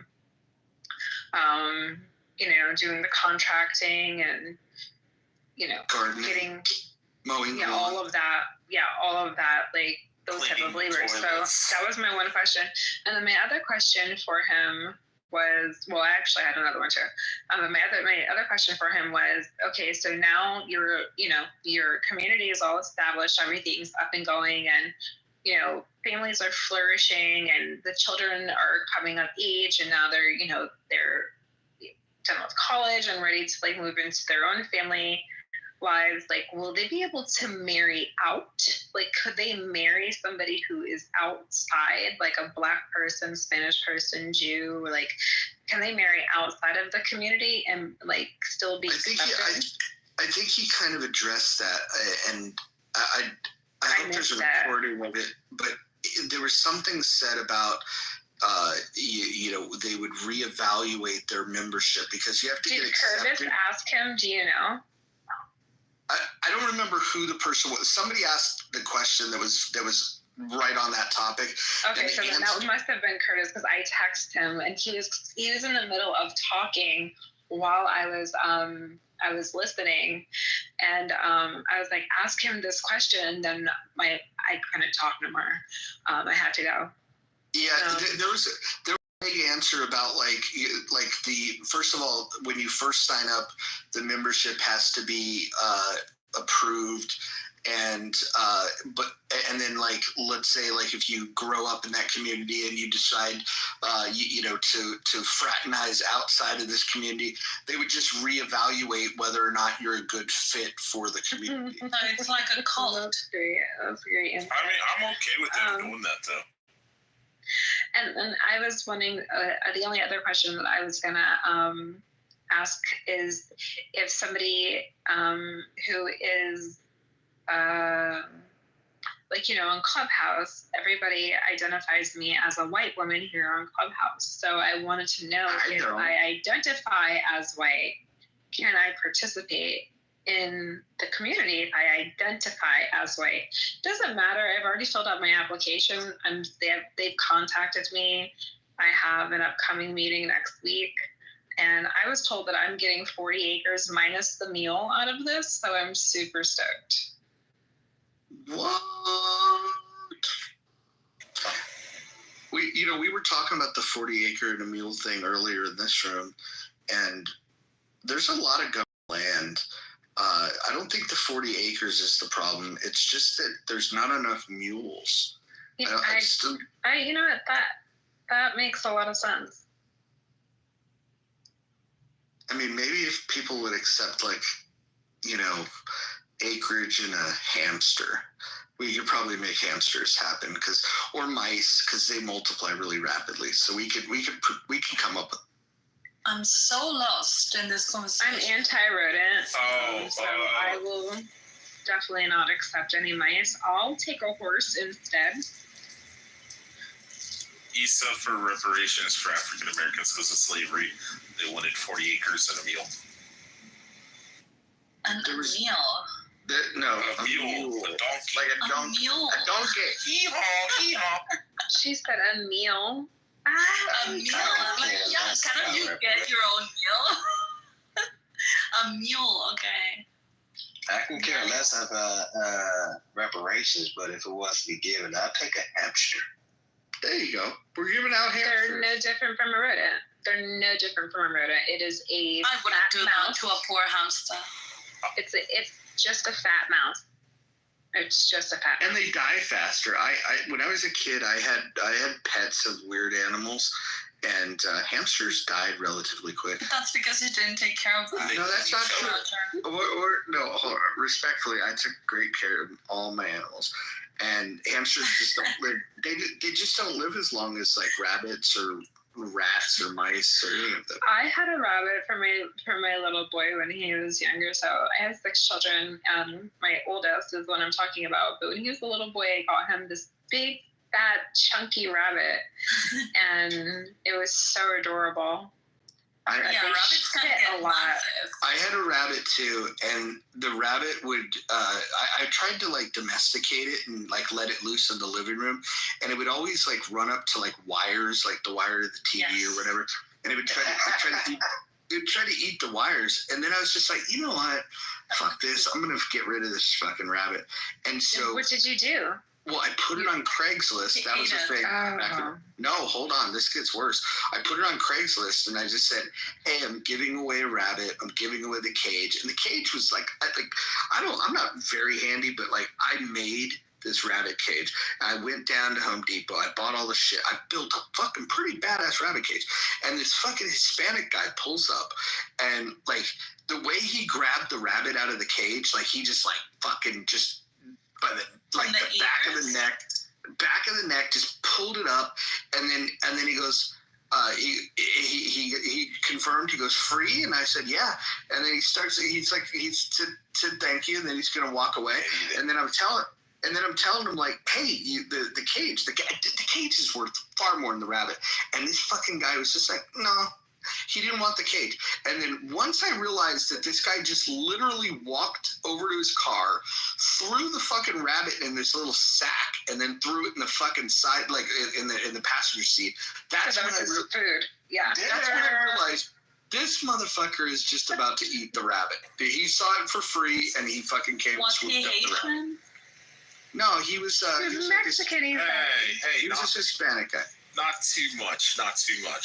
My grandmother used to make fried chicken all the time, and one day my dad comes in and he says, "You know what you're eating there, boy?" And I said, "Chicken, why?" And he says, "Nah, you're eating squirrel." And come to find out, my grandmother used to fry up squirrel thighs, and then squirrel legs, and then also rabbit legs. And she fry them in a cast iron. Squirrel thighs. Dude, it was fucking good. Like rabbit legs just taste like fucking chicken. Especially if you prepare it right. It's greasy. Yeah, the only thing I can do is venison. So there's actually a trick to get rid of the greasiness and the gaminess, is to take it and put it in a like Pyrex glass bowl, fill it up with water overnight, and then all the gaminess and the like oil and stuff comes out of the meat, and then it floats on top, and then you just take the meat out and cook it. That was my grandmother's trick. But it just tastes like chicken. I'm actually disturbed by what's happening in the chat because. I'm missing it. Did you bury him? I'm curious if my hamster, my poor hamster. Did you bury him? We did. He was in the backyard. We buried our fish. We buried the hamster, the rats, everything. I wonder. What if he was alive? Did you have funerals for them? Did you have like a prayer ceremony or like? Yeah, my brother and I used to say nice things about him, and then we'd bury him. Wait, that's so kind. That's way better than I did. So I had this fish, and it was a cool fish. It was like the little beta fish or whatever. Did you flush it down the toilet? Just listen.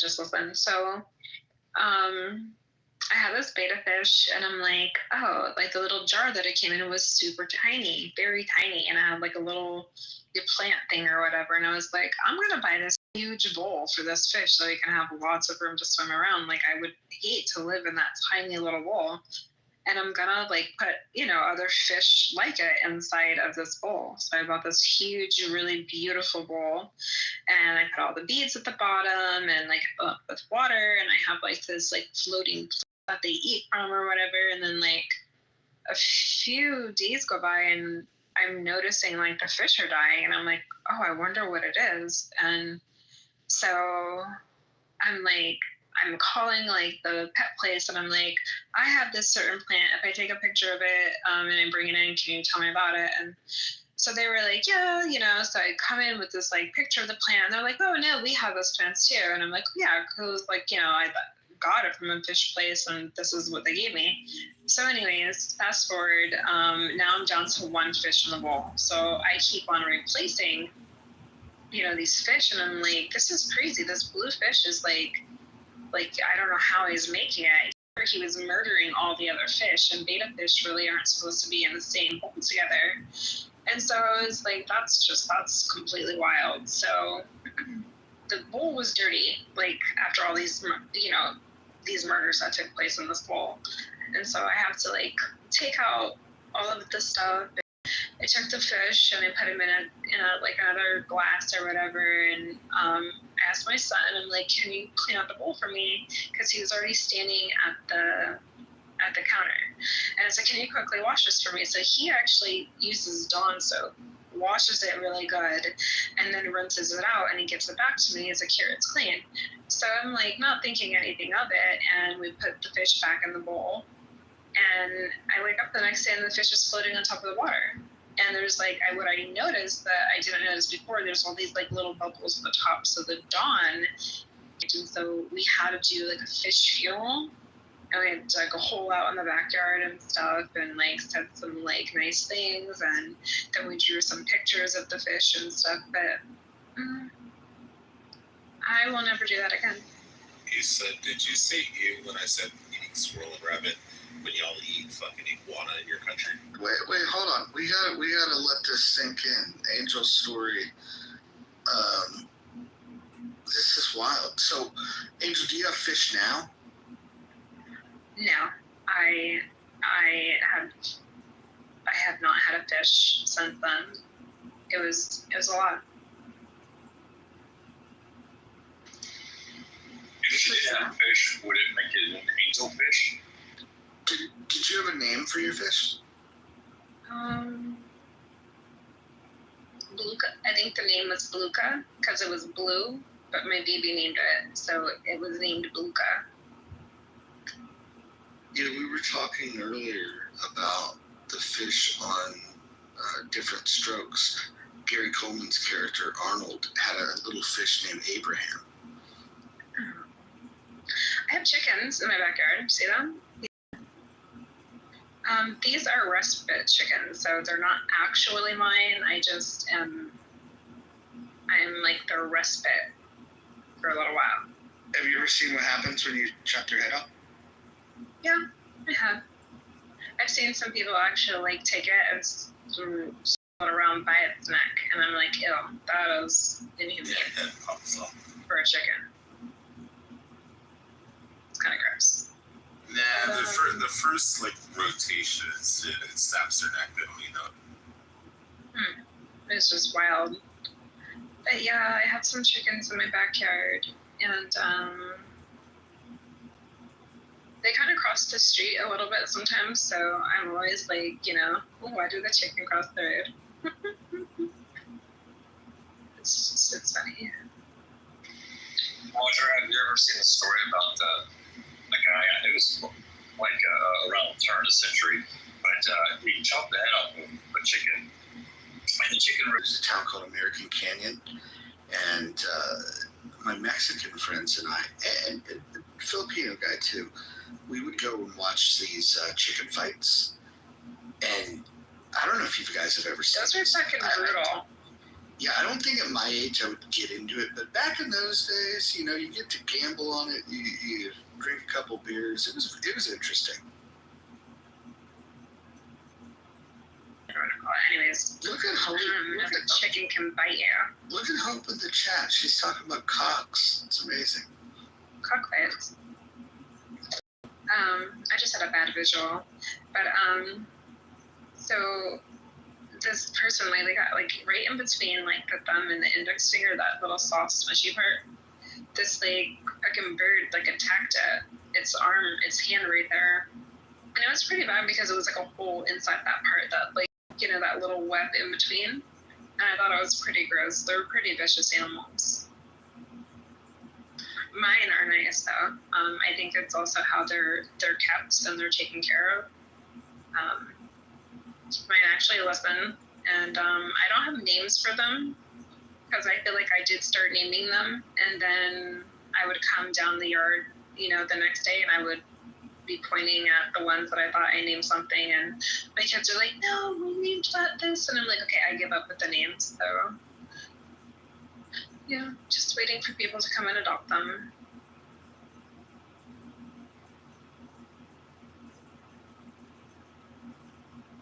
Oh, it's Mike the Headless Chicken, and he got a kernel of corn stuck in his head, throat, his esophagus, and he died in 1947. And it wasn't become like half of the brain, but the other half of the brain is still functioning. And he missed the jugular and the carotid artery. That's amazing. Can you imagine if that was like an actual thing, like men? Oh, I thought you were talking about the chicken, sorry. No, I was in the chat. Sorry, I wasn't even looking at the stage. I just kind of. Are you trying to picture men fighting with their cocks? I was right. So what I was thinking about was like, can you like actually imagine if like that's what men did to like compete for women? I don't think like, Asian men would do very well. They would fight. I don't. Sorry. I don't know what you're talking about, Bunja. Them little motherfuckers, fuck now. Go over to Asia, man, and those dudes are slinging dick. Yeah, I don't know about this. And I wouldn't. Sorry. I was just gonna say, like, you know, the conventional wisdom will say that, you know, that the black guys are gonna win because they got the big cocks. But I'll say this: my money's on tall, skinny white guys for the win. Tall, skinny white guys tend to have the biggest cocks. I can't tell you how I know this, but I could just say tall, skinny white guys, largest cocks, history of mankind. Period.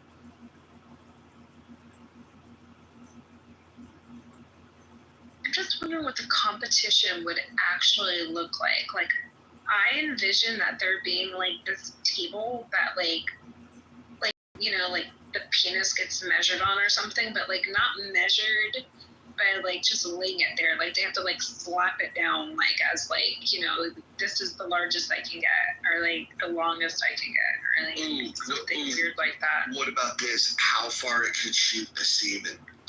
That would be good. There you go. That would be actually really good, but that would be weird to like actually have to like watch that in real time. I mean, you gotta get some real torque going, you know, but It wasn't. But I would imagine that my house. It was a friend of ours' house. My girlfriend and I were doing some stuff, and we were shooting and went on the ceiling. I realized that she called, like, her friend called like an hour later, screamed that I had to come back to her fucking house to clean the fucking cum off her ceiling. Yeah. I was like, what? As you should. As you should. Yeah. Hold on a second. I'm sure they're happy you cleaned your semen up, but Hope is asking, what happens if tall, skinny white guys become fat? Do their cocks shrink? Here's an interesting story that I learned. So apparently, if a fat guy loses 30 pounds of fat, they will regain an inch of cock size. So if a guy's got if a guy's 90 pounds overweight, they can grow their dick like 3 inches. Size? Do you know how many men would run to go lose weight if they knew that their penises would stretch longer? You know what it was? Do you remember when Adam Carolla and Dr. Drew used to do their fucking radio and TV show? Do you guys remember that? Is too young for that? I think I'm too young for it. I'm still very young. I'm very. Dr. Drew was the one breaking this thing down, and I remember thinking about it, and I was just like, you know what? I've got about 10 pounds. That's probably like that's got to be a third of an inch. Let's do it. How old are you? Well, I'm 50. Like at this point, like I'm like any day now. Like my dick's gonna stop working. Like everybody tells you after 50, like you like start running into problems. Wait, you're really 50? Yeah. Oh, I never knew that. I mean, this is my last year in my 30s, so I'll be joining your crowd soon. Well, did you know that the fastest spread of sexually transmitted diseases is amongst seniors in assisted living homes? Shut the fuck up. I would not think that would be for the reasons that we think that it is. So here's the issue, right? So with Viagra, you get like some guy that, you know, goes and gets the little blue pill. So now he can get hard-ons. So then he goes and experiments with, hookers. He ends up getting sexually transmitted diseases. The word gets out into this assisted living home that, hey, Bob down the hall, he can get a hard on, and then all the old ladies come and fuck Bob. And then so Bob gives all the ladies, and then the word gets out to the men that, like, hey, Bob's screwing all these women. What? How's Bob get a hard on? Well, Bob's got these little blue pills. And then everybody else goes and gets the blue pills. There's a lot of fucking going on in those old folks. Oh, dude, there's one in Florida. It's crazy. Like Gainesville or Ocala. It's like the largest retiree community. They all run around on fucking golf carts, and they hang loofahs off the back of their golf carts. And each color of the loofahs indicate like what they're into. So if they're just like straight dude, then it's like a blue one. If it's a straight chick, it's like a pink one. If it's like a violet one, it means they're like swingers and shit, or like, all kinds of different shit, or they buy or whatever. But yeah, the highest SCD goes. Rich, what's the oldest chick you would fuck? Oldest woman I would fuck or have fucked. What's the oldest you would go? Dude, there was a chick that was like 70 years old when I was doing True Fate Lawn Care. I was like in my 20s, and she had a body of a fucking 20-year-old. I mean, she came out in a one-piece bikini, and her strap on her shoulder was down around underneath her breast, so her entire breast was exposed, and she had the most supple, nice titties I've ever seen in my life. Like fucking 20-year-old just fucking amazing. And I let her know. I was like, oh damn, she just looked down at it, shrugged her shoulders, and just kept talking to me. I signed her up on surface. So. But yeah, she's probably about, I'd guess like 65, 70. But she was fucking hot. It was just straight genetics. I'd have beat the brakes off for her if she didn't invite me in. So, Angel, are you looking forward to turning 40? Yeah, I don't have a problem with it. Starting to go gray, and it's working for me, I guess. I don't know. So, are you gonna color your hair? I haven't. No, I haven't taken any. So here's the chances, because I don't want to mess it up. Here's the thing with coloring your hair, right? You either have to commit that you're always going to do it, or you're never going to do it. Right, and that's where I'm at. Yeah, you just got to make the decision. It's gonna be for the rest of your life. As long as you have hair, you're gonna color it, or I don't give a fuck. I'm just gonna let nature take its course, because there's nothing worse than showing up with grays and then showing up a few days later without grays. Like, that's just it's like you're much better off just pick your poison. You're always gonna color. You're never gonna color.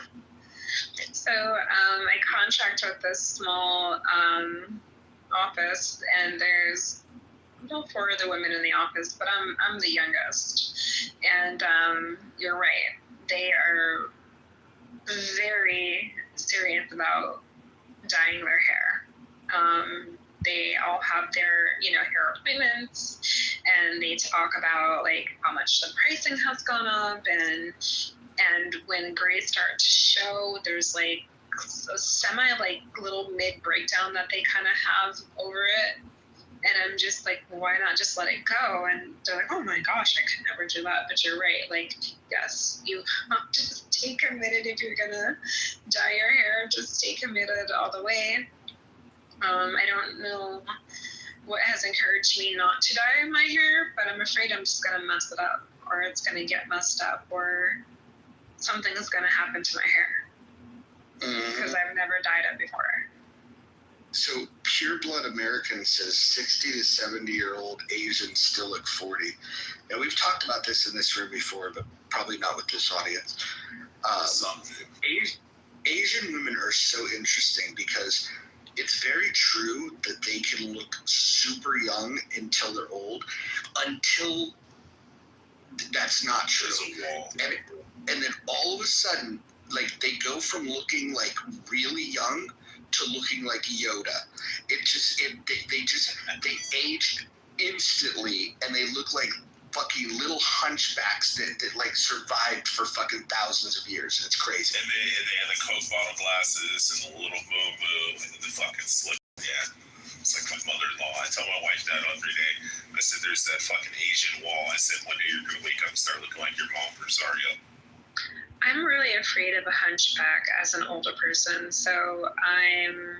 Get a boob reduction. Really? I have none. There's nothing there. Like, Roger, it doesn't matter if... John, listen, I'm just telling you, like, the people that get the hunchback typically, they either have really bad posture or an accident happens, or it's a result of gravity taking over because they have big boobs. So...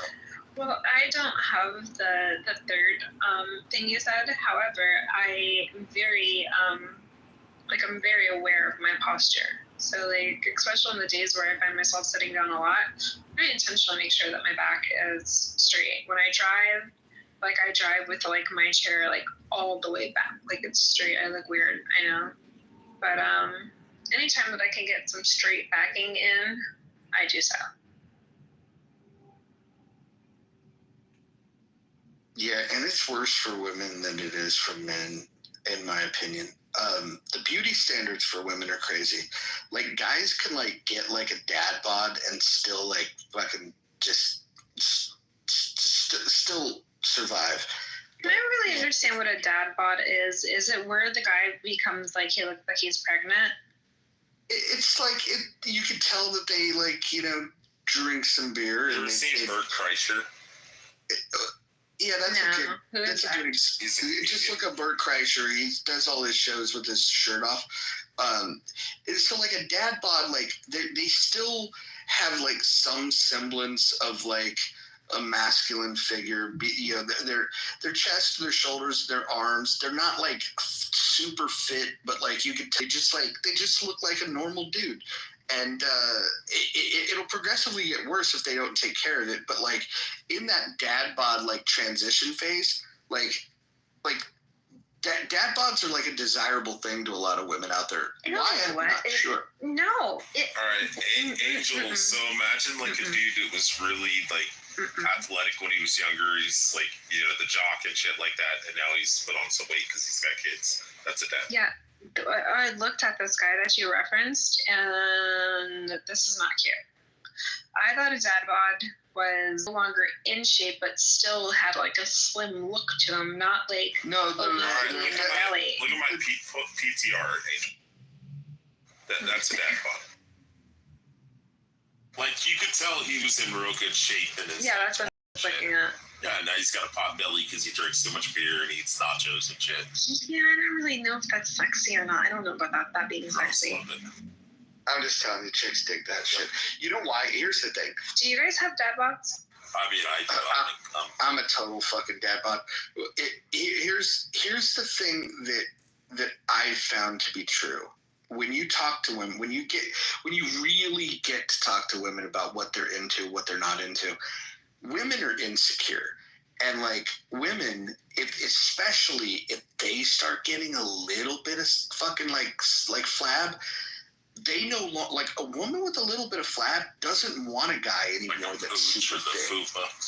They don't want it. I just learned that term this year. I learned what a fupa meant, and I'm really like disturbed that people title it that.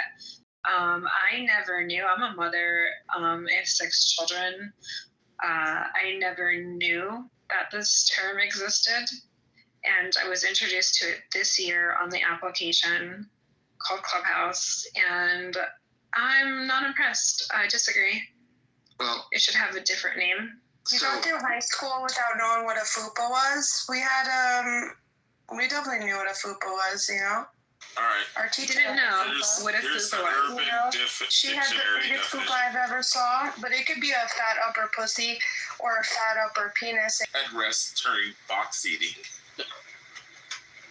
Like, what I think is disturbing is the sound of this term. The sound of it is completely disturbing. It's just like the term moist. It just doesn't sound right. You don't like the sound moist? I don't like the sound fupa. It sounds like Opa, like you're Greek and you're excited. I don't know Greek. But the term fupa is kind of disturbing. And another thing too. So when this whole fupa episode happened, somebody had a picture of me in their phone, and they PTR'd and said that I had a fupa. And I'm not really somebody who's like ever really shown like my full body on the app, so this was very interesting that they had this picture. And the picture that they had was literally like a picture that I had like posted for maybe a hot 3 seconds. And it was fascinating how this person was like literally like hawking my account and like got Galaxy? This photo. Huh? Was it Galaxy Bender? No, it was a more disturbing person on the app. No, I don't think probably mentally. Galaxy. No, she's probably a little bit mentally unstable. But so, anyways, I learned that she was identifying my stomach area as a fupa, and this is where I learned the term. And I was like, "What the fuck is a fupa?" I never knew what this fucking term was until this year. Was it accurate? I don't think so. No. No. I don't see one. Do I have like a little like pouch? Like I've always had something like that ever since like even before I had children. But you had a fupa before you had kids. Sure.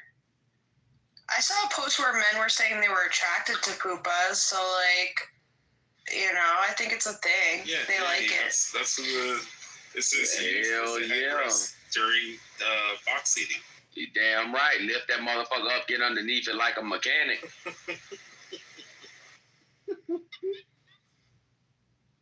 Oh yeah, whenever I see a woman get her kid out of the car, I go, oh, at least she did something right. She's got a trophy.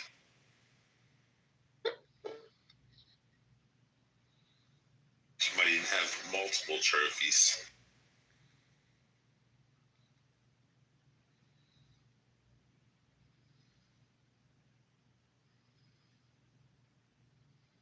Someone gave me a thumbs down. I don't know who did.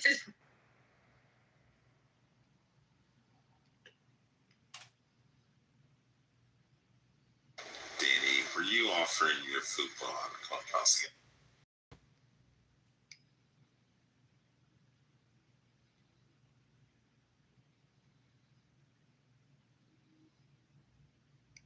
That's a lie. Long pause. Is this a... And I was curious on what the hell happened to the hamster and who did it and why. Angel, check the title.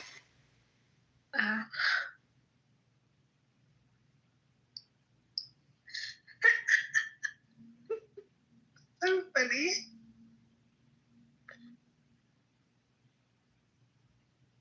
So Q, I guess you like fupa. Oh, absolutely. Absolutely. Those women are down to earth, man. They're beautiful. Yes. Now, you got some women out there with fupas that are big girls that are like, you can tell they are extremely comfortable with themselves, the ones that hang out and party and stuff like that. They're okay, but that's not the type of fupa that I like. I like the mom jeans wearing fupa mom. You know, I like the soccer mom fupa mom. I'm into that. You know, they're easier to get along with. Pure in this the chat said C-section scars and fupas. Hell yeah, that's the one right there. That's it. She got juice in that tomato. As long as you know what you're doing, meaning that woman is not nothing to be played with. Now, you go out here and you find a woman that don't have a fupa, and she got her tummy tucked, and she got a waist snatch, and the BBL, poison. Toxic. You asking for it. Give me the fupa any day. I've always heard the term tiger stripes. I didn't realize that people on this application had problems with tiger stripes. Now, I'm not somebody who has like what they call severe tiger stripes. So I never really thought too much of it. I thought all women were kind of like that. Like they kind of like just went back to like normal after like having their babies. But apparently some women actually don't survive that. And they remain with these like bruised, almost looking like tiger stripes. And so oatmeal, the term of it. You mean like oatmeal cookie stomachs? No, like the tiger, like onto the love handle sides of it. Nice. She talked about stretch marks after they had a baby. Oh, yeah, but where at? Like on the, like on, like a Mexican black girl. But I'm saying like on the side, like on the hips, or you talking about on the stomach? Yeah, like on the side of the hips, yeah. Oh, okay. Ain't nothing wrong with them neither. I don't know who complaining about it. Oh shit, let me go. Well, I just thought like most women had this, just had this acceptance of like the fact that you had a baby, like you had a whole baby. Like I've had 6 of them, all natural births, nobody's going to complain about that. It's when you look like somebody's burned rubber on your stomach, like you don't want to bring a burnout like on your stomach. And I think it's women that hate it. I've never heard a man say, "Man, fuck with her, she got stretch marks." I've never, like, as many bars as I've been to with my guys and the very prerogative things that we speak about with our women, I've never heard none of my homeboys say, "I ain't fucking with her because she got stretch marks," or fupa, or she too skinny, or she too big. I've never heard it. I've heard of some. I've heard of some unpleasant sex, oral, foreign sex. I've heard smells. Yeah, smells. Foreign sex. Huh? You said foreign sex? What's that? No, boring. I got a little accent. I said much or the pushback or it's shit like that. But I've never heard no one say, "No, she got too many stretch marks for me." I only hear conversations like that come from women that feel, mainly insecure about it, or it's more of a judgmental thing that the women place amongst themselves. I don't think there's a man on this stage that's going to complain about a stretch mark or two, because we're not sleeping with the stretch marks. We want the poom poom.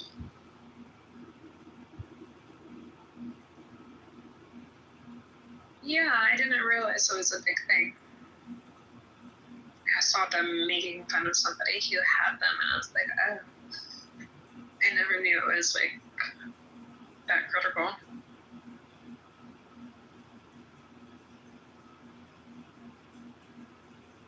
And you said you got 6 kids, Angel? Yes, sir. Mm-hmm. Damn. Q says you want 7? Well, no, she don't look like she had one. You know that, like, she snapped back pretty good. And for her to say that she has a fupa, I'm like, well, I can't believe that. But see what I'm saying from that PTR, if that's you in your picture, I don't see how anyone would complain about your body build at all. I don't. Stretch marks, oatmeal cookie stomach, fupa. I don't see nothing wrong with you at all. Gray hair, you can have a couple grays up top and down bottom. I don't see a problem with you at all. I can show you some women that are problems now, but I hear women that's built like you complain about things that I'm not gonna say you shouldn't complain about, but I can show you something that you can say, okay, I get your point. You know what I mean? Yeah. I guess every woman has some things that they complain about.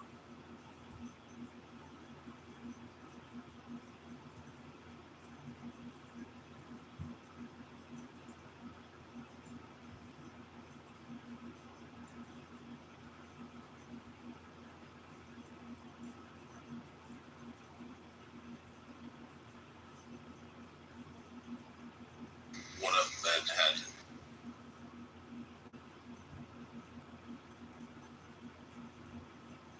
anything he was saying that had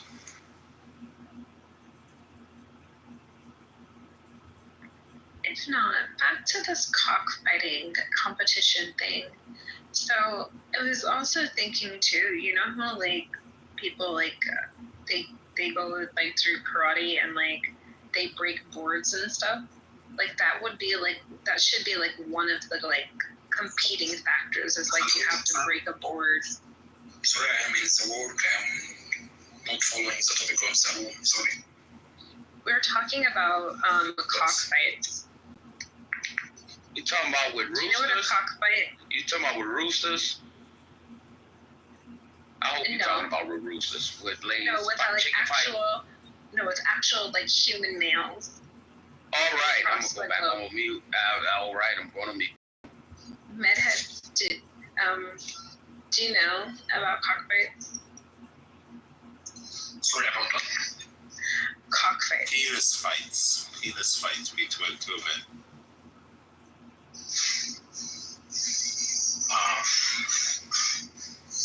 All right, you know, like when two men take their penis and then they like fight it like swords, like lightsabers, like Star Wars. Okay, you know, have you seen like a sword fight? You know, two swords. Imagine two men take their penis and they put their penis together and fighting. Yeah, it's a new trend that's taking place to compete. Men are seeing how far their semen goes when they ejaculate. They're like sword fighting. They're breaking boards with their penis. They're like having like you ever see like that rope tie, you know, thing or whatever? Like they tie the rope and then see who can like win, like pull each other across. There's so many different like. Tug of war, The sperming one where they're like seeing whose sperm goes the farthest. That was all in the name of science, I think.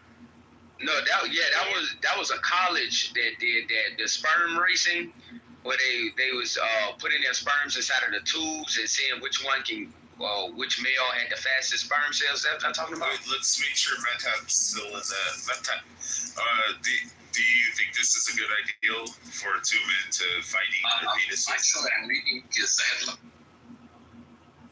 Oh yeah, that was about the woman's vagina, you know, the pussy and the fat. Some investors, the skin ties. Sorry. Fupa is the extra skin above the woman's vagina. What are beef curtains? Like on the bottom of You her don't know stomach. what that is? You never heard It's of like extra skin. No roast beef? I've heard of roast beef before, like something you like cook and eat. But what are beef curtains? Long labias. Wait, I'm sorry. Repeat this again. Long labias, long pussy lips, all that. Just looks like roast beef. Oh my god, I just fainted. Just look up roast beef. I know, I don't want to. Look up blue waffle. Oh my You're God. a fucking asshole. I ain't seen that blue waffle in almost 20 years. Do not do it. Fellas, ladies, do not stay away from the blue waffle. And two ladies in one cup. Two girls. I think, two girls, some shit like, yep, don't do that neither. So, what do you like the ideal of two men fighting against each other with their penises? Like for women, this is how they compete for women. Yeah, it's how they compete to like beat the woman. About defending women rights or something like that. No. So the two men are competing to win the woman's love and affection. Courting her, loving her. You know, they're like swords with their penises. Yeah, and there's all whoever these wins different. gets the woman. Yeah, and there's all these different competitions that they do. They like break boards with their penis. They have like a tug of war. Yeah, and then you have to shoot your semen, your sperm. Semen, see how far you can shoot it. Like how far you can shoot it. Do you think it's a good idea or no? I would die single. Are you willing to do that for like a woman? For sure, no.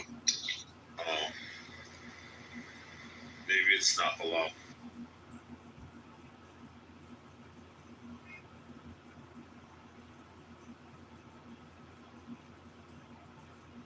This is a great show, though. Is it too haram? This topic is a little bit. Oh, the topic? Fupa. Fupa is the extra skin the woman has after she has baby, above her vagina, the bottom of her stomach, the loose skin. It's like a kangaroo pouch. Like, what if the women had a competition like that with their tits, man? Like, how much shit can you store under your titties? Or let's see if the women can smack their titties. So, like, my friend was lifting stuff with hers, and I was lifting stuff, not tables, but we were definitely participating in that challenge. Q, you got any big girls in your family? Or like cousins or anything? Not big as FAT. I got some tall. Yeah, my family's got like the big, giant, massive fucking titties. A lot of the women do. Like they got the big, just huge titties. So they wear these giant ass bras, and they'll put everything in their purse in their fucking bra. Like they'll just be reaching in and be like, "Where's my phone? Where's my wallet? Oh shit, where's my keys?" That would probably be like a great funny show to watch. Like a woman unloading their purse into their bras. Like that shit would be funny. Yeah, that's all my aunties. Right, like orangutan titties. But what I'm saying is like giant fucking titties. It's like triple Fs. But what about the women with green titties? How would that work? With tangerine titties, a little small, the ones that's underage, the little, Well, it depends on yeah, you're right. Like, there would have to be like, I don't know, with different rules perhaps. Same thing with guys, but like tangerine penises, like really small ones. Like they would have to have like different rules. But like women can have like similar competitions, like like how far can your breast milk shoot?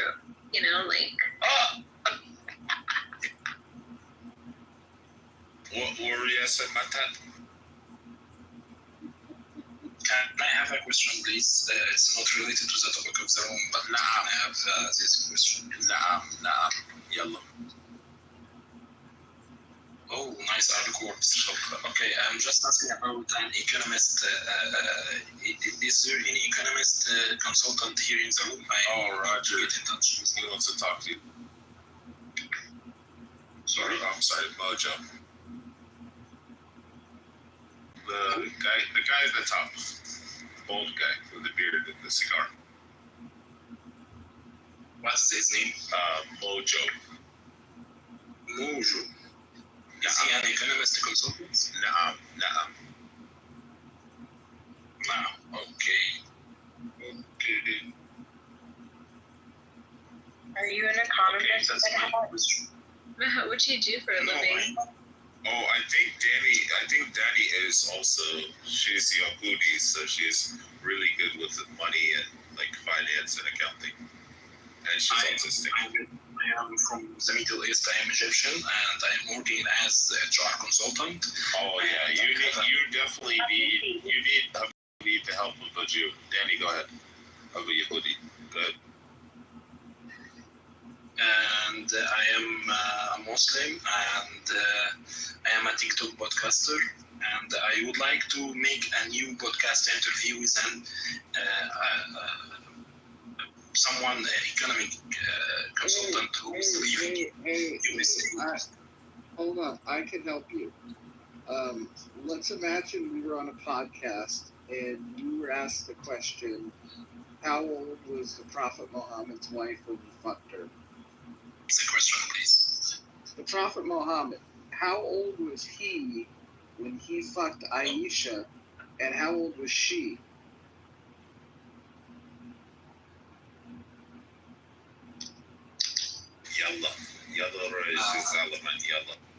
There always seems to be this is a question about the religion, a little bit, and I am not ready for it.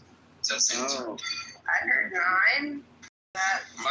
Just say Allahu Allah. Allahu Allah. She was 9. Okay.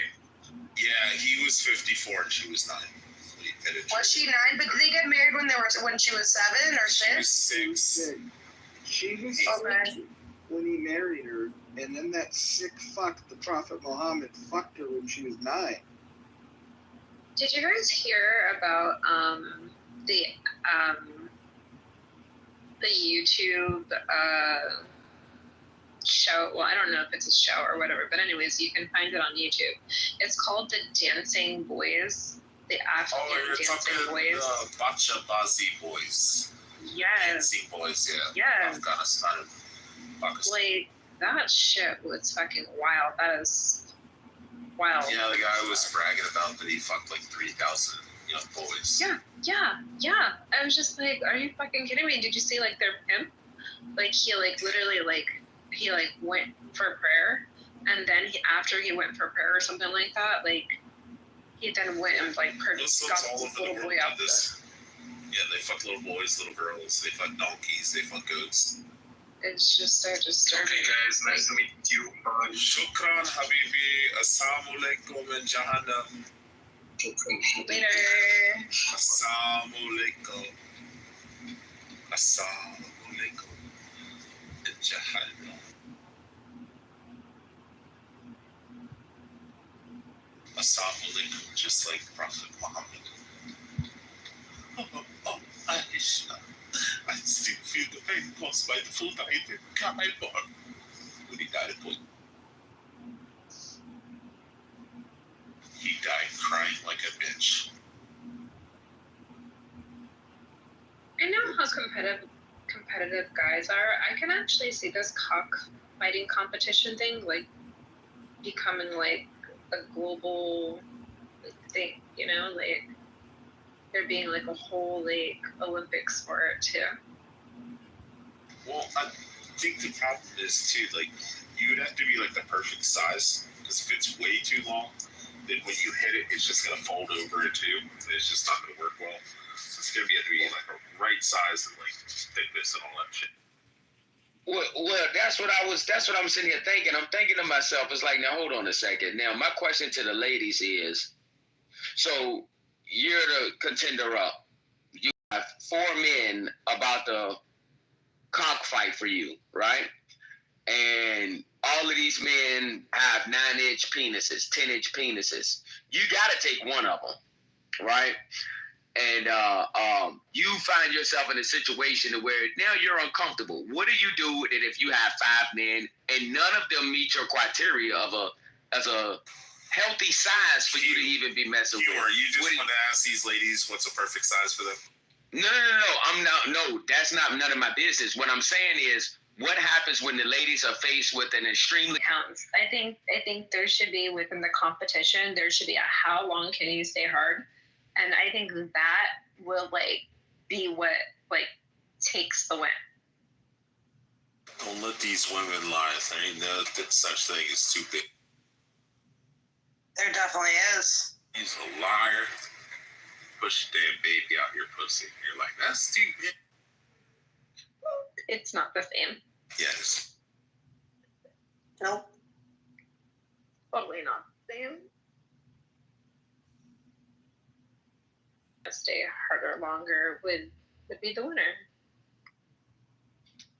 I think that would be easy for any of us to do if we're not fucking. And the second you start having sex with no drugs, no alcohol, no influence, no condoms, that first round might last every bit of, I give it at the max 8 to 12 minutes. And that's pushing it for some. But if you're talking about just having an erection and staring at this beautiful woman, I think you can get a bunch of men to stand up there with that erection for hours. They're not doing anything. As long as they're not touching themselves and they got an erection and they have something to focus on, that thing being you. What about men who are 50 and above? Can they do that? I don't know. I'm in my late 30s. I ain't got nothing to do with them. Wait a second. And the morning time doesn't count. Like, these competitions have to happen like mid-evening or something, or like afternoon. Because the morning time is just cheating. Wait, why? Shit, if I got to do all that to get some pussy, I'd rather buy it. Something special about men in the morning and their penises, like. They just kind of stand up by themselves in the morning. It's because the bladder gets full overnight, and then it presses against the prostrate, which causes the penis to be erect. See? So it has to do with the bladder? Yeah, so that's why dudes, when they wake up, they have morning wood. It's because the bladder fills up, and then it compresses against the prostrate. The prostrate is a natural, like, G-spot for men. And then it causes the penis to become erect, and that's usually why you have to piss early in the morning, especially if you get a hard on. As soon as you take a piss, usually like kind of deflates. The guy in the chat says, "I don't think I can keep a hard on in the company of other guys." What? Why not? What is so wrong with that? Is it like? Does it like then become like a gay thing? Yeah, there's a lot of dudes that are like, "Oh, that's gay." If you so you guys are so technically you men are insecure. No, that's That's insecurity to me. If you automatically think that you're standing in front of another guy with a hard on, mind you, we're in competition here for the love of a woman. So if you're standing there with your penis or like erected and it's like, you know, like why get insecure if you're winning? Yeah, I'm sorry. I fucked my girl and not my wife, but an ex-girlfriend at a swingers club in front of like 40 people. I got an applaud, like a standing ovation, everybody clapping afterwards. Like we got done. Oh shit! I don't think I want to ask any questions. Wait, I missed it. I was reading the chat. Apparently, I don't know why my hearing turned off while I was reading. What did you say? Oh, I said not my wife, but a girl that I dated back in the day. Her and I went to a swingers club. I'd been to a bunch of swingers clubs before, but I convinced her to go. And we were gonna like meet another young couple and shit, but there wasn't any young couples. So it's just a bunch of older people. And we were in our 20s, so what I mean by old is people like in their 40s and 50s, which I'm 40 now, so it wouldn't have been a big deal, but. Watching you? Yeah, it was like a big room area with a bunch of beds and shit. People were doing stuff in their beds and stuff like that. After we got done, people were like clapping. It made her like super nervous because she was like she was real timid and shy and shit. That was what was crazy. Now I think that's different. Now that you mention it that way, that's something a little different. If you're physically engaging in sex and there's 4 or 5 couples in here and everybody's partnered up in their own respective corners, you can actually use the motivation of the other women moaning and the skin smacking as a thing for you to get your rocks off, or to keep going. So I can actually see that. There was sounds like a good game show. Yeah, it is actually. When we first got there, there was actually a smoking hot couple, super hot little fucking short petite blonde. And then her fucking boyfriend and shit. Like, her and I were okay with, like, swapping and shit and all that kind of stuff. And so we got there and shit. The fucking young couple that were actually there got approached by these 2, like, morbidly obese, like, fucking 50-year-olds, husband and wife. And they're like, hey, could you guys want to, like, go somewhere or, like, hang out or, like, do stuff? Like, they were trying to see if they wanted to, like, go swing and shit. And they're like, no, we don't like old people or fat people. I was going to say, the no judgment zone is too. Oh my God, the fucking owners came over and they were like, y'all gotta get the fuck out. That's rude. All you have to do in that situation is just say, hey, no, sorry, not interested. And then just move on. But yeah, that everybody else is just kind of old shit. It's a problem with swingers clubs. It's usually a lot of old, fat people. But can you imagine that being like an actual game show, like where like couples were like doing what you were doing, but like they were like competing for money? Yeah, I think they do that in like Japan, don't they? They have a TV show where people Japan has like a TV show on like their X-rated shit, but it's on like TV, like cable television. Yeah, but you could watch it. It's like people fucking and shit. It's like in front of a crowd. Yeah. Like what couple can do the best? Wow. Yeah, they already. Look up Japanese. They do all that shit. Look up Japanese game show sex or something. And it has them like fucking in front of a crowd, and they're like getting crazy. Japan's wild as on Clubhouse in my entire Clubhouse Life. Yeah, I stayed in. I think it's interesting. I really do. I stayed in one of those capsule hotels in Japan, and I was laying there, and it's just like regular TV channels, and then you hit this other button, and then it was all porn shit. I was like, what the fuck is? But yeah, Japan. Yeah, I was gonna say they're definitely different type of humans. Yeah. But that'd be a weird ass game show. Can you imagine like what all you'd have to do in order to like win? Yeah, like you gotta Japan's weird. Like how do you like outbeat the other person? Like what qualifies? It's crazy. Are you married, Angel?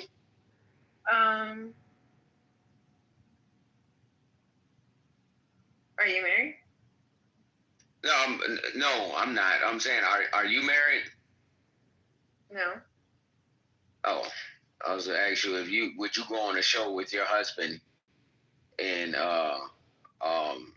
have sex in a room with 2-3 other couples that's been married just as long as you have. You know, there's some things that I think some stuff when you're like a private setting and there's other couples there, so I'm guilty of it. I have had I've been in a situation where I had my partner, we was in a big ass hotel room that was divided by 20-year-olds. We're 20, 21, man. And we just doing dumb shit trying to blend in, but the skin smacking of the other couples,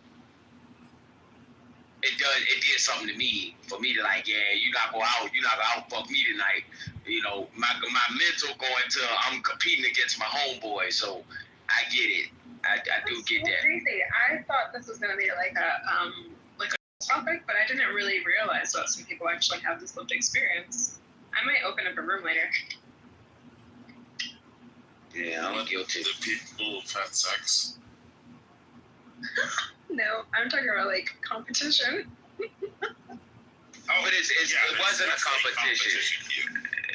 But it wasn't a. It's something that I told myself in my head. You know, it wasn't nothing that he and I was competition. Yeah, that's correct. So wait, what happens when you lose though? Like, what if you did I can attest to this. Okay, I can attest to this, and I think almost every man in this entire room will agree with this. What I'm about to say. If your girl confides in you on what her ex was like in bed, your main fucking goal and objective now is to outdo that motherfucker. If she said I had 5 orgasms in one night, that bitch is gonna have 10 now. I don't give a fuck. If I gotta fucking pop Viagra's and fucking drink Gatorades and shit, she's going to fucking have 10, and it's gonna knock her fucking socks off because you want to know in your mind that you're number one, firstly, and then secondly, that motherfucker doesn't stand a chance, and everything she ever thought about him being the fucking best slave she's ever had is just out the fucking window. And if there's what happens when you don't win? Oh, I always win, but I'm married, so yeah, I have to make sure. Do whatever the fuck you gotta do. I don't care if you gotta stand and drink fucking Gatorade with a fucking IV stuck in your. See, I've been in my relationship over a decade, and so I'm just, I'm not in the whole dating thing or like couples thing like you guys are, and so it's it's interesting to hear. Again, this is supposed to be a troll, but it turned into a topic, I guess. But it's Q had mentioned like, oh yeah, like I heard something, and then I was like, I got in competition, but like what happens when you don't win? Well, I cheat in sex, so I don't give a fuck about competition, to be honest with you. How do you cheat? Well, I'm a coffee drinker, and I've come to the conclusion I don't pop pills and do all that other crazy shit, but I'll take a medium cup of coffee before sex, and in the same amount of coffee that I take down, I also take down water. My first orgasm, I'm rushing it out of there. My second, in between the first and the third, you get she's gonna have to fight me off of her at some point. Serendipity just walked in the room.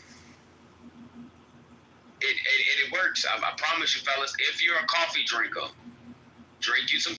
Coffee will make you go to the bathroom. You're gonna start pissing quite a bit. Don't you have to like make the coffee first? Like, so don't you have to wait for it to like go through like the coffee process? Correct. After you make, but that's what I'm saying. The first orgasm, right? The first nut. That's me preparing my coffee. My coffee is brewing on that first one. After I get off, you give me 5 minutes. I'm gonna go down this coffee real quick. I'm gonna take it down, shot of espresso with a mouthful of coffee afterward with water. And I'm gonna drink it. Once I get that second erection, it's pretty much over with. Now, some people I've heard that the second erection lasts a lot longer, but I force it up. Like you can have you can bust a whole nut with an erection and still keep it as long as you got that full bladder of piss behind you. Oh, okay. I can also give you some other piece of advice that actually does fucking work. I've seen on like a real sex talk day or whatever, what are this fucking shit? It was on the internet like way back when. It was like fucking 20 years ago type shit, like when the internet wasn't even on YouTube. But I'd seen this thing where it said that you jerk off, you get fully hard, and like right before you're about to bust a nut, you get your blue balls. Just stop, let that motherfucker go back to sleep, and then just start back again. And then get all the way up there, and then just fucking stop and let it go. Just let it fucking relax. And then do that like fucking 4, 5, 6 times, whatever, and then just fucking bust. And it'll just decrease the sensitivity, and it allows you to be able to hold an erection longer. You just fucking fuck forever. You know what I learned the other day? So we were talking about, I don't know how we got to the topic. But anyways, so there's this lady in the room and she like delivers babies or is like works in like the infant unit at the NICU.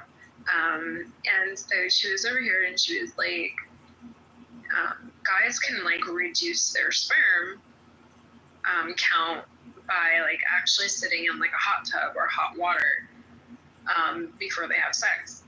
And I was like, oh, that's pretty interesting. And she's like, yeah, like you can completely like decrease the amount of sperm you have right before you have sex. What do you guys think about that? Yeah, it has to do with like the hot temperature and stuff like that. The way that you can actually increase your sperm and also increase the amount is to have cold air and stuff like that running. So like a fan or something like that. So do you guys like actually practice these things? Like do men do that? The one about where you get like 99% of the way there and then stop. I used to do it all the time and it didn't seem like it worked. Interesting. What about the warm and cold stuff? I usually just have a fan on all the time anyways in my room. But I've also got 3 kids within like 3.5, 4 years of each other, so I guess. Oh yeah, I was gonna say I have 4 kids that are pretty much almost like all back to back. Yeah. Damn, Angel, you won't play it. You was throwing that thing in a circle, won't it? Sure. You alright, man. You alright. Alright, F1, what you got to say? F1, babe, have good advice. Looks very. Oh, go ahead. Start the video. I was just going to say that that you're referring to is called tandem. This all started because and I have 5 kids. This all started because somebody said Angel has a fupa. My gosh.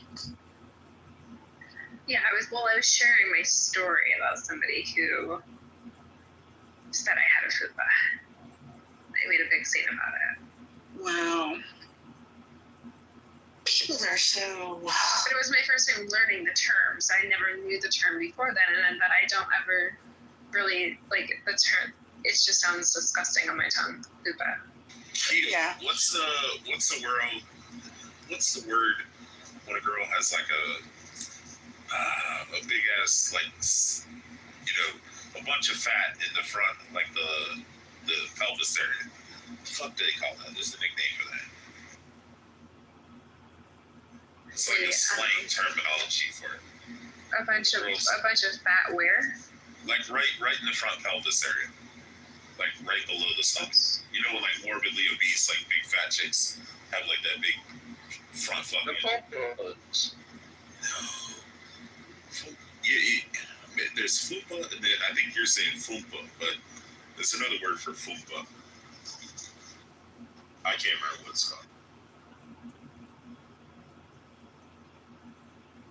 I don't think nothing wrong with it. I think the women put them. Is it cooch? No, cooch ain't. Never heard of it. Pouch? Pouch. Yeah, maybe pouch. Bonnet. What's that? Front bonnet. Front bonnet. Yeah, that's maybe an English version. They call it a camel toe. No, camel toe's different. I don't know. I know what that is. I know what that means. Yeah. What we call it.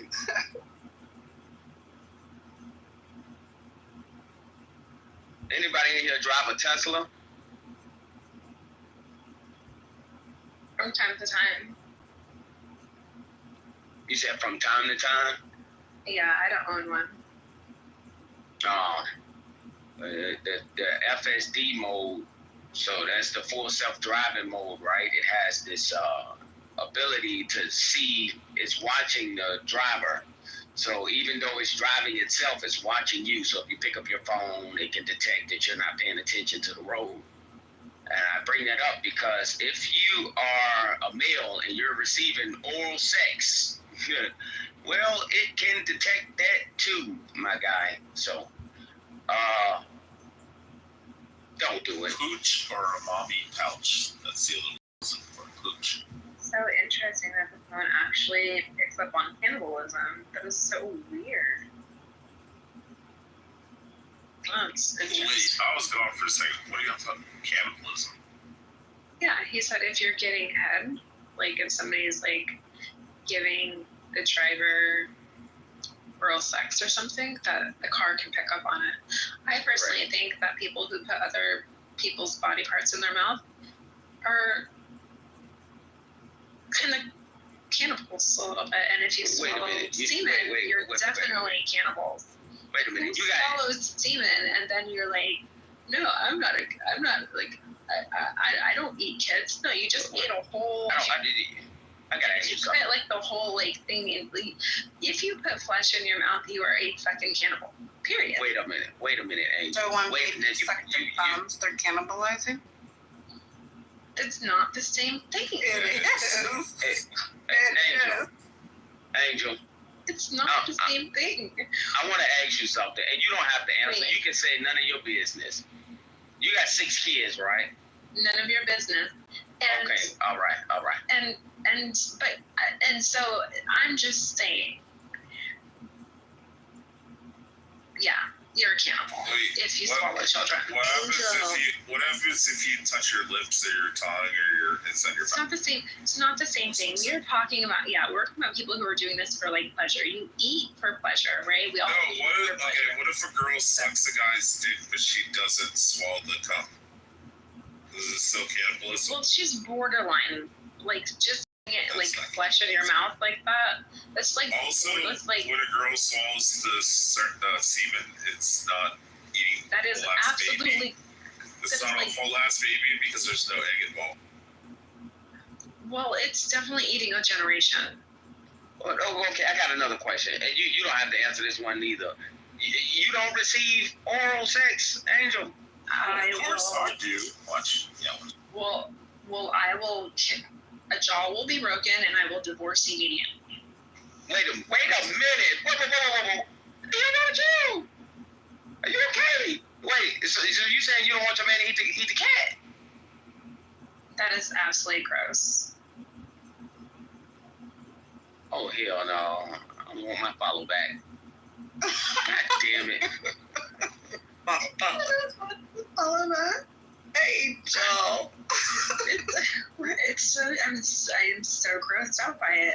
It's just absolutely disgusting. But I would say that it's safe to presume it's never been done.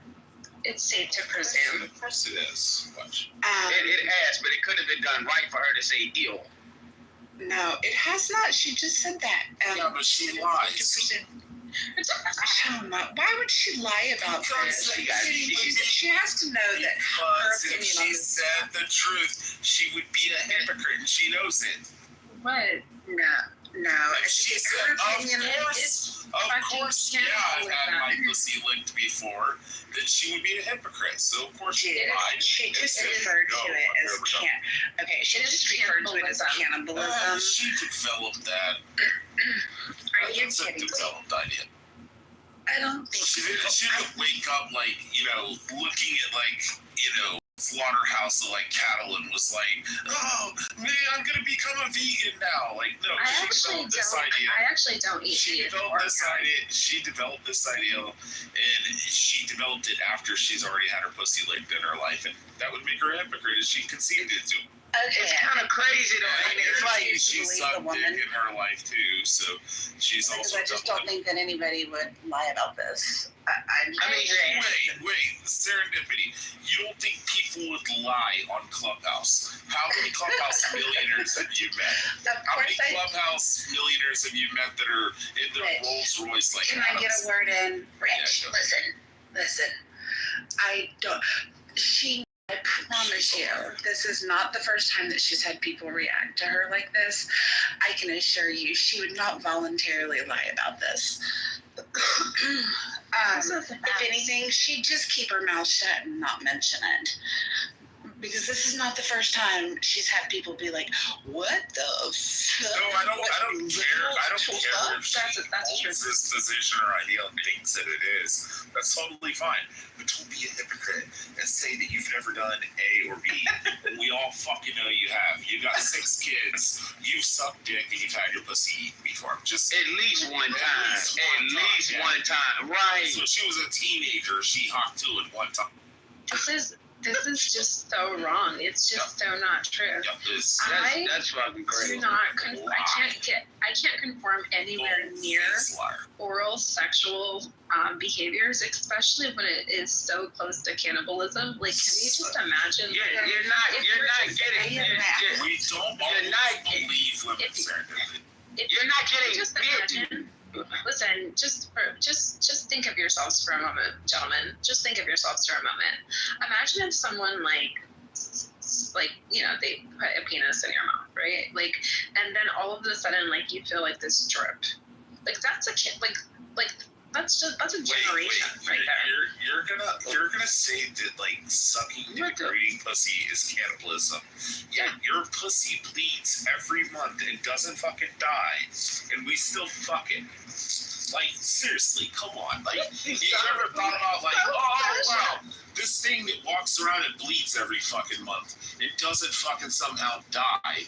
We're fucking still attracted to it and still fuck it, yeah. Right. It's but sucking dick and eating pussy is cannibalism. But can you just imagine, somebody somebody who has their menstrual, and then their menstrual's over with, and then you go have sex with them, and then somehow you end up doing this thing called eating the box. I just learned that this year on Clubhouse too. Actually, I learned what Kraken is. I didn't know what that term was, but it's a new term for me. So you say you're Kraken, and then all of a sudden you turn around and you eat the box and stuff, and then you realize wow, she just actually had her period a week ago. That's kind of gross, and there's just something inhumane about that. And personally, I think about okay, kissing is a beautiful thing. Why would you want to kiss somebody who was down there and then they swallowed a whole bunch of kids? Pure Blood said he's eating box while she's on her menstrual on a full moon. The bravery. He's got red wings all over. That boy got his wings. Wait a minute. Box. This is okay. Oh, so now I'm noting this one. Red wings. When. Okay. And is that the same for women too who go down there? Do they get? I don't fucking know her period either. Yeah. I'm just saying, is it a different? No. I mean, like a woman who goes down on a woman. Does she get red wings too? Yeah, give me red wings. She gets red wings. Okay, all right. Just making sure. Red wings. Oh my goodness! Think Now about we're it. bumping clams. It's the labias covered in that blood, and they look like red wings. So when the lesbians are bumping their clams, this is exactly why this is safe not to put your mouth in places. It keeps you safe. Cute. $100 says she's done able to, but she's like, but the eyes. She's sucking a dick. I don't think she shaves down there. She's had a dick stuffed in her asshole before, but she's like, this cannibalism if you put a penis in your mouth. I don't shave my legs or my armpits, but even still, it's just one of those things that it's just absolutely downright disgusting. It's not disgusting. Okay, let me tell you something. Absolutely. It's disgusting. It's okay. Let me ask you this, please. Unattractively, funky-ish. Like, can you just imagine? Like, you are putting your fucking mouth. Wait, I have a question.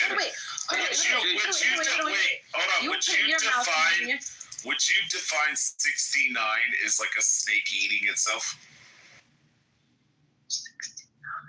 Oh, okay. So, that is weird. Yeah, probably, 69 where the two people are eating each other. Yeah, I got it. Yeah, I almost forgot what that was. So, yeah, but the nip, that is just, you can't, like, somebody invite why would you do that?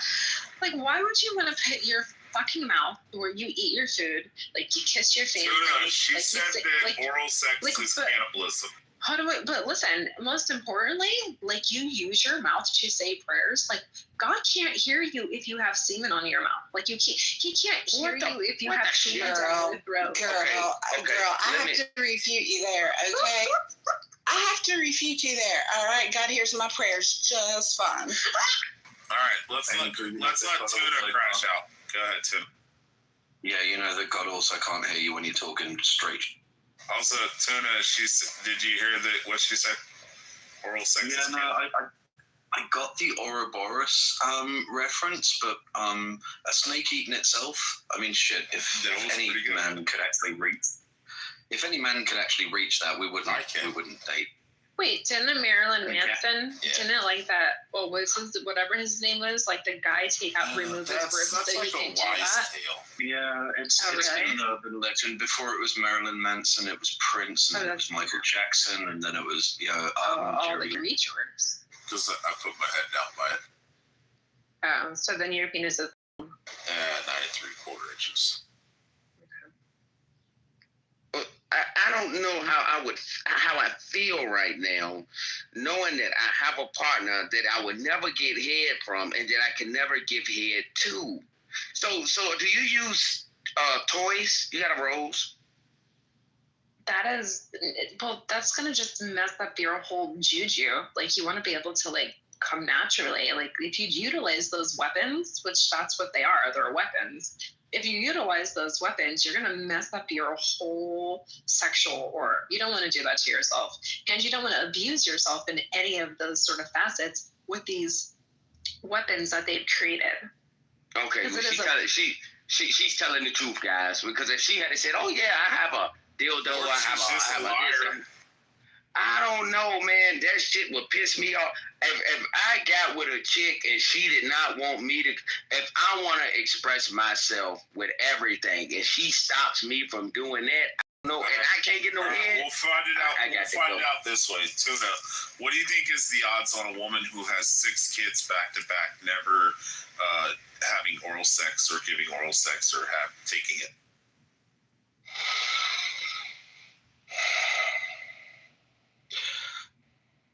I say that if you love her, wear her like a gas mask.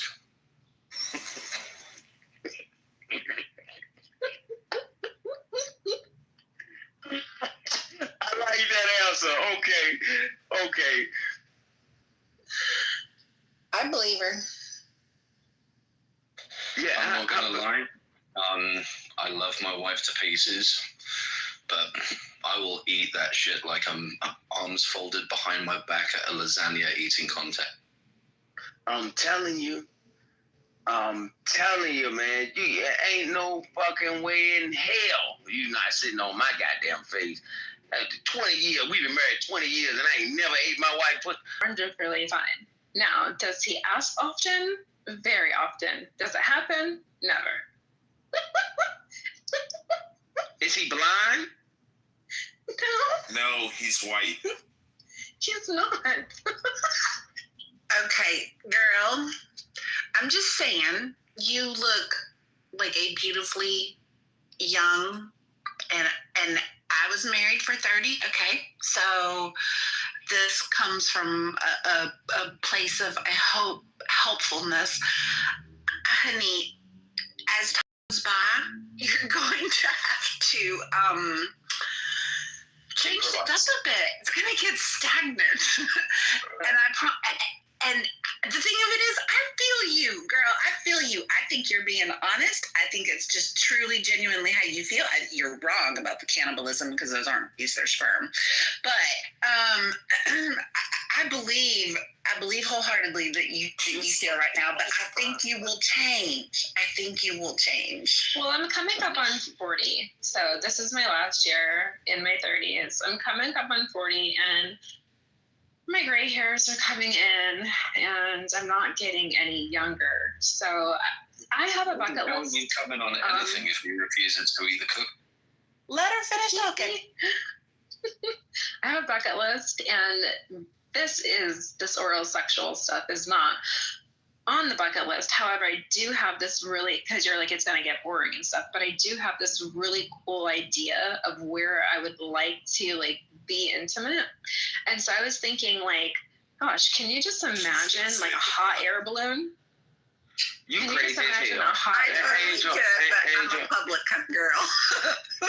Angel, I like to do things I'm not supposed to be doing. So I was thinking like a hot air balloon somewhere like over in like somewhere like Europe or somewhere like France or like Paris or like. Hell no. You said, well, a hot air balloon just went down killing 12 people. Look, Angel, let me tell you something. If you ain't never got no head and you ain't never gave no head, I'm giving you a full warning. Don't get it. At this age, almost 40, turning gray, don't do it because you're going to piss yourself off, especially if you get some head from somebody that know what they're doing now. You're going to look back and you're going to regret the past 25 plus years of your life. You're like, what the fuck have I been missing? You've been missing out on everything. I'm very confident. I'm very happy. And I feel much better that when I go to say my prayers, they are able to be heard loud and clean and clear. What to do with you getting your pussy ate? I'm telling you not to. Just imagine that you're married to the old dude from Disney's Up. Yeah. Oh, like the old couple. They were so cute, weren't they? Aw. He like absolutely adored her, loved her. Wait, what was that last thing you said? You know that old dude got a blowjob, at least one. Probably all the Cub Scouts. There's no way. I just can't. Do you know how much head I've gotten in my life? I couldn't imagine giving that up, being with the woman that I'm in love with who's not doing it.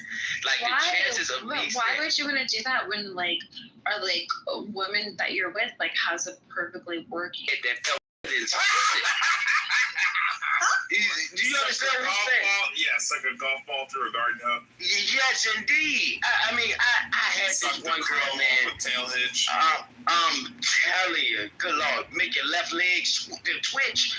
I done had an amount of strokes fucking with some of them women in the past. And what I'm saying to you is, there's no way I would be able to get with a woman.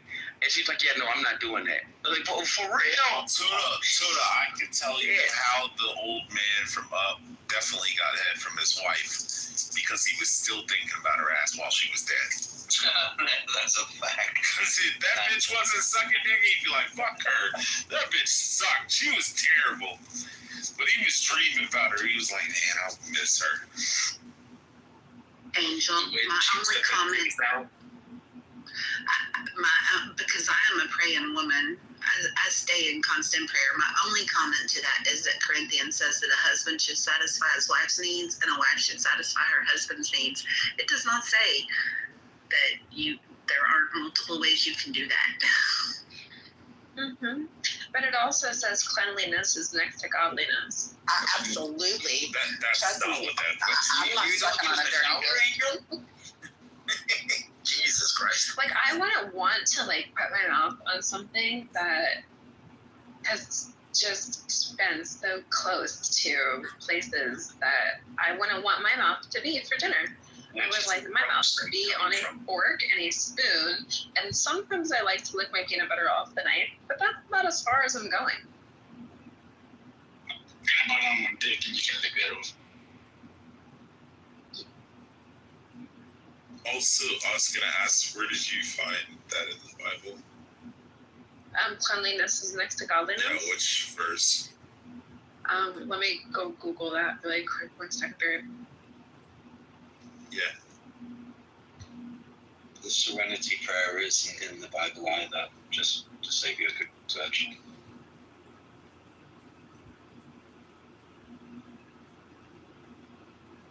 Well, cleanliness is next to godliness is in the Bible. No, it's not. It's a John Wesley quote from 1791. It's not the Bible. There's nowhere in the Bible that says cleanliness is next to godliness. Something about being clean is there, and something about having like clean oral hygiene is there as well. Yeah, but that just goes with the territory. It's just basic hygiene, right? I mean, if you shower every day, then what's the problem? Yeah, but like when I'm eating like food, there's no possible way I can get like an STD in my mouth from just eating food. Like you can get a fucking STD down there, and that is so wild. If only there was some You're not worried about your husband having an STD. No, nobody's worrying about that. But what I am worrying about is that there's a world around us where people actually engage in this for these pleasures, per se. You know? So, and I just don't think that being in participation with some of those oral behaviors is a form of modesty. I don't think that it is a way to kind of proclaim femininity. And not that I'm a feminist, but I just think that there's just something special about not having these type of oral behaviors as a woman. It just makes you more polite and way more attractive. Let me ask the fellas something real quick. attractive for who, though, Angel? Fellas, have y'all ever turned down some head because for over 10 years, and I don't shave my armpits, I don't shave my legs, and I can't tell you how many times in a week that I am told how beautiful I am and how lovely I am, how attractive beautiful. I am, and how exciting I am, and how some of the other things I can't say, but it's just a lot of compliments. By the way, a lot of compliments come from this one beautiful man who has kind of accepted me, and what I'm learning is my awkwardness. I just didn't know that other women weren't like this. Hell no, you are a beautiful, hairy motherfucker. And let me ask the men something real quick. Men, have y'all ever turned down head or asked a woman, hey, you don't have gingivitis to it. You brush your teeth, you make sure you floss and put. I don't want you to be got gingivitis or something. Have you ever said that to a woman? Gingivitis isn't a venereal disease. She can have a mouthful of shit. I wouldn't care. I'm English. It's not occupational hazard with the state of dental care in the UK, so yeah, I've turned down hair. Well, I would expect all the guys the to say English, that. yeah, they have really fucked up teeth. I would expect all the guys to say that. There are a lot more women that have issues with oral than men. Yeah. And it doesn't surprise me. Well, and like, smile can look like a haunted graveyard looking at him. Yeah, I mean, if some chick had like jagged, broken, sharp teeth and shit, that, you know, I would definitely turn that down. But have I ever turned down teeth? and then like, it's like we're having two separate conversations here. the title before was talking about like beef curtains. Like I almost regurgitated when I learned that what that was. I damn near fainted, and I had like almost. Girl, I'm not vegetarian, but my meat has to be. I do eat lamb sometimes, but I mostly eat salmon and fish. But like if I do eat lamb, like it has to be like almost charcoal burnt. Wait, do you eat like 7 to 8 minutes or something? No, I'm Jewish by birth. I'm Black American as well, and I don't claim any religion. Oh, so you're like one of these weird spiritualists. Okay, never mind. I mean, it's kind of Not weird spiritualist. I believe in God. I believe there's only one God, and I have an absolute soul God-fearing fear of being without. So you're like a progressive secular Jew that's a spiritualist. Okay, gotcha. If anyone's keen, I did find the Bible section on fellatio. Song of Solomon 2:3. As an apple tree among the apple trees of the forest, so is my beloved among the young men. In his shadow I delight to sit, in his fruit. Fruit was as sweet to my taste. There you go. So was that a scripture of a man having oral with another man? Wait, can you read that again? Sorry. Okay. I'm just going to put some quotes in because this is why I'm not a pastor. I'm not good at reading scripture out in public. So, I'm just going to copy and paste it into the chat for you guys. Okay, thank you. Because I heard. In the meantime, Angel, I have a hypothetical for you. Okay. Okay. So, sure. So this sweet man that you have found, which of course I congratulate you. That's fantastic that he can accept you for who you are. But let's, for argument's sake, say that he's uncircumcised. Would you be willing to help him achieve his circumcision by the traditions of your forefathers? I mean, in certain subsects of Jewish culture, they practice metzitza bete, which is biting off the foreskin and sucking on it. Would that be fine with you? Would you do that for your fantastic man? He would absolutely. It's not that expensive. He would absolutely be on his own. Well, okay, that we know. But I think, you know what, people should be able to decide what they want to do with their lives. I don't think they should be pressured into doing anything. But I do believe, speaking from just the fact of being a man, that I think it's more about the fact that the woman wants to give the man pleasure without reciprocity. I think that is one aspect of it, that the men feel like, it doesn't necessarily have to be good. It's fantastic if it's good, but it's just the act itself that it's kind of like selfless, right? Exactly. And I think, Yeah, it should be a moment of and I get it. Obviously we're in this modern day and there's all of these sexual, over-sexualized normalities. Yeah. But there's something so beautiful about just being I don't maybe pure isn't the best term for it, but just being in this pureness of knowing that you haven't been engaged in certain No, I understand what you mean. Yeah. And I actually respect it. If that's the way you want to have your relationship with another person, then I guess that's fine, and everyone else is cool too. They're sounds pretty funny. Sounds like it's pretty dangerous and people play a lot of Russian roulette, but that's, to each his own. Yeah, absolutely. But I do actually want to emphasize that, you do have to kind of, as a responsible adult, I don't know the state of sex ed today, but getting tested, I feel it's a given when you decide you want a long-term partner. You both should be tested and make sure everything is safe. But a lot of people don't, unfortunately, and that's why we have, chlamydia and herpes and stuff like that, right? So, yeah. But Alex, what gets me though is, if a woman tell me I can't get no head because she gotta pray, well, I'm praying for some head. So we praying for two. You see what I'm saying? We are praying for two different things at this point. That's fine. I mean, I get you. I get you. I think Angel, her husband paralyzed. Something wrong with that dude. Something ain't right. I think either he blind or something's wrong. Or maybe he just cherishes his wife and he wants to respect her wishes. He's not paralyzed. And in fact, I'm not going to show you a picture of him, but I'll show you. I don't post anything on here. But just here, Angel, because I came in a little bit late in the conversation, you don't expect him to do that to you, right? I will, and I said that I would I would probably kick him in his jaw and divorce him. And Okay, shit. You don't have to do it either. So maybe that's it. I thought of that too. Like maybe because she don't shave, she got so much hair. He like, man, I don't want to do that shit no way. I can see that too. I can see that too. But that's still that wouldn't stop him. You guys are gonna see like an image of him or whatever, but it's a shadow, and he's giving me a kiss. Oh, he seems.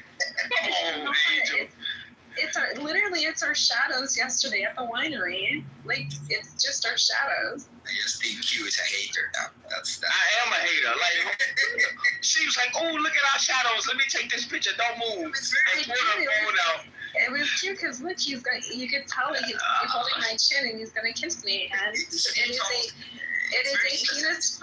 a penis free kiss. It's he's kissing my lips and it's been penis free, and I'm kissing him and it's been vagina free, and it's just a beautiful photo. But you, we're looking at this from the other perspective now. Do you think maybe it's because people have been so desensitized by the porn industry? Because a lot of people have gotten access to it very early. She's Jewish and she's absolutely. Yes, because people see my Jewish and she's a curmudgeon. That's what it means. Wait, what's a curmudgeon? Probably something I hate when I have to Google 75 words. This is my promotion: ban prostitution, ban public nudity, and all promotions of sex, ban pornography, ban sexual exploitation as a norm. And I think once we start to do these sort of things and we do them globally, we will be able to bring more light onto bringing up young people into this world who will have a better chance at healthier sexual engagements with the world. Clarifying question, Angel. Does this include the Pride Parade? Because that features a lot of public. Absolutely, right. We can throw the alphabet crew in there as well. A crusty, ill-tempered old woman or old man. And so I think that this is, if we ban all these things, this is the great start towards and this is probably a far fetch. About you doing it, or you giving? I'm talking about the world. I'm talking about the world.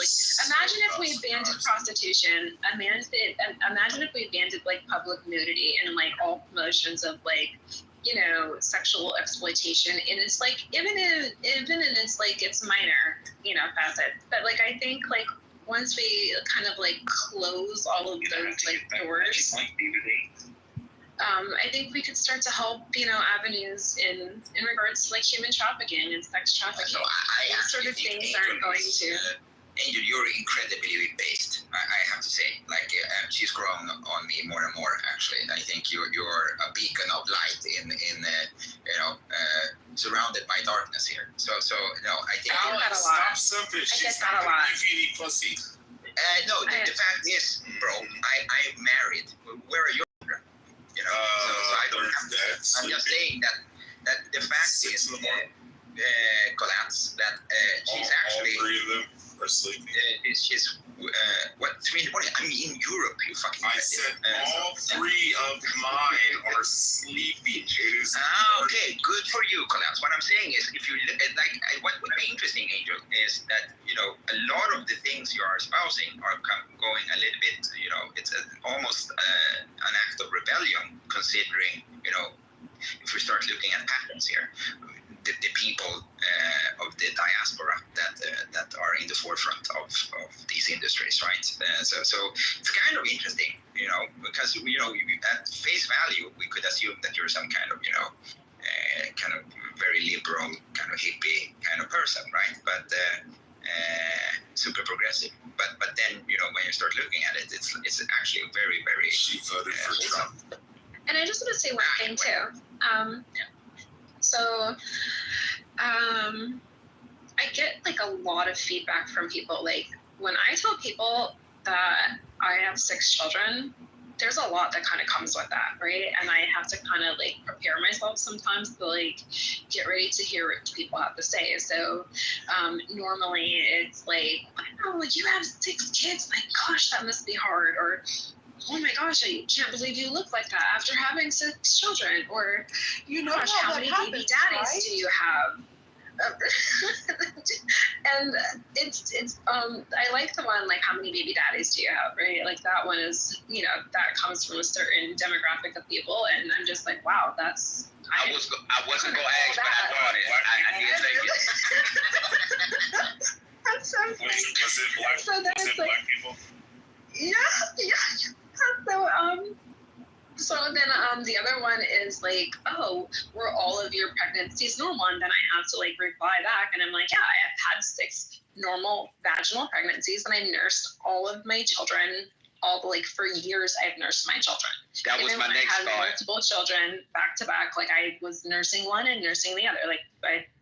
So anyways, and then I always get like all of like this shady talk and all of this horrible things said to me. And I'm just like, you know what? I'm just going to stand in my truth, and I'm just going to stand for me, because I realize that not many women, can stand this way. And I'm kind of really grateful about that. And I think that God has shown his light in my life, and I think that reflects. And so I'm proud of us over here. I'm proud of you too. Shout out to your guy, because his patience is something beyond humanity. I don't think no man can process that. Not one that can see. Shout out to him, man.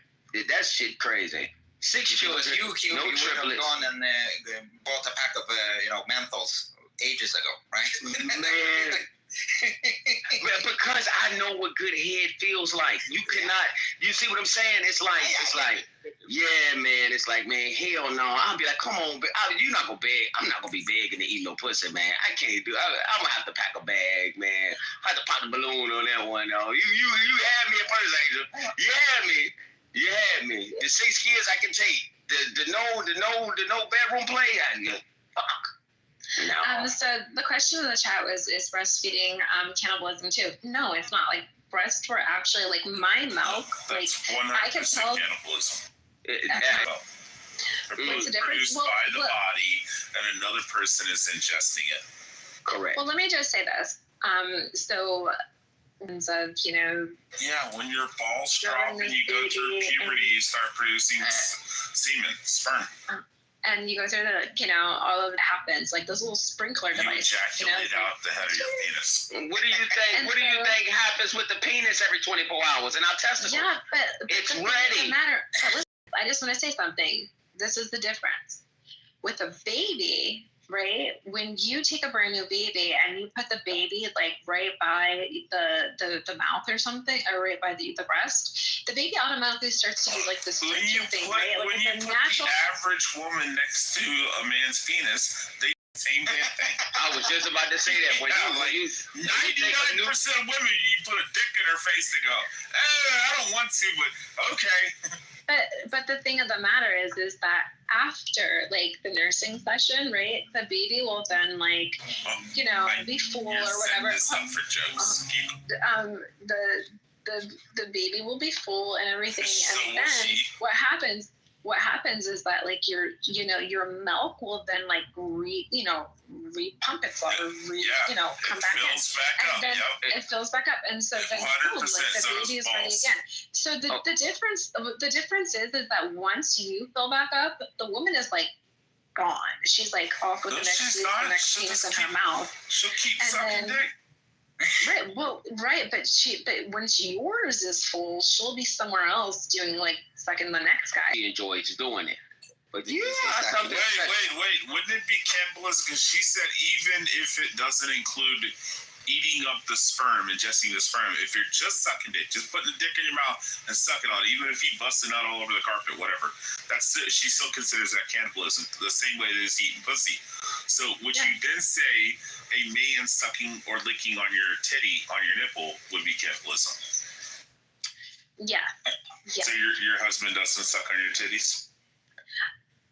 You's a bold-faced liar. You know you don't want to lie. Look at you. Look, lying ass. Thinking about lying, but you know Hashem's gonna judge you. Hey, Angel, don't No. You gonna lie?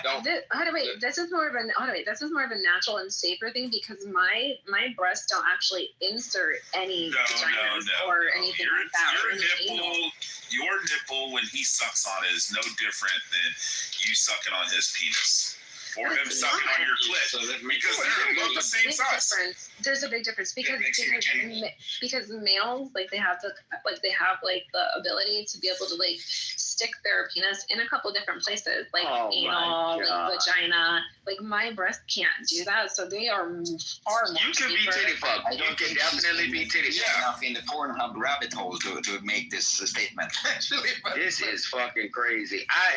You are a science experiment. Alex, we're trying to show how much of a hypocrite she is. Yeah, I understand that, guys, and it is very entertaining. So I know that, but I do have to interject some boring facts here, right? That there is a slight difference due to the fact that they are meant for specific purposes, right? So even though sperm, technically, you could eat it, it has calories and proteins, it has a specific task, right? The same with breast milk. Breast milk actually has antibodies, which the baby needs to have an immune system in the beginning because they don't have one when they are born. So they get one transferred from their moms. Yeah, that's just a colostrum. That's only the first couple of breastfeeding.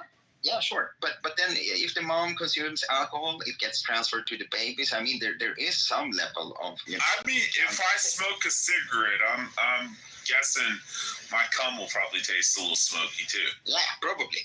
Or shitty. Like asparagus is apparently a huge fucking destroyer.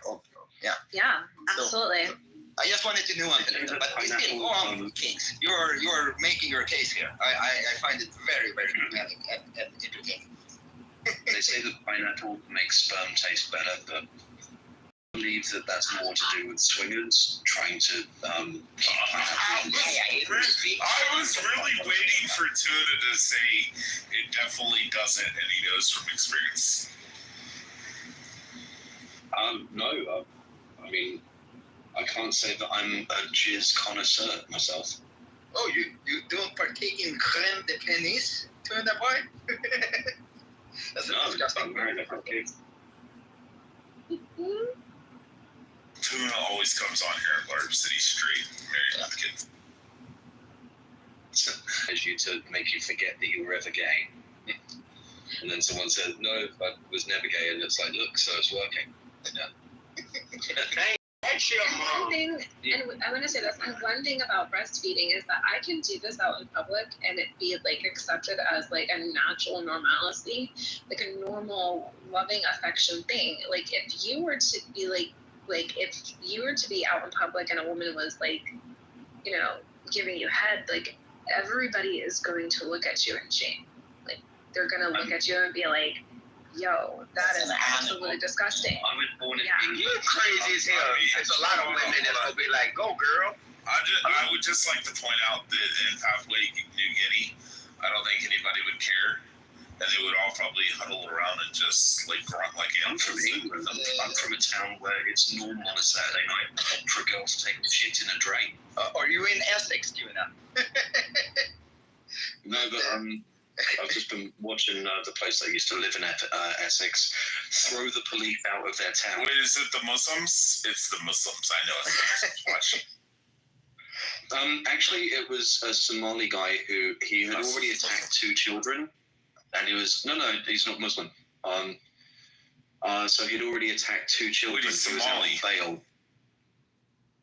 Yeah, so Somali refugee claims that he's Christian. Wait, then he's not Somali then? No, but he's claiming. No, I'm making a joke because Somalis claim that if you're not a Muslim, you're they don't claim you. Yeah, exactly. No, that's true. But anyway, I mean, what happened there? If you're claiming political asylum, then you're probably not too worried about whether the Somalis claim you or not. If you're saying that you have to flee the country that you come from. Yeah. I know. What did you do, Tina? Oh, he got caught trying to force himself on a 14-year-old girl for the 3rd time. and there was a huge riot in the town that I used to live in. They literally threw the police out of the town. You know, this sounds very Tinder boys.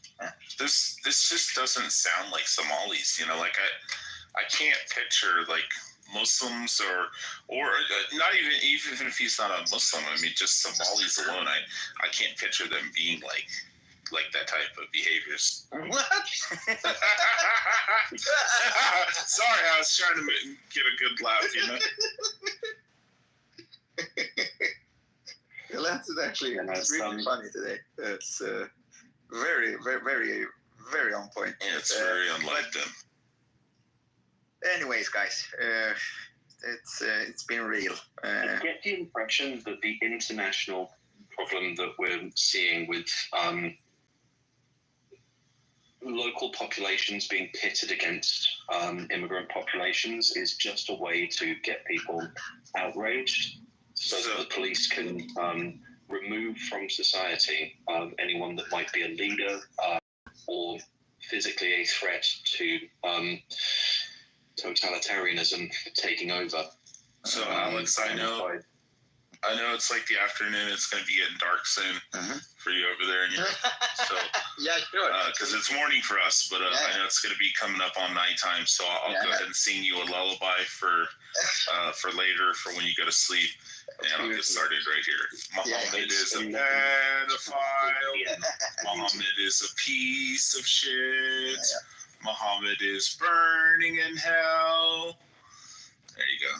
I have to turn the volume down. I don't want my neighbors to issue a fatwa. so, but I get what you're saying. Question for you. Yeah. Oh. I got a feeling this is contentious. Go ahead. Yeah. So you guys have a fellow, I think it's Tommy. Is it Tommy Robinson? Tommy Robinson. Yeah.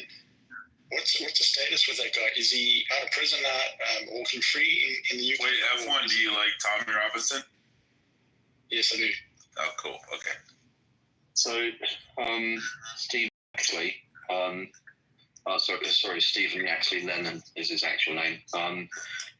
He is out of jail now, and they're staging a big kickoff in central London on the 13th of September. If you watch it, it's going to go really ugly. Did Mossad break him out of prison, or what happened? No, he's served his time. He's out. Hold on, I'm going to. He used somebody's passport or something, right, to fly to the U.S. or somewhere or something like that. No, so he was on holiday with his family in Ibiza, and an arrest warrant was put out for him for publishing details of a case where he felt injustice was being done, and he went to prison for non-publication breaches. And contempt of court, I think, as well, right? If I remember correctly, he's been in and out for a while. But I do agree with you. Yeah, absolutely. I do agree with your analysis that they are using kind of these situations to kind of silence anyone that they don't like. But at the same time, like, in all honesty, like when different ethnic groups the disparity becomes too large, then it's bound to have, conflict as a consequence, right? It's just, we can use Lebanon as an example. Before, like in the 1960s and 70s, it was called the Paris of the East, right? And now it's like almost a failed state. And I think, unfortunately, that's just a consequence of people that don't share values. When they live too close to each other, that's what you're going to get. It's also that I feel like many countries in the West have not been very clear about assimilation, right? We talk about integration a lot in Europe, but it's not integration that we want, really. We want them to assimilate. That's really what you're looking for, that they can, blend into the crowd of the rest of the people and share those values. But that's not really what's been communicated. There's no impetus on, them to adjust to how we live. and then that's why you get the conflict, right? So if we're honest, there's not the welcoming integration angle. It's just that it's faux pas to say, actually, we don't want our neighbourhoods filled with people that we then have to educate as to what our way of life is. We'd rather just live our way of life. That's the reality that no one really wants to mention. They all flock over to the UK, and then want to live in the UK, but they want to bring all their beliefs and change the way things are done in the UK. Why not just stay in your own country and practice their own? Because there's no money there, F1. That's why. There's no money. That's why. They get free money. Then they must realise that they are guests in the UK. They can't come over there and change everything there, you know? I think it's also a consequence of the volumes, F1. Like, my mother is an immigrant, but she was educated when she came to Europe, and she actually put in effort to make sure that her kids could speak without accents, that we understood the culture, that we actively participated in the culture, right? But I mean, I'm not immigrant as well. The reality is that the reality is the world has changed. When I was a kid, there was this understanding that every man in society, if I had dropped rubbish in front of another man, and an older man was to turn around and say, "Oi, fucking put that in the bin," that was an accepted social standard in society. Now we have a social standard in society where if you've got a machete gang running around, there was a case in Manchester recently where a father's now on murder charges.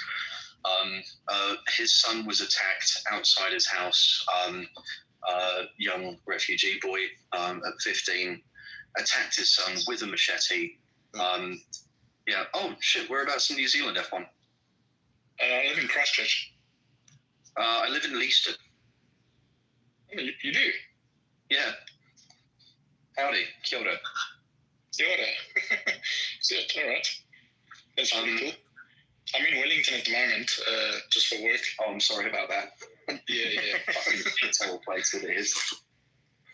They used to say that, like, Palmerston North was the Hamilton of Wellington, but now I think that Wellington is the Hamilton of Wellington.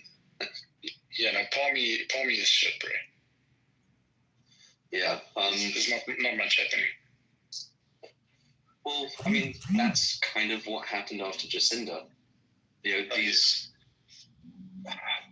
will never undo the damage that they have created to their society.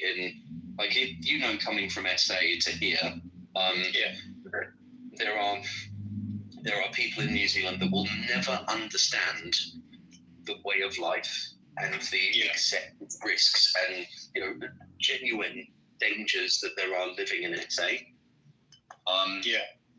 Because it's a bit of a paradise here in New Zealand, and so far out of the way that they're naive to a lot of the realities of living in what we consider the rest of the real world. And so New Zealand has, for the since the 70s, ever since the Labour Party really started to make moves. What we've seen in New Zealand is that they have been completely dependent on influxes of immigration in order to keep the brain drain from just absolutely decimating the population.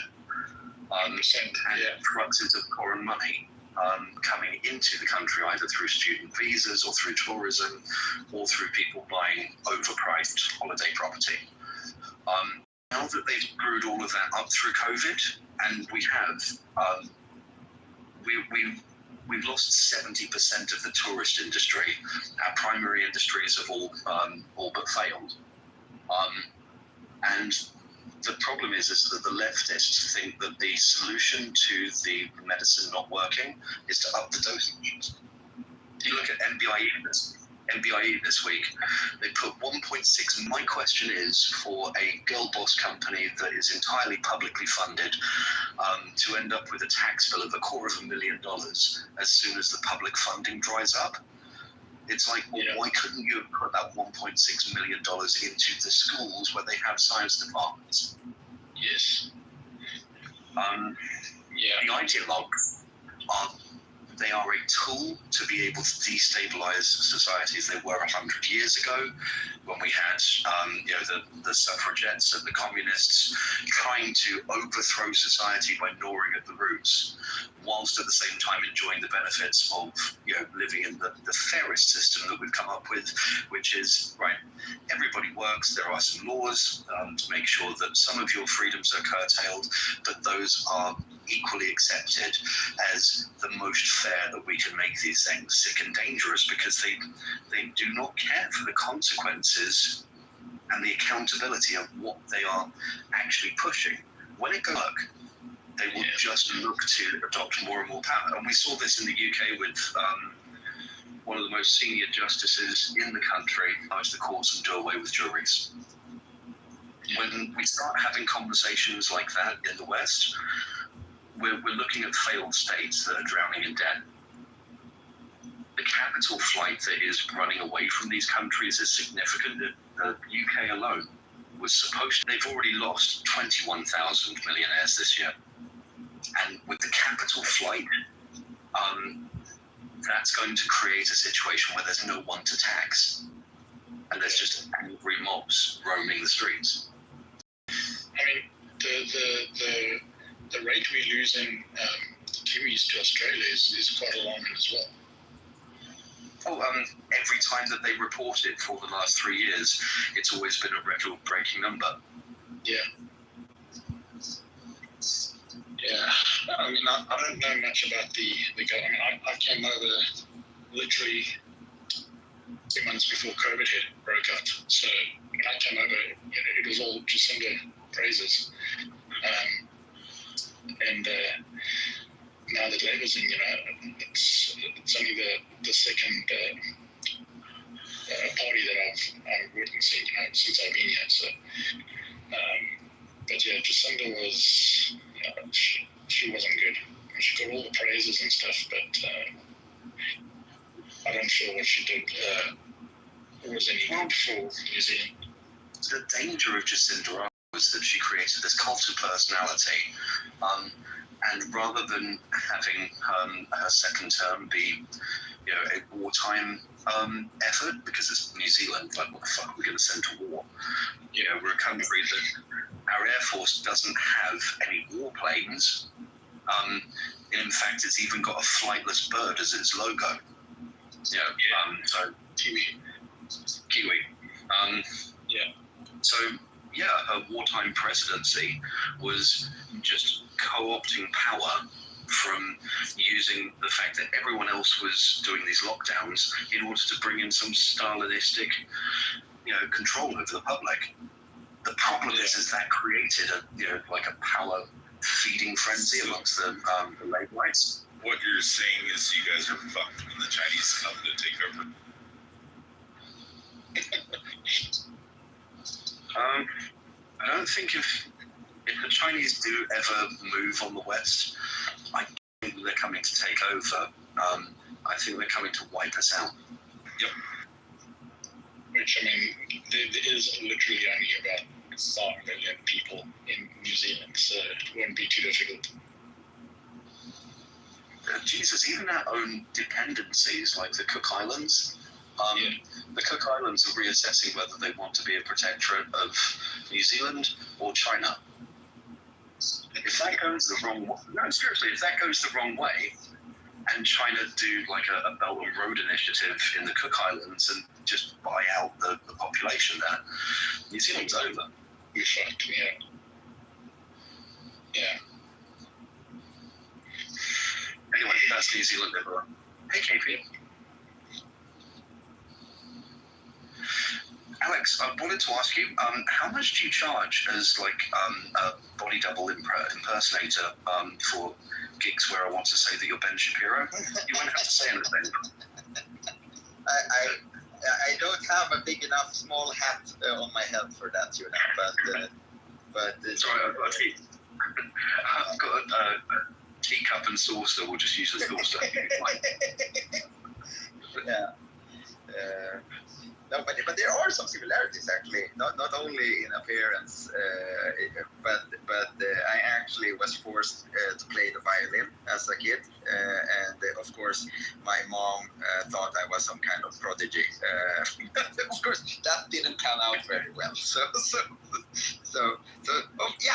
absolutely. It's just simping too much for our greatest ally is not really my cup of tea. Not that I in any way endorse the other side either.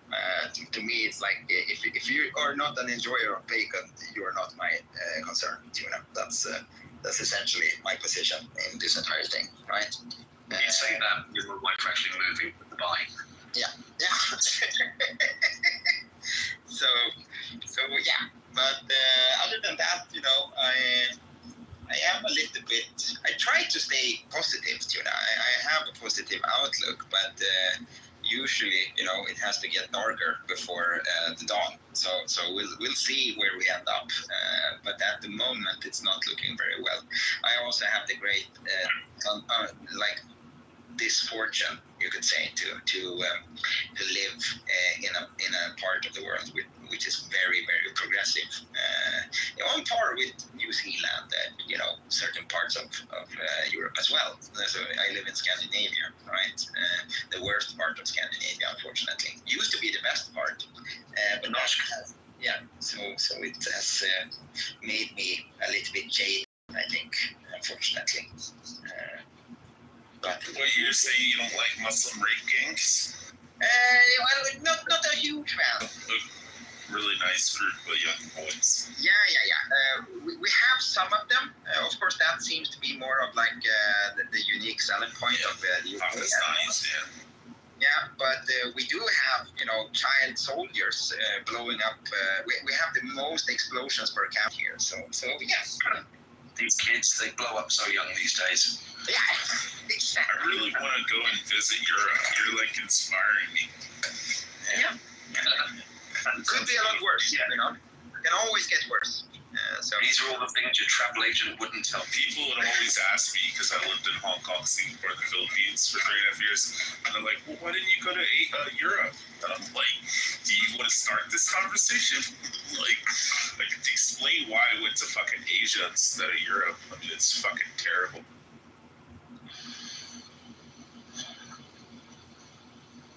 Yeah, drugs are better in Europe, definitely. They're cheaper in South Africa. Yeah, but the people that you have to buy them off might take your hands off. Yeah, sacrifice, give a little, take a little. What's a finger for a cheap hit? I don't know, man. Like, do you think that we did this to ourselves when empires and colonialism ended up a rush job after World War II? We started throwing independence at countries that ended up as warlord-ran dictatorships. In that power vacuum, you end up with this power feeding frenzy from the incoming government that have always been in opposition, and the corruption just absolutely corrupts everything. I look at the ANC and just how they've turned everything to shit. Literally everything just doesn't fucking work. Yes, 100%. They literally, if you look at South Africa 30 odd years back during apartheid, it's literally reversed roles pretty much. But only now it's actually worse. Every government entity is a failed entity. Every single your transport, your hospitals, your schools, the roads, everything has failed in the country, and yet the politicians get richer and richer. Wait, you say you don't like dialing the police, and it takes 6 hours for them to show up? The police. It takes 3 hours. You've just got to have the right bribe. Yeah. KFC and Coke. That's the go-to. I don't know, man. It's depressing. I just think that we've created a melting pot that is going to end up in a near extinction level event within our lifetime. Pretty much, if you look at Rhodesia, Zimbabwe now, there was such a thriving country, and you look at it now, it's a failed state. South Africa's heading the same way. They've just passed a law now where the government is allowed to take your land and not compensate you for anything. If they feel your land belongs to, they want to give it to this tribe or this person, it's legal now for them to literally take your land and give it away. That is why you got South Africans fleeing over to the States. When Trump brought the South Africans over, it's because of that refugee status. It is somehow hateful. It's not. It's just describing the reality of why these things don't work.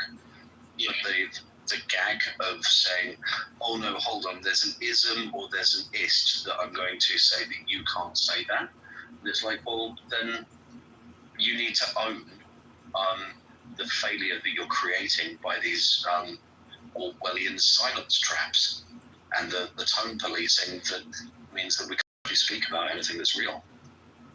Yeah, there's a huge double standard in South Africa. There's certain groups of people are allowed to say certain things, but the other group of people aren't allowed to say it because because of this inherited guilt that has to be continuously knocked out. Yes. Yeah. If you like, they had a guy that went out into the streets and asking questions. That if you look at 90% of the people in that country, they all want to just live together in peace. The politicians make it out to be, it's this government versus this government group.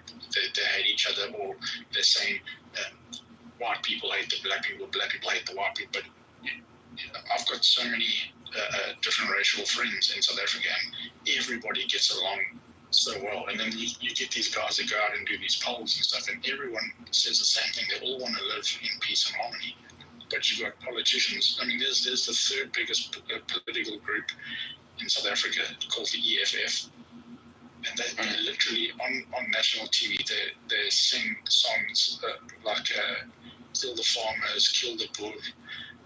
We're going to cut the throats of whiteness.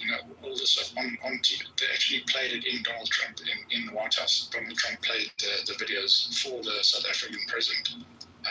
If you look it up on YouTube, it's where South African president went to go see Donald Trump in the White House at the terrace, and Donald Trump ambushed him and played the videos for him. And he sat there with a mouth full of teeth, didn't know what to say. See, it's not those extremists that you need to worry about. In SA, the real canary in the coal mine will be when the incumbent government starts having a go at the Indians. That tends to be the litmus paper for, if you have a look at Amin when he kicked the Indians out of the country, that's the real tipping point. Go ahead. Oh, sorry. Yeah, so one of the groups, racial groups that are standing with the opposition are the Indians, because they're getting discriminated as well. But there's a huge population under discrimination. These guys had like a period of history of slavery, which we called indentured servitude, but it's basically slavery. And they never, they never got their recognition for the atrocities that were committed against the Indian. They just got on with life.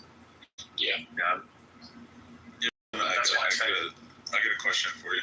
Do you think it's a net positive or a net negative for the country of Germany or Deutschland to be bringing in as many Muslim migrants as they did? Do you think it's helped their society or been detriment?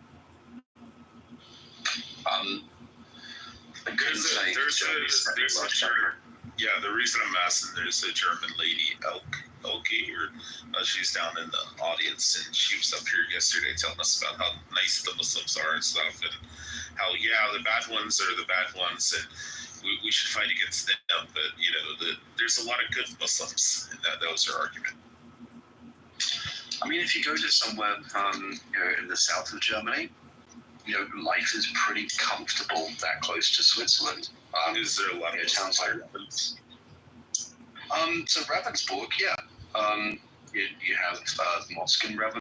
You have what we would call integration, but the way of life is very different to like central Berlin. Who, if we have a look through, every living person in Berlin will have some memory of the hardships that the Second World War created in its wake. Even down to things like Google Maps. Google Maps was actually invented in Berlin in an art collective, stolen by Google, but that's how big tech works. So you think Muslims are a net positive for the German culture, the people, and their future? I'd say it depends where you go. Immigration is a positive if you're going to add people to an already functioning society. If you're stalling society by adding more people in that don't have anything to contribute to an already existing system, or like we saw with a lot of the people that turned up in New York, people that are prepared to come and actually build something anew. Then my question is... Has it turned out well for London? When are we saying that immigration started? Because the Romans did okay. Oh no, I'm saying like the Muslim migration.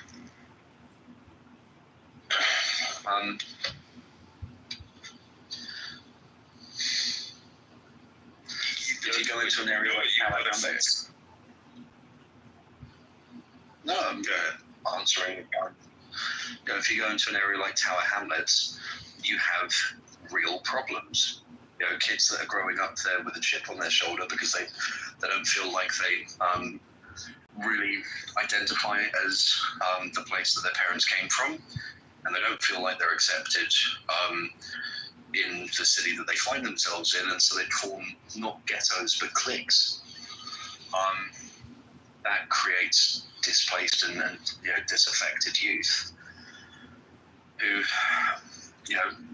that creates some serious social problems,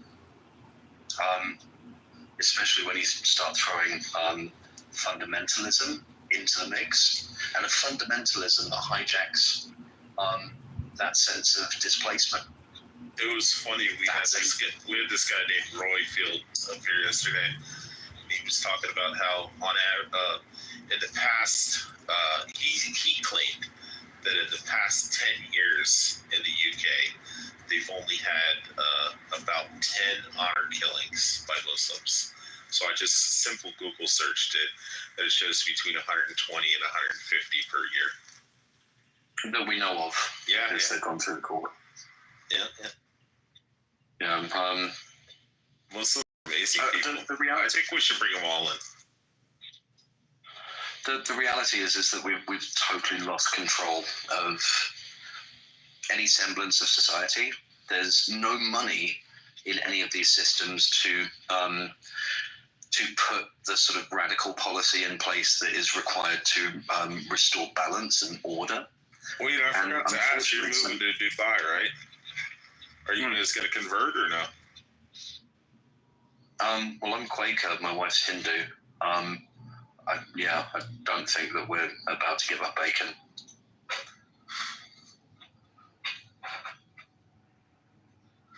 So we're there for one reason and one reason alone, and that's 0% income tax. Have you seen the numbers of the people that are fleeing out of Dubai because they realize, oh shit, we can't drink and like live normal lives? Europe's not that far away, to be fair.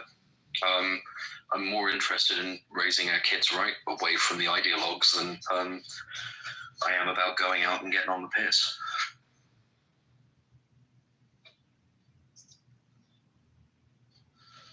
Would you be okay if your kids came home and said they wanted to convert to Islam? They're a ways away from that, but sure, hypothetically, we'll talk about it.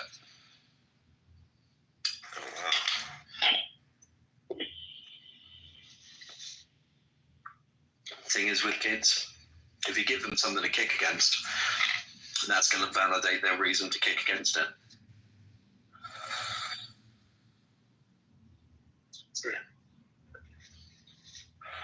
F1, are you a dad?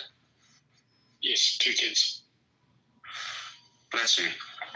At next door neighbours, they're from SA, got 2 wonderful kids, and I've got to say that they're thriving. Dad is a fantastically hard worker.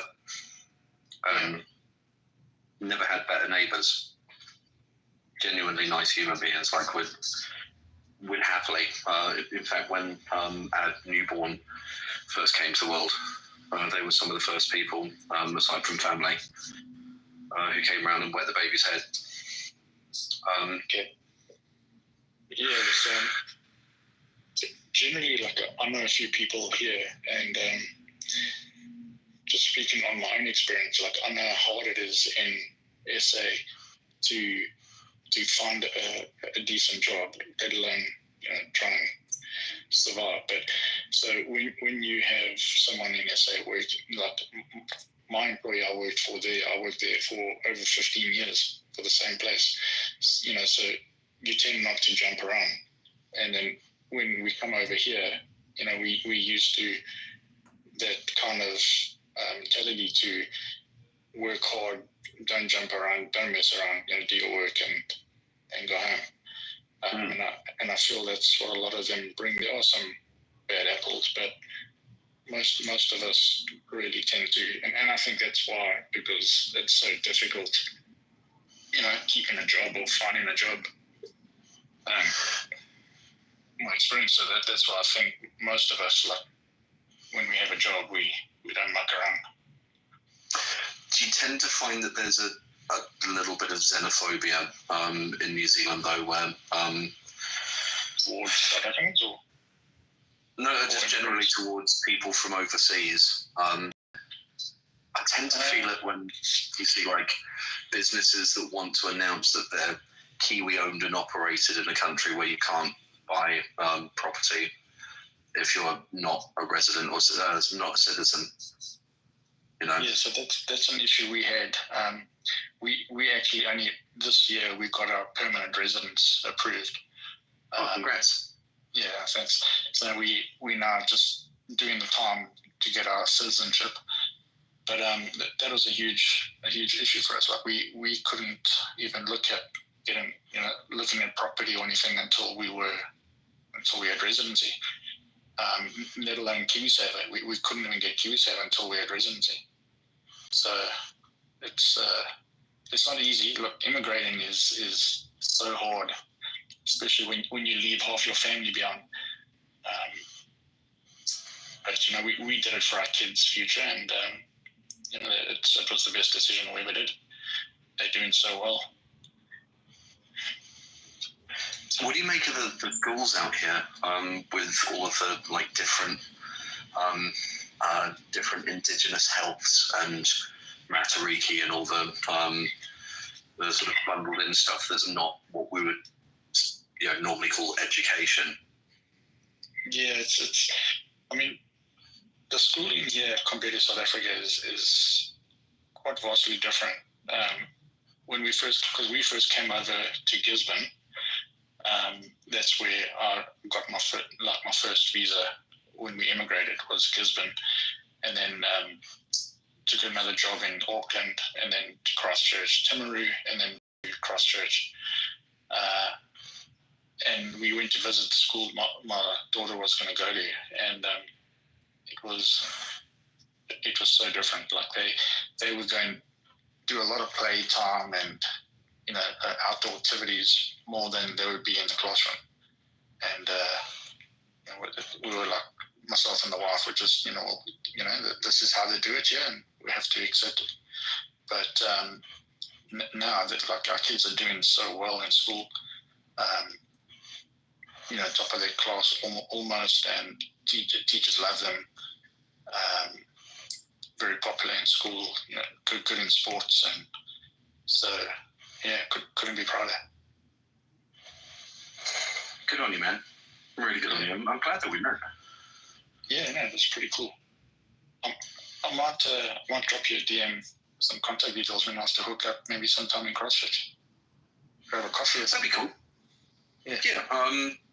Yeah. There's not a lot going on in Leaston.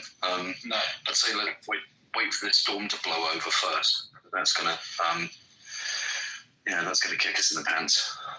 A mate up in Auckland saying that it really is quite a big one coming through. Yeah, I believe there's a nasty storm coming through. Because I'm in Wellington for 2 weeks, and from tomorrow there's like 100% rain, so it's not going to be fun. Well, to be fair, that means that Newtown's going to get a wash. Yeah, I'll just drop you a DM real quick. If you're stuck for something to do and you end up at Calendar Girls, let me know. Got contacts? I'll put yeah, I've got some contacts there. My former boss, like I've resigned now. I tried to resign from this company for like 3 years in a row. Originally, we came over because on Stack Overflow, I was sat there screaming at someone that was clearly quite undeveloped as a dev, and they were asking questions about like how to password protect Excel files, and they were sharing stuff that had people's medical details on it, and I figured it out pretty quickly. And I worked out that the people that were handling the call center work for COVID, they were sharing the entire country's medical information on unpassword protected Excel spreadsheets with Home Care Medical or something like that. So when I came over and built them a simple, isolated database to be able to run their call flow, I turned up at the heads of department meeting and just put a hard drive on the table that had the entire country's medical history on it. And I said, look, basically, 1, I shouldn't be able to assemble that. 2, I shouldn't be able to assemble that without setting off a lot of fucking alarms before I get anywhere near doing it.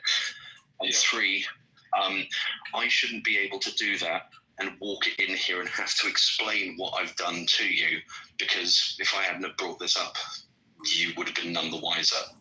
Yeah. You should be in handcuffs, prison cells locked away somewhere. But it wasn't hard because nothing was locked down. So they then took those suggestions, and 2 years later, they hire us again because the budget that they were running to FATA order off of was on a single Excel spreadsheet. The entire country, like $23 billion of spend. And this is being administrated on a single Excel spreadsheet, and they fucking password protected it and forgot the password. Now, they tried to hire us to brute force the password. It had to be explained to them that would require more compute resource than New Zealand has in country, and to get that compute resource piped in from Australia would mean that enterprise would see a noticeable reduction in service, bringing that resource across from Australia. Yeah, they're like, what does that mean? It's like, well, we could run every computer in New Zealand brute forcing this thing, and it would take you the best part of 1,000 years to complete that work. Or we could go through the keyloggers, which you're not supposed to have on your admin accounts, that are logging everything, and we can work out from the 9 people that could have set the password, who set the password and what they set it to, and we got it done in 7 days. But they had to have Deloitte and Touche Deloitte. They had to have Deloitte turn around and, and disassemble the fuck up. And the same people that are responsible for that fuck up are still in their jobs. Like, that doesn't surprise me. And I think that should be alright. Is probably sounds sounds okay, but in an age we're literally able to create vast armies of intelligence, and China's really moving in on the AI space now. I don't know. I just feel like we're at a point where we can no longer wing it. We have to take national security seriously when it comes to things like our intellectual operation security. We have to take that shit seriously. Enough's enough. Anyway, that's my soapbox. I'll get off it now. You probably don't want to go for that coffee after hearing me go off. Yeah, a little political rant.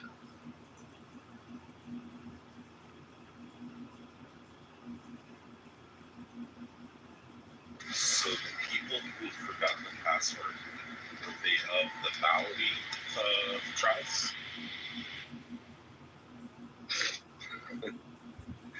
Americans always think that Maori people are, like on a reservation somewhere. Oh no, I know they're like internet extinct in the like the general population, but they seem like very intelligent people.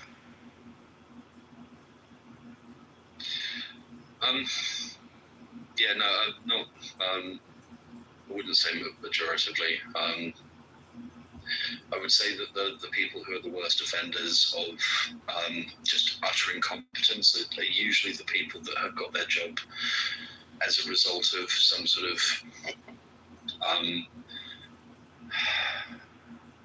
hiring practice which seems like it's being nice to people that haven't had a chance before. Yeah, which the New Zealand so in New Zealand, we tend to consider women to be like a minority group, and there's quite a few people who are incompetent at their jobs. That's what I'll say. I got you.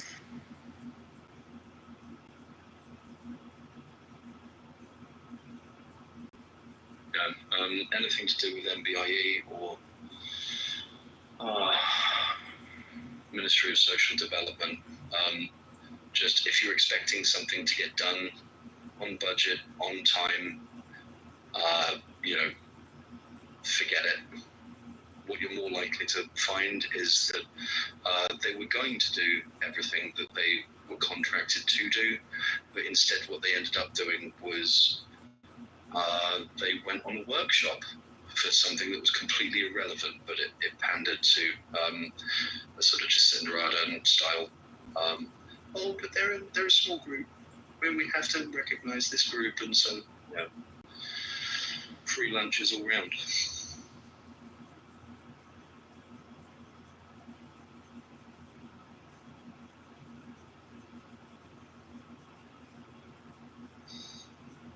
Y'all move to Dubai.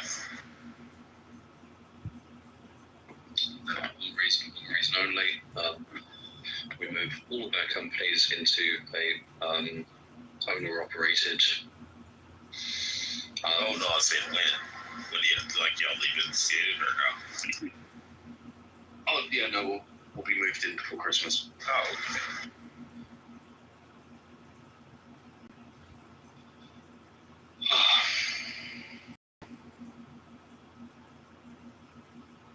Our kids are still too young to be at school, so we've got some time to. Oh, okay, so they're tiny. Yeah, it's a really cute picture.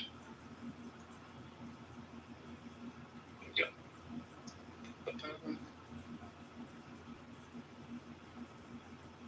What's that?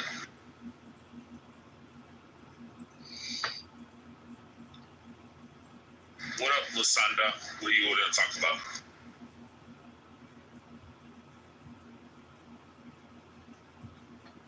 PTO. Oh, that's awesome, man.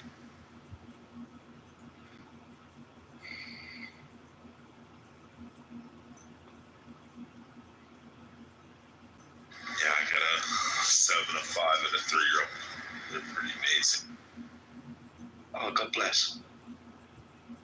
Yeah, they're amazing. Are you a girl dad or a boy dad?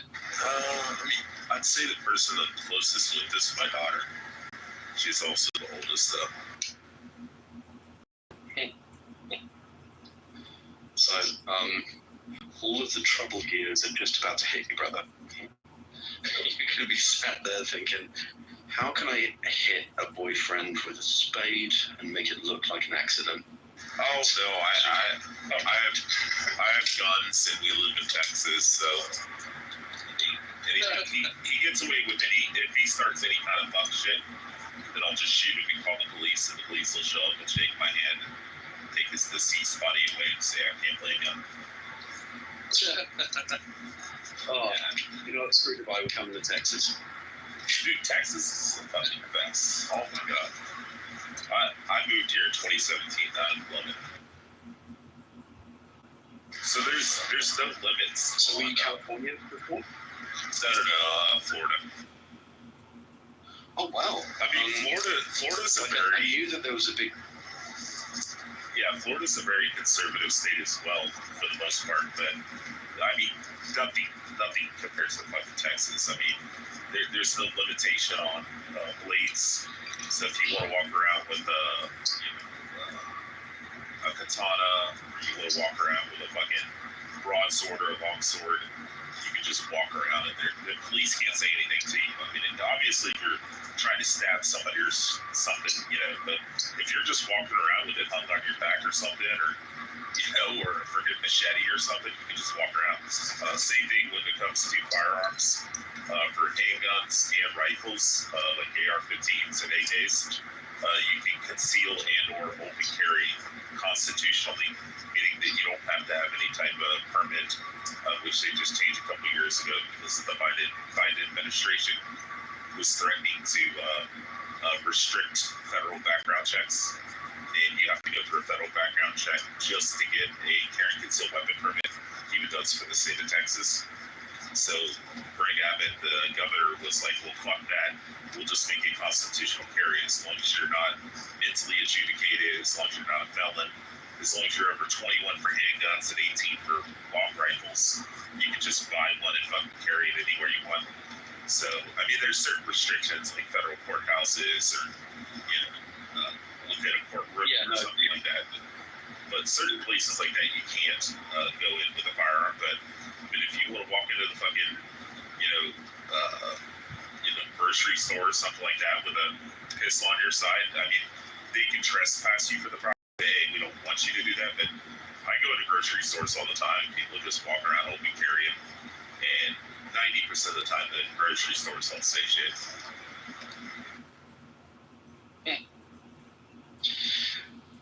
So, I feel like Biden would have brought stuff like that in thinking, fuck it, we're not going to win Texas anyway. Oh yeah, he was a fucking piece of shit. I mean, he was talking about, like I said, they want to get rid of long rifles. People are like, what do you need fucking long rifles for? And I'm like, 97% of all fucking gun deaths in the United States are due to handguns. So if you really want to eliminate the fucking issue, then eliminate handguns. But they know nobody's going to fucking go for that because, grandma doesn't want to give up her fucking Smith & Wesson 38 that she has next to her bed, her fucking, dresser, in case some fucking hoodlum fucking asshole piece of shit breaks in her house at 3 o'clock in the morning. She can shoot him. So they know they won't go for that. So they're like, well, but the only reason they want to get rid of long rifles then is like, okay, why do you want to get rid of long rifles? Because they're scary? No, we know that's bullshit. It's because you don't want an armed society. I mean, if you're going to go to fucking battle, you're not going to go in with a fucking Glock 17 or a Glock 19 to fight the military. You're going to be with a fucking Kalashnikov or an AR-15. So many Americans have fucking long rivals that, it would be hard for the government to do anything kind of fuckery shit.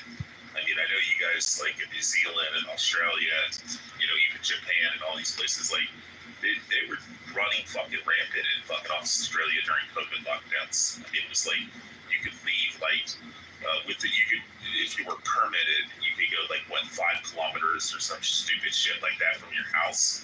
And they tried like talking about shit like that here in the U.S. and people are like, we'll shoot you guys. Like we'll shoot the fucking police. And the police are like, yeah, we're not gonna do that. So I mean, we were still going to nightclubs and bars and restaurants and going to the gym and doing anything and everything we wanted all throughout fucking COVID in Texas. I mean, because people aren't gonna put up with that shit. When it comes to not wanting Americans to have long rifles, I'm British.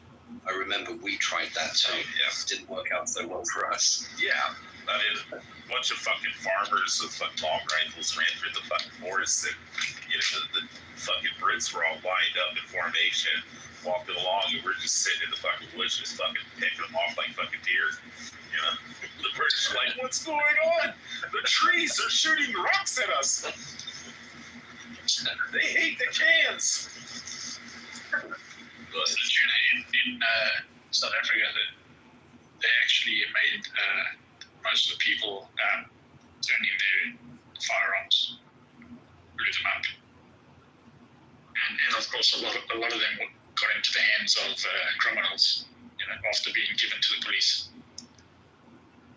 Well, Jacinda, after the Christchurch shooter, sent the manifesto to Jacinda's office with an email saying, I'm going on a murder spree now. Jacinda brought in gun control here in New Zealand, and that has been such a fantastically well-managed and organised.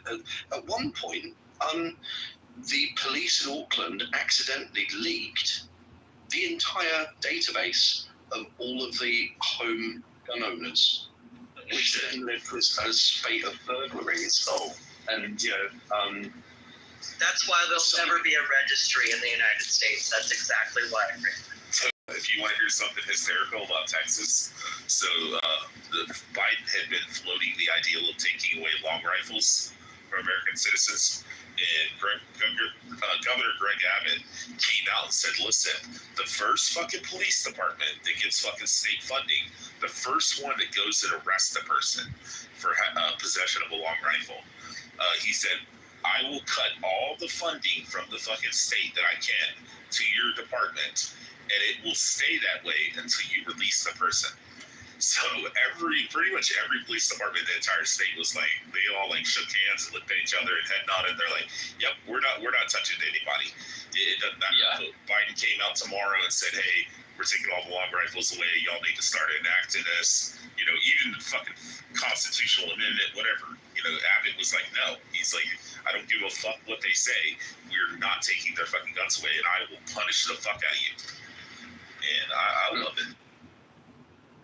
My favorite, and I know that you don't live in Florida anymore, but when it comes to law enforcement, my favorite criminal story from Florida has to be a lady that was what's the police department about the dope? Oh, no. God, there's so many to choose from. Now, my favorite one has to be the lady that was charged with assault with a deadly weapon in a drive-through because she threw an alligator at the lady at the drive-through. That sounds like Florida. The deadly weapon was the alligator. Yeah, that's trash. Yeah, it's between that one. It's between that one and the dude that was out drinking and all his buddies got arrested. So he broke into the police station jail because he missed his buddies. He was charged with trespassing. L, you live in Texas, right? No, I'm in Nebraska. My daughter lives in Dallas. I knew you were somewhere. Okay, yeah, it's your daughter. Yeah, my daughter lives in Dallas. Yeah, I was trying to explain to the foreigners how amazing Texas is. Well, we also don't need. We could open carry. We can conceal carry. No permit. All I do. Well, my first gun purchase many years ago. You just get a sheriff background check, simple background check. That's it. Yeah, see, Kentucky has constitutional open carry, but they don't have constitutional conceal. So if you want to conceal, you have to go get a license. Or, I mean, there's reciprocity. There's, you know, from like if you have a Florida ID, like a CCW carrying concealed weapons permit, then you can conceal carry in Kentucky in places. Here, I mean, and in Texas, you just should assume that most people are carrying. I mean, they just have a daily carry and that they have on them. So, I mean, you just should assume that. Yeah, there's that old like saying. I don't know if it's a saying. That's like a little parable story, but it says that there's a little old lady and she's driving down the road in her 1970s big giant boat car. She gets pulled over by the cops, and the police officer stops her and he says, "Ma'am, do you have anything in the car that I need to be worried about, or any firearms or anything?" And she's like, "I got a 45 in the glove box, a 357 in my purse. I got a 12 gauge underneath the seat, and I got a hunting rifle in the trunk." And then the police officer asked her, "Ma'am, what are you so," and she's like 85 years old. He's like, "What are you so scared of?" And she said, "Not a damn thing." Exactly. You know, that when there is a sense of, and especially if you know how to use them, right? You don't worry as much, and especially being a woman, I travel for work. I also hunt and fish. So if I'm alone, I've got my dog, I'm carrying. I do feel a sense of a little bit more security. Oh yeah, it's true. I'm a millennial. I'm 40 years old, and I am addicted to my phone. I use my phone for so much shit, and my wife gets on me because she says I'm addicted to it. But I will leave my house and be like, "Fuck, I forgot my cell phone," and I'm like, "Damn it!" And I'm like, "Oh, but I got my pistol." But if I don't have my pistol, if I have my cell phone and I don't have my pistol, I'm turning the fuck around. I don't care if I'm 5 miles down the road or 10 kilometers, whatever. I am turning around to go get my fucking pistol because I'm not going to be caught slipping.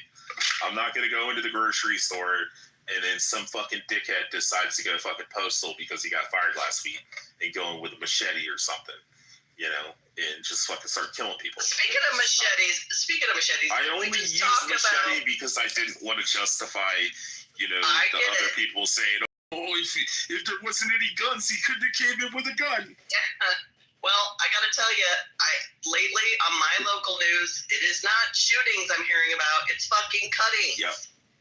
Every night. What is going on?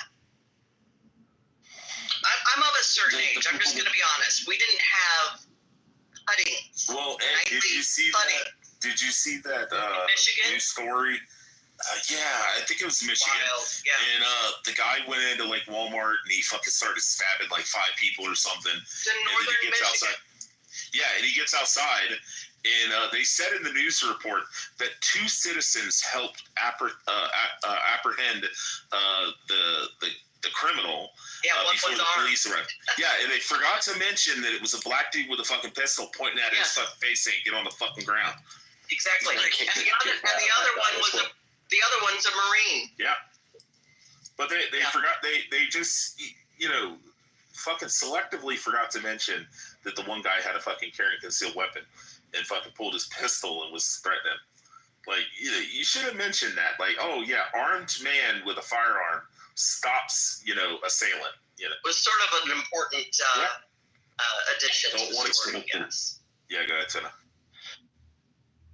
When I hear people say stuff like, "Oh, well, if you didn't have any guns, then there wouldn't be any shootings," I'm just tempted to say, yeah, and if my grandmother had wheels, she'd be a bicycle, but she's fucking not.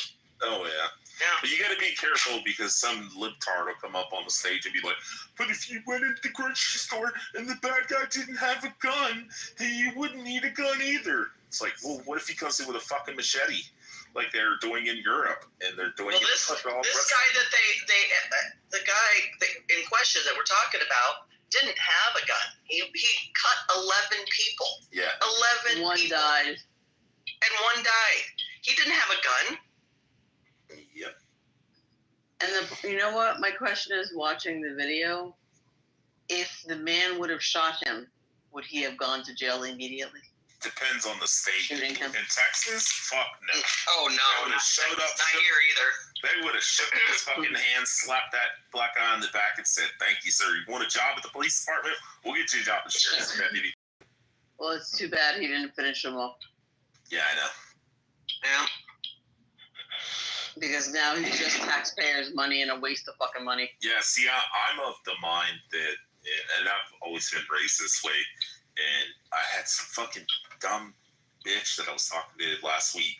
On 4th of July, there was a guy that went up to, it was a black dude in the hood, and he went up into the hood, and they were doing fireworks, and he seen some other black guy that he had a beef with, and he started shooting at him, and he shot like 3 people, and then he started to like try to take off, so the police were chasing him, and the one cop showed up and like got in a gunfight with him, but he didn't like kill the guy, he only hit him like once or twice, and the guy was still shooting at him, and the guy was like reloading, shooting at the cops. Well, like 5 squad cars pulled in, and they just fucking, they heard one gunshot, and they all magged up. And they're like, "Oh, did you see the video?" This lady was like, "Oh, did you see the video? And why didn't they shoot him in the leg?" And I'm like, "Are you fucking serious?" Like, wow. And she's like, "Why did they shoot him in the leg?" And they didn't have to shoot him that many times. And I'm like, this all happened within the span of like 5 seconds.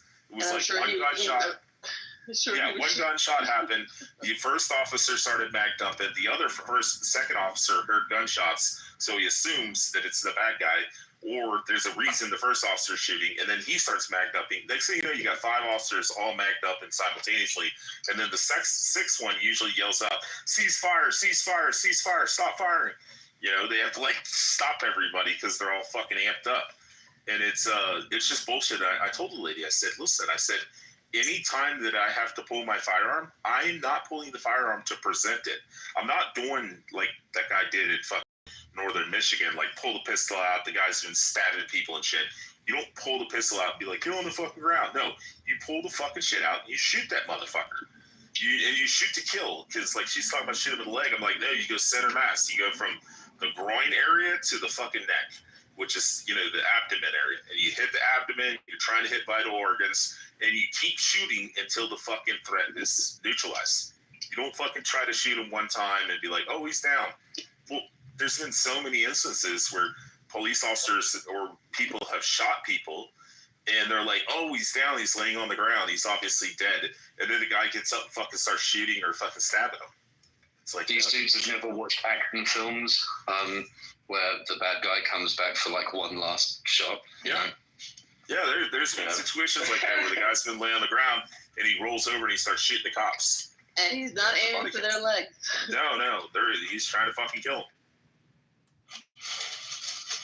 But yeah. Hold on, what day is George Floyd's celebration day? I don't know, and he can go fuck himself. I hope he's burning in hell.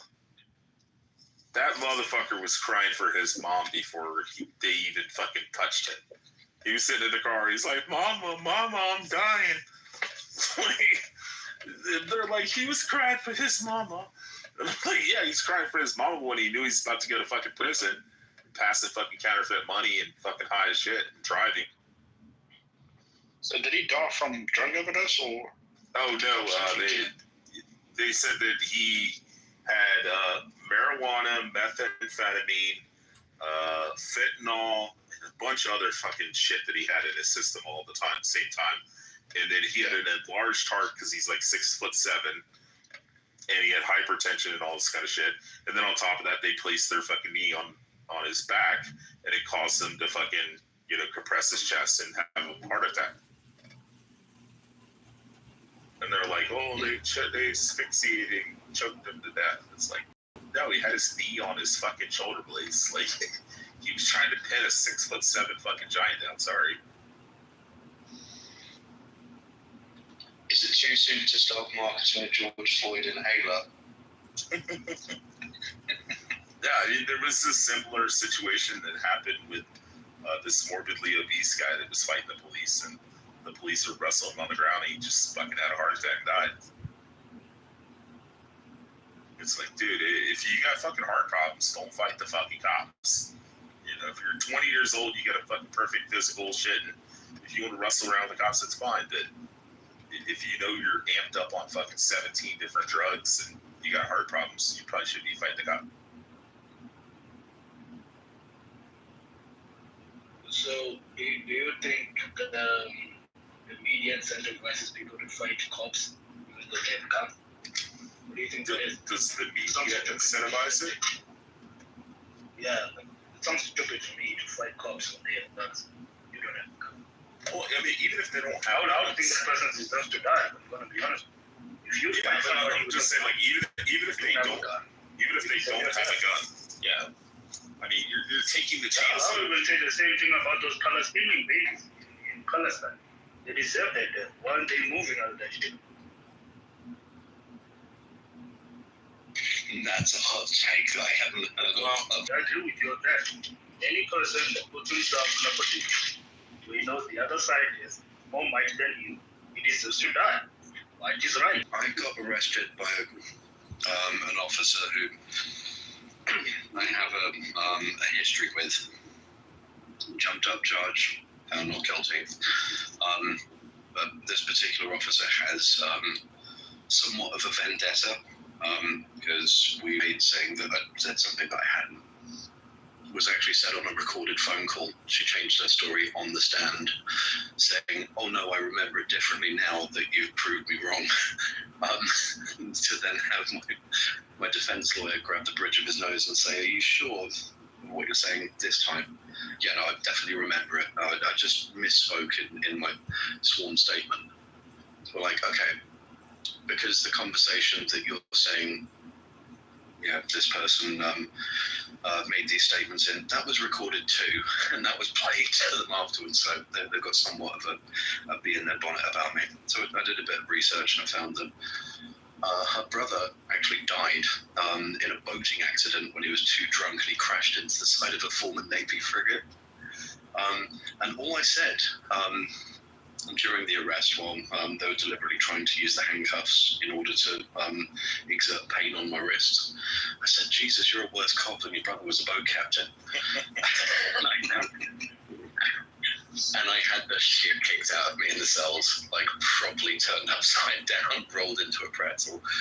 And yeah, fucking, alright, I got some bruises, but totally fucking worth it. I'd do it again in a heartbeat. Actually, Musanda, I would say, like, my biggest criticism of Israel, honestly, is that the disappointment and the anger and frustration in the state of Israel in not buying bombers from the United States. Because if they did have bombers, then they could carpet bomb Gaza, and this would be over a lot quicker. But that's probably my biggest criticism of Israel.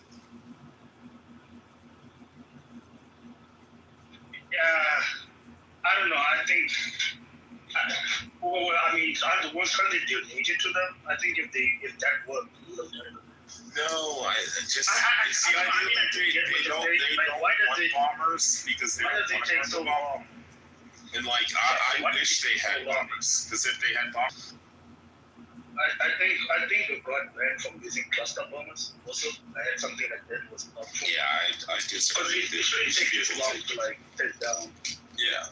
Yeah, I'm just saying it shouldn't take this long to take down a couple people who are underground. Can't you just like put like what's that thing? Gas chlorine. What's the chlorine gas? The thing Hitler used. Use chlorine gas, throw it down that tunnel and kill everything inside. That's Zyklon, yeah.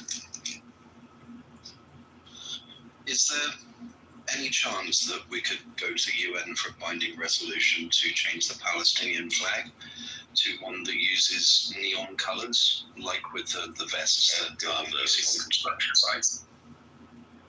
Well, that way you'd be able to see Hamas holes from further away.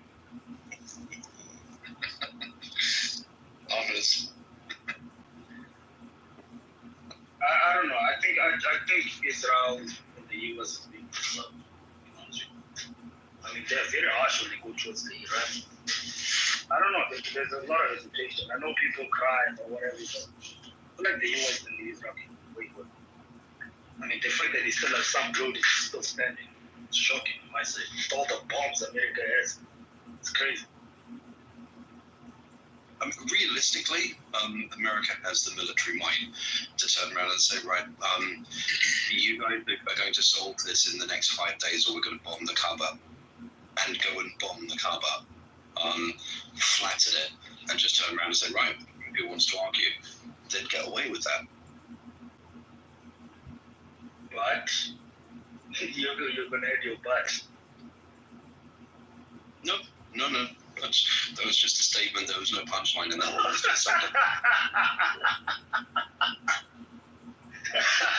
Tell me, I tell you.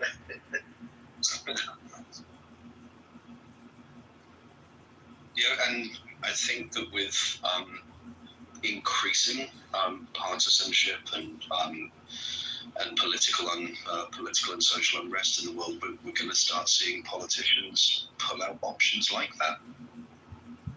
Not in the very far future.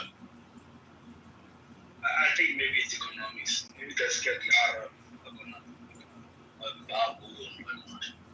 So I think the NATO and whatever need to really find a way to either not depend heavily on Saudi oil or quickly build that Norway pipeline or whatever they're trying to build. Hire the Chinese maybe to help fast that up the process. I can see that as a better job. Because even if you look at the US, which produces the most amount, even if you look at the US that produces a lot of crude oil, even more than Saudi, they still have to export it to China to refine it. That just takes you back already, you know what I mean? So I can see how America, or at least the West itself, is entangled in globalization and how there are consequences on their side if they really go full on. I can see that, to be honest. Because I don't know, man. I mean, as much as you guys talk about Americans and how you're proud of your nation. That's under everyone's from SA. So yes, I saw it started.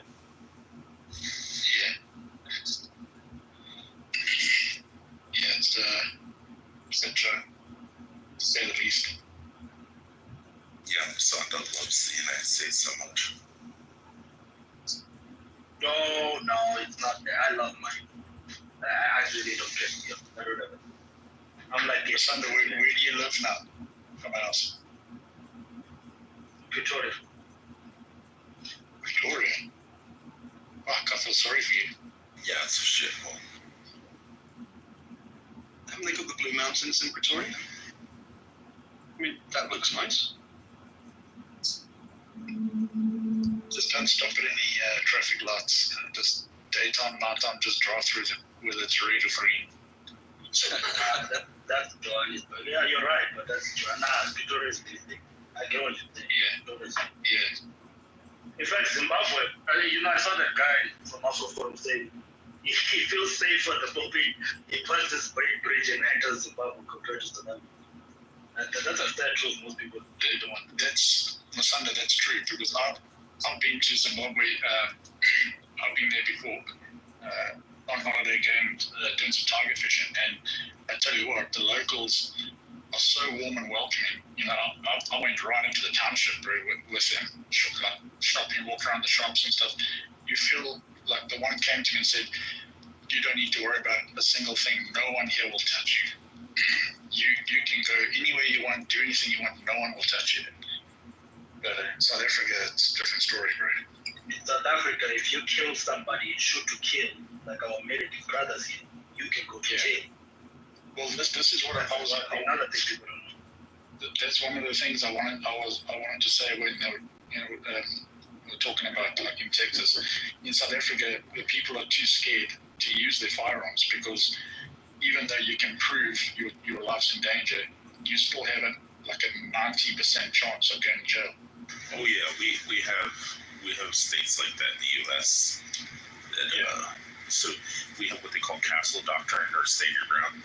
So castle doctrine means I can protect my house with any type of force. Stand your ground means that I don't have to retreat kicks in your front door.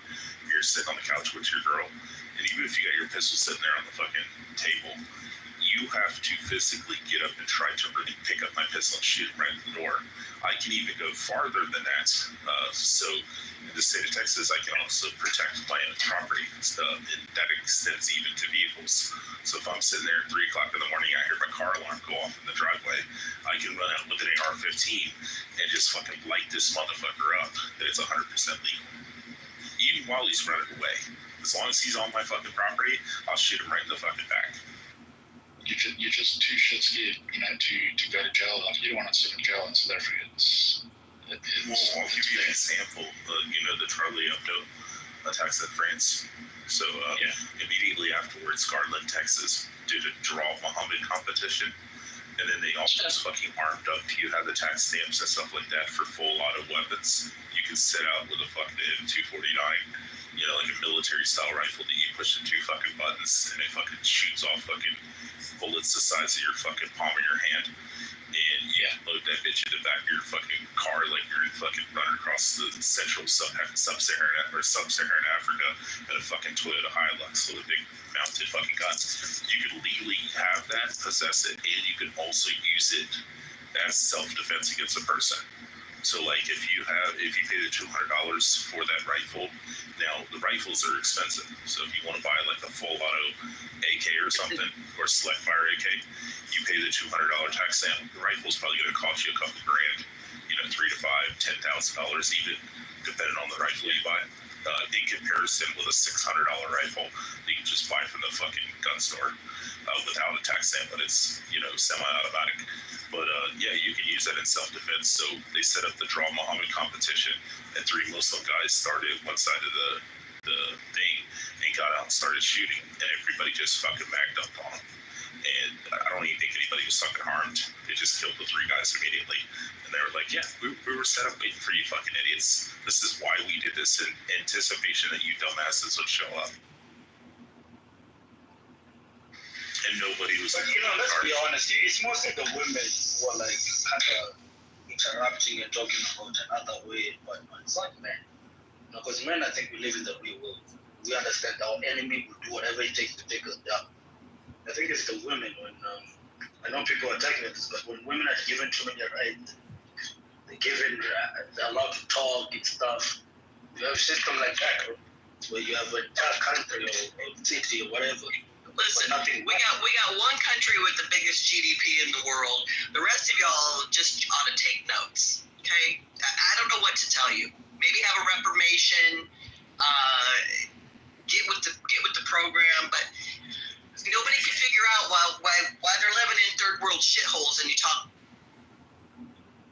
I think 3 white males will be the only people who have a voice in America. One thing I make more money than you, sir. Respectfully, you should worship my feet. Yeah, one thing I was going to say is my wife's super conservative. She wouldn't interrupt men. She's a little different. But I can guarantee you one thing. Somebody breaks in this fucking house. She's picking up that rifle with those 5.56s. And she's going to be fucking set up down fucking range. That's all I'm saying. Listen, I'm as conservative as they get. But I know actually who to listen to and who not to. There's a difference. And a wise person, man or woman, discerns the difference. Agreed.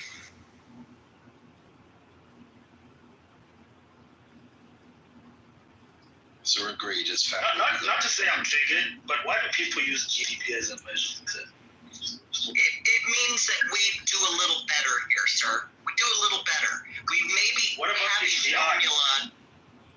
Well, I honestly feel like some of these countries that are like, women shouldn't. I'm sorry, but look at what y'all created. Absolutely fucking nothing. Why not use Human Development Index? America is stadium. Because that actually measures how better the people actually are. Yeah, give me a metric. Not billionaire making more money. Even poor people make more money than you, sir. What do you have?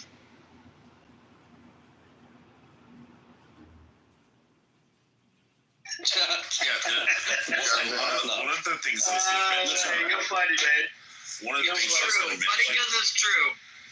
One of the things I was going to mention is here in the United States, anybody and everybody within the United States has the ability to make as much fucking money as they want. But in your shithole fucking country, Masanda, it doesn't matter if you're a fucking 170 IQ fucking Mensa member and you like have all the fucking best things going for you.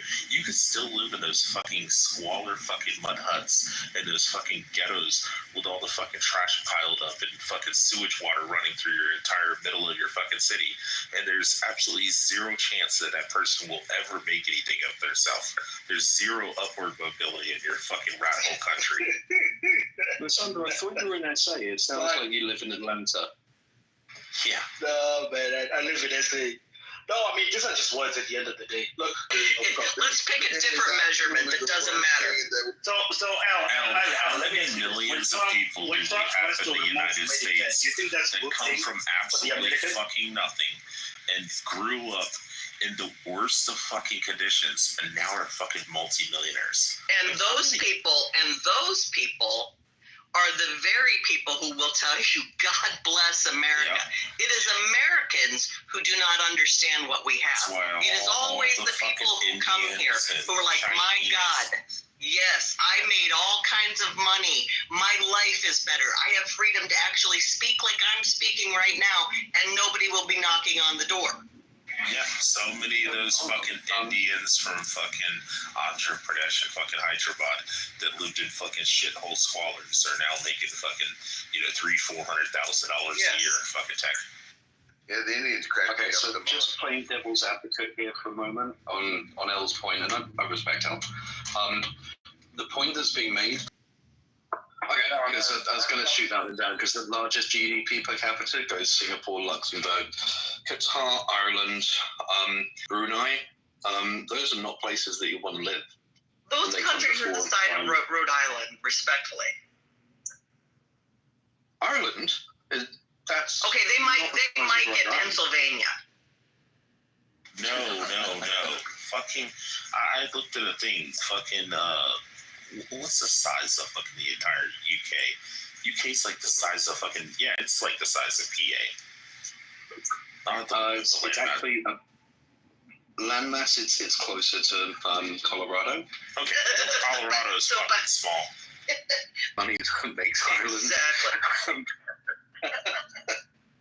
And so I managed to sneak my premise. Thank you. Easy. When it comes to Singapore, what are we actually calling land? Is this muddy pond over here? I love Singapore. I fucking hate Singapore at the same time. Lovely places in the world, because there are.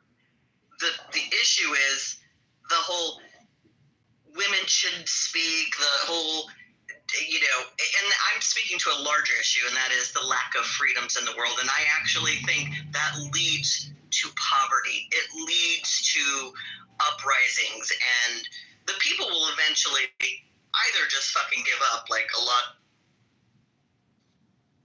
of countries you see. You think to yourself, why do the people not rise up?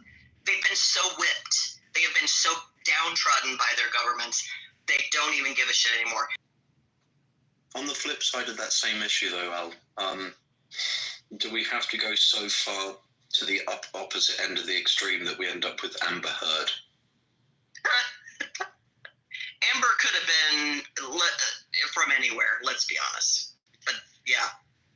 I set up a website called amberheardsturds.com. The fact that got so much news coverage was crazy.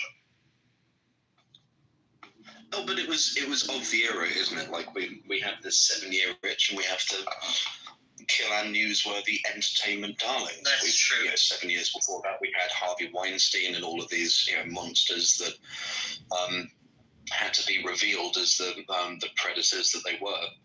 But it ended up a witch hunt that went too far. So, Masanda, one of the grievances, like I said, I have a grievance with Israel about not getting bombers. One of the grievances that I would say that I have with God or Yahweh is that he didn't put Gaza farther away so he could nuke it. just so I know what it looks like. Oh shit, so that's a real nuke. Because as far as I know, I always thought that she was racist. Oh, wait. Are you taking the pathology opinion that a belief that you don't think nukes actually exist because you've never seen? I mean, bro, Wait, Masanda, what? I know they do, but I just want to see this. Hold on, Masanda, what shape is the Earth? No, man, I'm not all like a flat earth. Come on. Oh. Look, what I'm saying is what shape is it, though? I just said I want to see. Yeah, what shape? Yeah, spherical. Elliptical spheroid. Yeah, I know. I would have accepted round. I would have accepted. Oh my God! You thought I was gonna say circle? It's a circle, right? That's what you thought I was gonna say. No, I thought you were gonna say flat. Flat. I told you I'm not a flat earther. I'm not that. I'm not. Yet you think that thermonuclear weapons are tough. No. I said I want to see it with my own eyes. So only honestly, if and I hope you stare at it hard. I wouldn't watch it. I wouldn't watch it with my own eyes. No, watch it with your eyes. But you know what? Better yet, I wouldn't watch it with my own eyes. Put your hands over your eyes, and you'll be fine. I promise. No, I wouldn't watch it with my own eyes.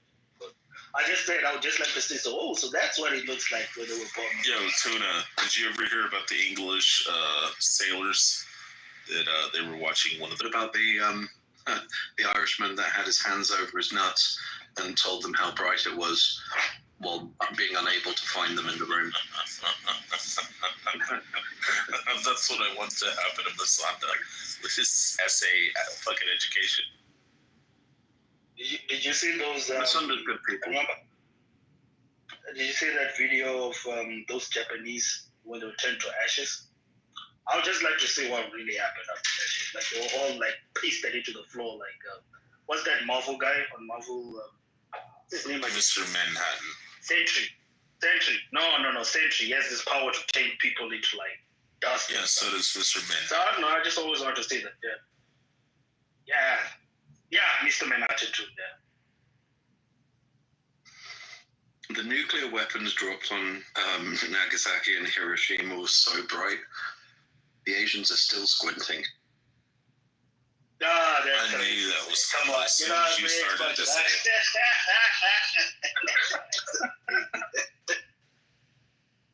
You've seen those AR movies, videos of like, it's cool now, you can open your eyes. With like Superman grabbing like a Chinese woman. She's like, they're already open. There you go, Masanda. There's what you wanted to see in that Ford's PTR. Yeah, but I just want to see it like, look, like, yeah, I know nuclear fission is real, of course, right? We never seen it. Man. I don't believe the Earth is round because I've never seen it. Yeah, but none of these people ever want to put money together and go to space, with their own rockets and see themselves. They all just want to live on this pseudoism. I mean, I don't know if I'll pay for the Blue Origin trip for you, but I definitely will pay for the nuclear weapon testing. I'll never get in that bullshit. Stand within a couple miles and stare. I've already told all these people, the tuna, whoever, unless that thing is made of graphene, I don't trust it. That's just me.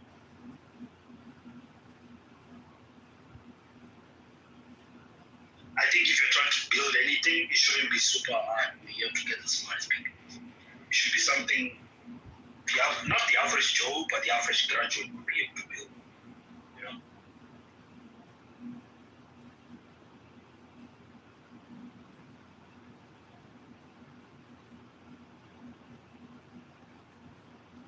So I started looking up Weinstein and that dude is really Weinstein. You mean the Jewish guy? Oh, no. All those women? What are you talking about? There's the pedophile one, or the rapist, sorry. The rape, not pedophile. That's upset. But there's the pedophile one, and then there's the two brothers. One's a physicist, and one's a Weinstein. And then there's, Harvey Weinstein. Harvey Weinstein is the one that I'm looking at. Yeah, he's the director, yeah. Well, not anymore. The only thing that he's directing is the... Didn't they let him out, or is he still on? I remember, was it Cat Williams said, if Weinstein looked like Henry Cavill or Brad Pitt, I don't think a lot of those women would have exposed them. Oh, dude, I say... Okay. You don't tend to find a lot of producers that are photogenic. That's why they're behind the camera. There's a comedian, what the fuck's his name? Gary something, the white guy that's married to the black chick. And he always does like black comedy shows. And he was talking about it. He said, all you women sit there and come out attractive. But if you look like Shamar Moore or fucking Wesley Snipes or something like that, then you wouldn't have any problem with him catcalling you and shit. And then also women will sit there and they'll say, black women will say, well, I wouldn't fuck a white guy, or, I wouldn't fuck some, average white guy. But he's like, if the guy was, George Costanza from fucking Seinfeld, he's worth, $100 million. I mean, he can suck his fucking skin off his fucking dick. No, it could even be average, man. I still also hear for that. No, I know, but the argument is that the average woman will bitch and complain about the average guy catcalling them and be like, damn, you got nice titties, or giving them a compliment. Even with these modern women, they'll be like, I can't believe you're so sexist and misogynistic that you want to say that I have a beautiful smile. But if he looks like some gorgeous fucking dude, and he's super fucking rich, then they have no problem. Yeah. You know what? I can't do it anymore because I'm married and I've got to be a grown up. But I should have tried that. I should have tried catcalling women with catcalls like, I'm worth $12.5 million.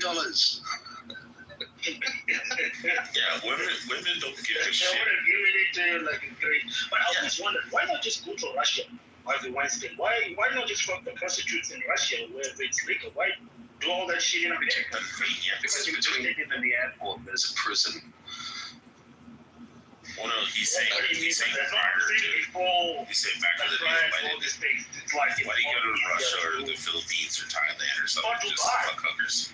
That's why a lot of these wealthy Americans go. They go to Dubai, they sleep with all these Russian prostitutes. I've seen with my own eyes, and that's how they live. Then they go back to America, right? Where they know no one's going to, there are no consequences for any of this action. Dubai does have extradition treaties, and you could never skirt diplomacy. It doesn't matter how much money you've got in the world. Netherlands. Didn't I hear F1? Is it true that the Netherlands have a taxation for those?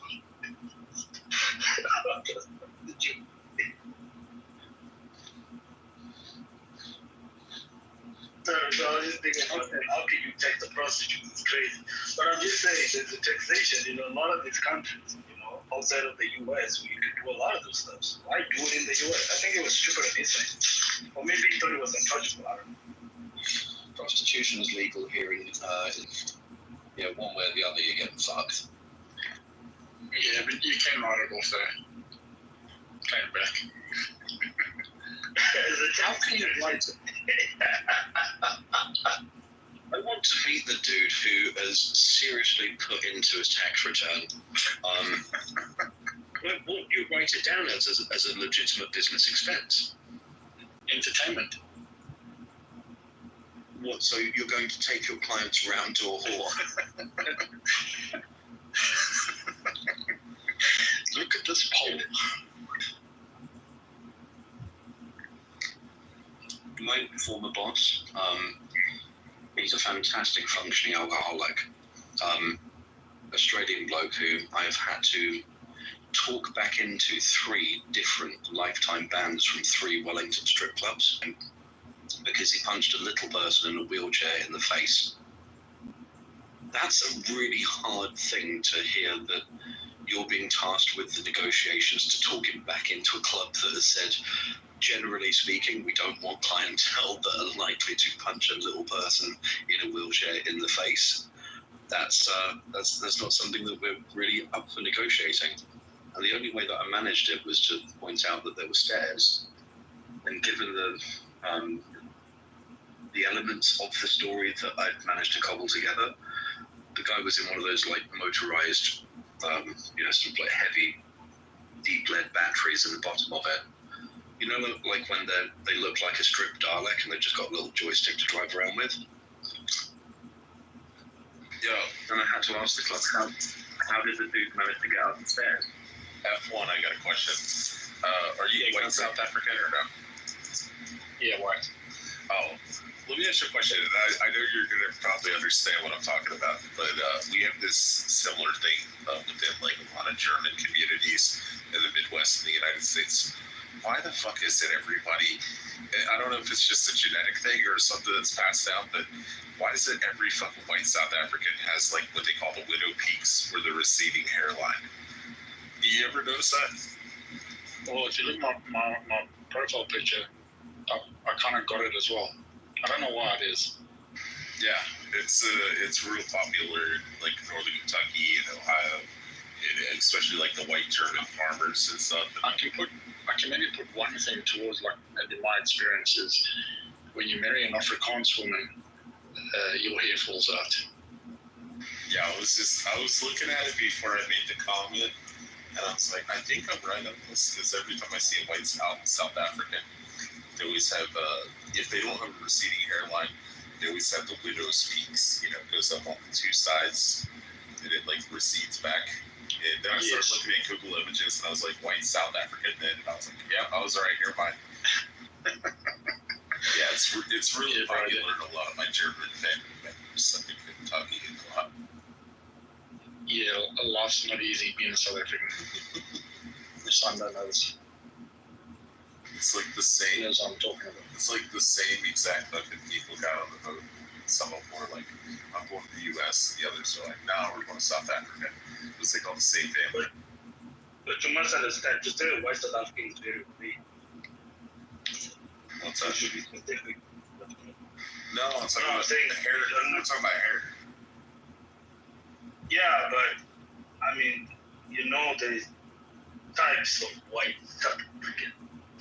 Are you talking about Afrikaners or talking about English? Well, what's the one that starts with a B?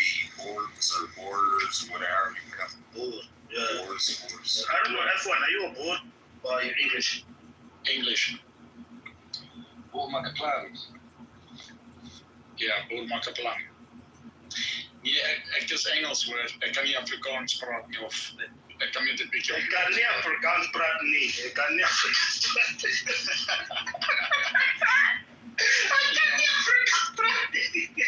I'll meet you I don't like that language.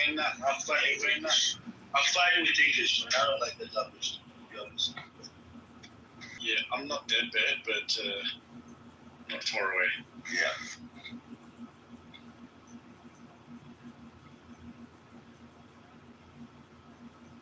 I'm wondering why the black arm picture looks so dark. I just looked at your picture, F1. Mine's about the same. Oh, okay. That's an AR picture that of myself that I made. Pretty similar. It's an M16, isn't it? Or is that AR? I'm not sure. I just took it off Battlefield. I'm not sure what rifle it was. The ejection port looks like an M16.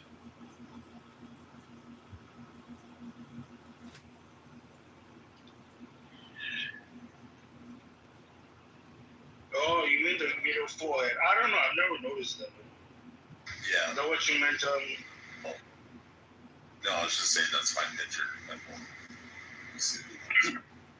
Oh, is that you? Yes. I always confuse you with Mountain. You're not Mountain, man. You're the other guy. I always confuse you with them. No.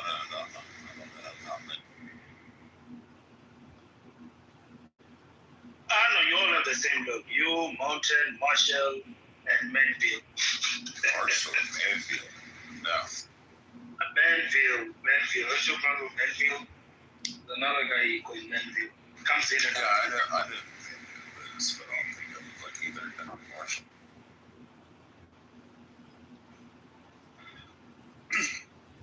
So, looking at the Weinstein case, he's eligible for release when he's 87, except for this retrial that he's going through at the moment. This is really the test to see whether he'll ever see the outside of a jail for the rest of his life. Okay, I see he was out of the jail still or something like that. I don't. Maybe it was just for the court proceedings or something, or the retrial. But he wasn't like in a jumpsuit or like handcuffs and shit. I didn't know what was going on. Maybe it was an older video. He's on Rikers Island. Oh, the rich people, friend. Yeah. If you're poor, they'd have you in the fucking jumpsuit with fucking ankle shackles and shit. And they don't let you into Colt. They'll have you on some video link from a shitty little cell wearing all your prison garb. It is like actually Israel. You should have run to Israel. You'd be alive. You would have been free. I mean, have you guys seen that video of that Israeli guy who was bragging about raping all those Palestinian women?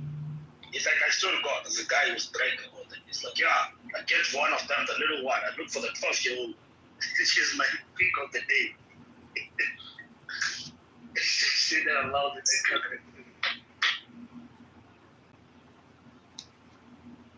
Where did who was the pedo film director?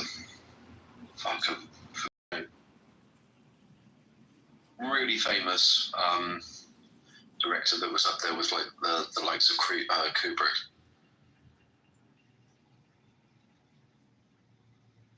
I don't know. You got.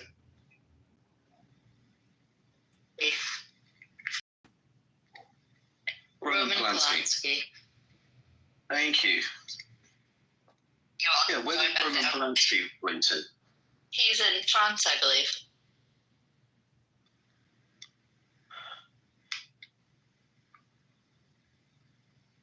Oh, he's still alive.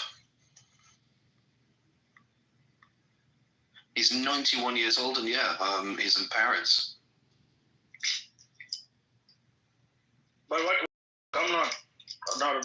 The way it sounds, because people may think I'm positive. But I'm just wondering, how do you even get yourself into a mindset of trying to tell this to the child?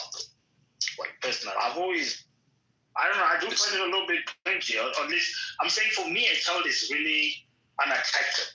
Like, obviously it's wrong, but also the part where it's unattractive to me. So I do ask myself, like, how do you even get to a point where you're attracted? You know? Masanda, imagine if it could be explained to you, then you'd understand it. If you understood it, then you'd probably have that same mental illness.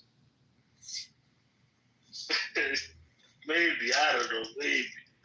But well, no, because it I don't doesn't make sense. I don't think it's an attraction. I'm thinking. I don't think it's an attraction. Maybe I think it's just. I just love doing this thing to somebody who's vulnerable. I think that's what it is. So I don't think it's an attraction. There's so many women. Louis C.K. had this whole bit about pedophilia where he's talking about how it doesn't matter who you are on the planet. You know that crime carries the worst penalties, and you're not going to be protected for the rest of your life. You're going to be in danger. Like, pedophiles have to know that that's the consequence for basically the worst crime that there is, and yet they're still compelled to do it. That has to be a mental illness. Have you been to Afghanistan? Not personally. Exactly. It's like a guy got arrested for sleeping with a 60-year-old instead of a 9-year-old, but she was too young. That's the world you live in. Well, it's because his penis didn't fit the old girl. That's the world you live in. So it's like I think it's selective, man. I think a lot of these Arabian nations, they do this and they just don't put it down on paper. I think this shit happens more than you think.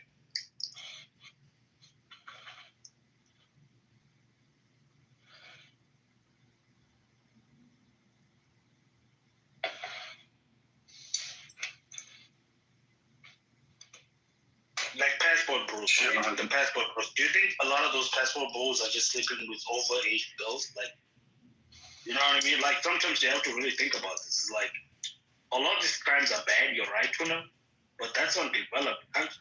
When you go to your Dominican Republic, your even Thailand and whatever. I mean, those laws are not that pushed. I mean, not even going far from my country. I just heard that apparently child marriages are legal in Madagascar. But this is not something I looked up for. I just saw it on TikTok. Some guys saying, yo, it's actually legal to do this in Madagascar.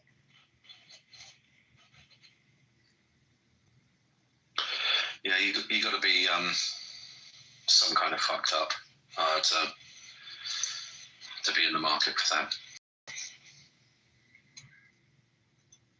Like, surely since the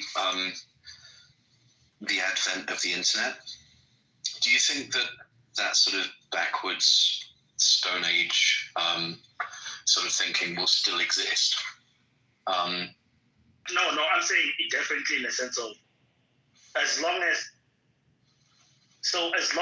money exists and most people don't have access to money, so by default they want it, this will always, especially for poor government, the governments that are desperate for cash.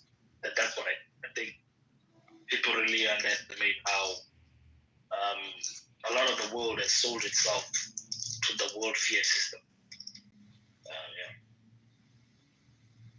Well, what's the alternative? As an organised, workable alternative? There isn't. I'm an nihilist. There isn't. That's the thing. There is no better real alternative. I mean, people keep talking about Bitcoin, but all that does is just makes it even worse, or less degeneracy even worse. Because now you're hiding from the government. The government can't trick you anymore with your degeneracy.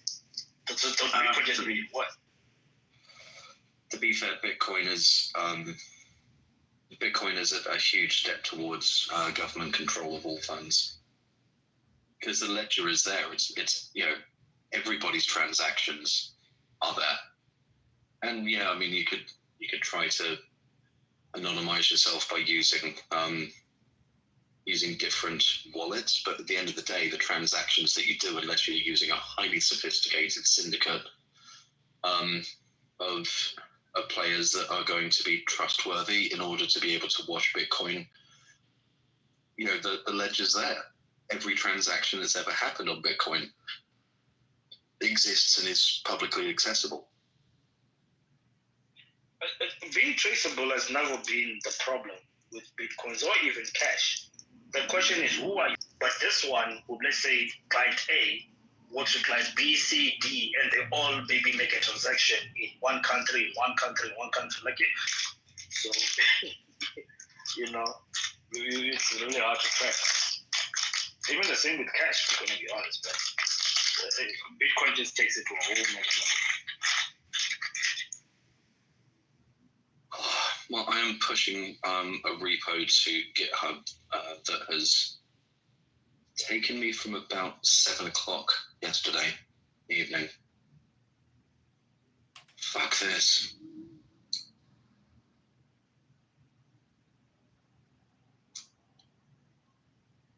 Built an AI call center for a client. And it should have been done 5 days ago. It was done 5 days ago, but then client helpfully turns around and goes, "Oh yeah, is there any chance that we could not use Gmail as part of your operating environment?" Yeah, oh yeah, no, we use Google Meet. Okay, well, what do you want to use instead of that? Oh, can we still use Google Meet with Outlook? And, it comes down to the fact that they're too lazy and too unwilling to have a piece of implementation software so that their Google Calendar will sync up with their Outlook program. Jesus wept.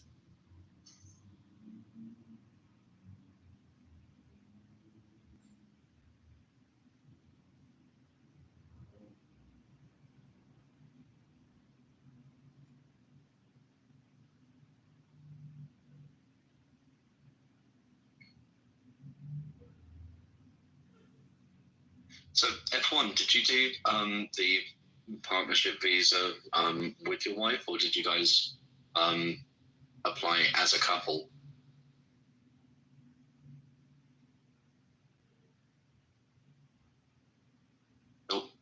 F1's out for the count.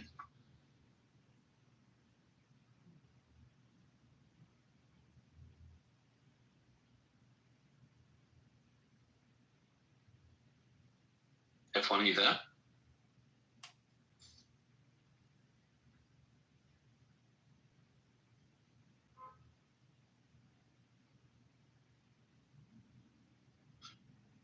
We can't hear you on mic, brother.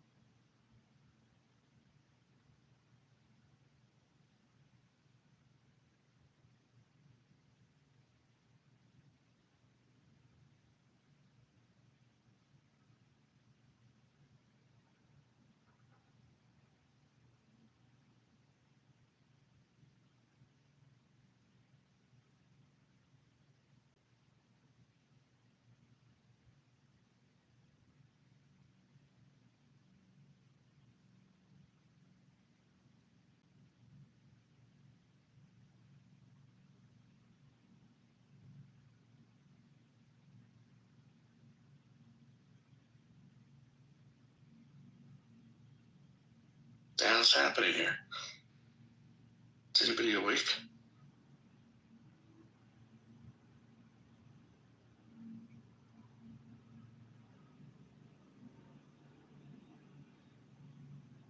Mm-hmm.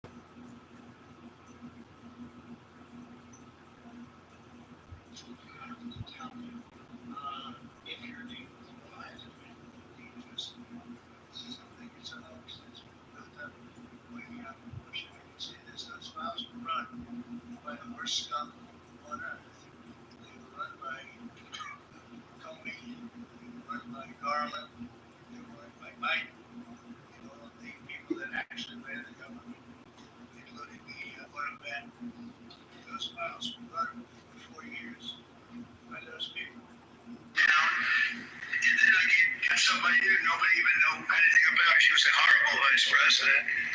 She was a border czar, but she never went to the border. She never once called the border patrol agent to find out how we come. But she was the border czar. Her name was Kamala. Nobody knows her last name. It was Harris, but nobody knew her last name. So I ended up. How would you like to end up in a race where you're killing somebody, you're beating him, and then they say, "All right, we'll take him out. He's not working. Let's put somebody else." And then she had a 6-week honeymoon. It was amazing. They predicted she would have a 6-week honeymoon, and she did. And then she got slaughtered. But think of it. Those files were run by these people. They were run by my enemy. If there was anything in there, they would have used them for the election.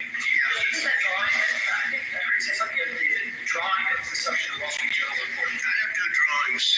I'm not a drawing person. I don't do drawings. Sometimes people say, "Well, you drew a building and I'll draw 4 lines and a little roof, and, for charity stuff." But I'm not a drawing person. I don't do drawings of women, and I can tell you, they say there's a drawing of a woman, and I don't do drawings of women. And also, Epstein was always a very controversial guy.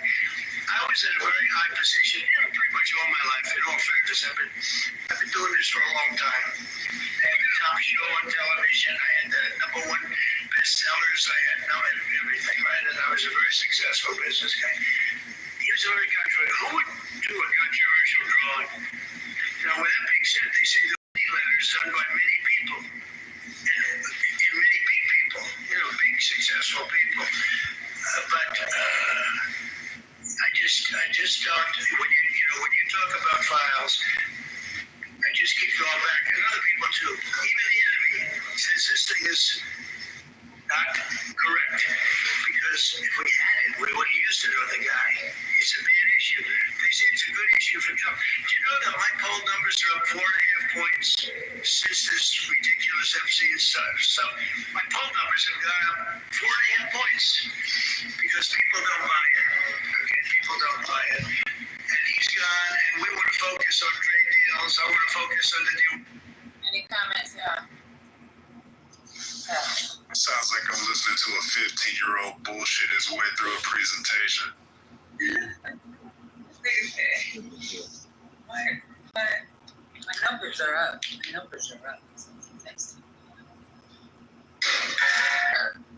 Mr. No last name having this as part of her campaign, or horrible Biden having this as his.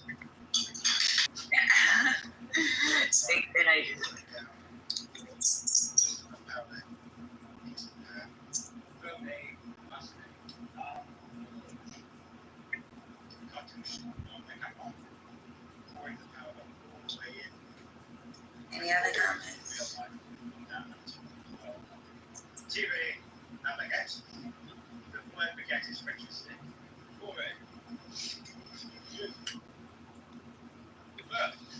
Wait a minute. I think I'm out of music mode.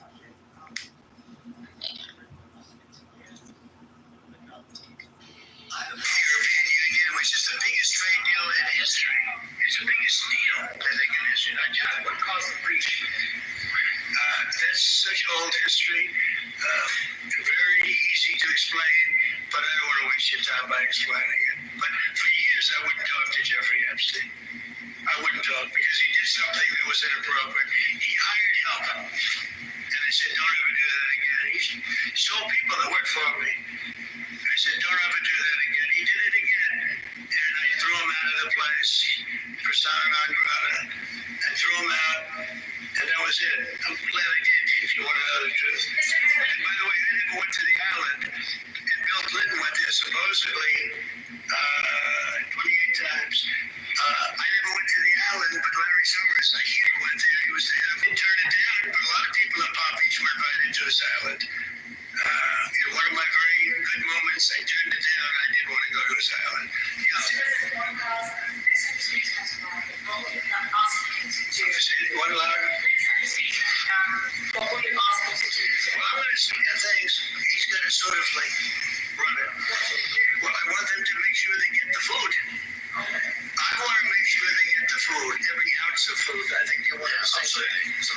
Because that food isn't being delivered.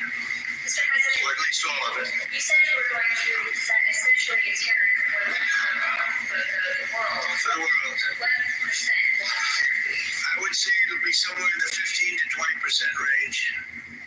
So maybe 15 or 20 or? No, I said, I sort of know, but I just want to be nice. I would say in the range of 15 to 20%. Probably one of those two numbers. Aluminum? Anything aluminum, yeah, that's already covered in the deal that we've agreed. So we're just doing the implementation of that. But Mr. President, when will that come down? 25% to zero. You mean on the overall, on the world? On the steel and aluminum, where it's 25? Well, we're going to know pretty soon. We're going to have it pretty soon. Mr. President, You have no idea. These people are tough negotiators, okay? But we're a big buyer of steel, but we're going to make our own steel. We're going to make our own aluminum for the most part. But we buy a lot of aluminum from right here and a lot of steel too. Who are you with? Because you're asking such a nice question. Very good. They're lucky. We have a lot of unhappy farmers in this country, and I'm sure the Prime Minister will be happy for raising this. We've had changes to inheritance tax, which means a lot of farmers feel they're going to lose their farms when they die of their farms. How important are farmers to the country? They're going to lose the farm because of estate taxes. So what I've done, It's a cash pool that they have raised. I know, well, they're cash poor. They're land rich and cash poor. A lot of people are. I've had that too. Sometimes I'm land rich and cash. Sometimes I'm cash rich and land poor. I like it both ways, but as I get older, I like the more conservative route. So I did something that I don't know if you can do, but it was great. I love our farmers. As you know, in our tax bill, we have a clause that's very important. We were losing a lot of farms to the banks because a loving mother and father would die and left their farm to their children or their child, but their children, their family. And they loved their family and they thought they were doing them a favor, but they had a 50% tax to pay. So the land would get valued and at a high number because some of the farms were valuable, but they didn't, they couldn't quantify it. And they go out and borrow money to pay the estate tax or the death tax, as it's called. And they'd overextend and they'd lose the farm. And they commit suicide in many cases. Our levels are nowhere near 50%. We've just introduced work made over many years. Works up that's good, an extra 2% a year over 10 years. So it's not at those levels by any stretch of the imagination. But the other thing that we've done, as you know, is make sure that we've got a pathway for farmers that actually increases their year-on-year income, which is the most important thing. And in all of the deals that we do, we ensure that our farmers are the central focus for much of it, particularly in agriculture, including in the US deal, because I don't think we can go on for years saying that it's acceptable for farmers to have a year-on-year income which isn't sufficient. We've got to fix that problem. We can't simply live with that problem, so it's a very different situation. Well, we ended the estate tax. See how he trying to play on his kids. You talking about estate tax? I'm gonna tell you what we really do to our farmers over here. Yeah, he actually did a flex. Like, he didn't say it, but he's like, we actually help our people. What are you doing? That's what he really said. But he did it so sly. He's like, no, that's not right. Here's what happens here. And then Trump goes, oh, well, that's good. And I'm like, he was dead wrong.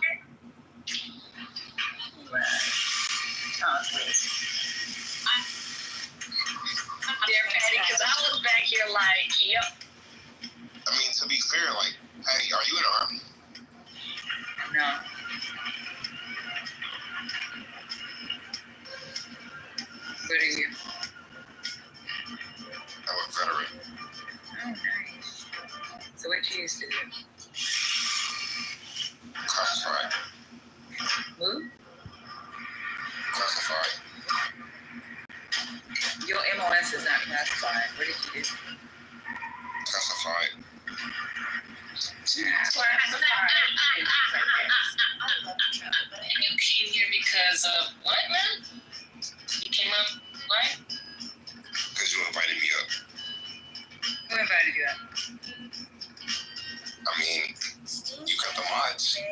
fuck. You need to see the mod? One sec, I gotta pull up everything. He's gonna say you invited me up, but don't know What's who going on you in this is. chat here? That just- Yo, Miss Cleo, simmer down, please. I'm simmered. I don't need directions. I'm not a pot. Yeah, we've been cool. Let's not get too antsy. Let's not get too antsy now. Do you have a comment? Yeah. No, we're not gonna figure it out because it's not gonna happen. You know, that was my humor. That was my humor. Yeah. You brought me up. Who?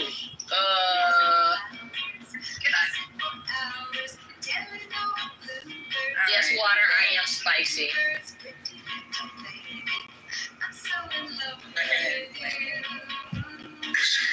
There's no state tax on farmers. So when a parent leaves farm, again, a lot of these folks, they don't make a lot of money, but it's a way of life, and they love their way of life, and they love that. That dirt is the most beautiful thing they've ever seen. They love it. I mean, the farmers, they love doing. They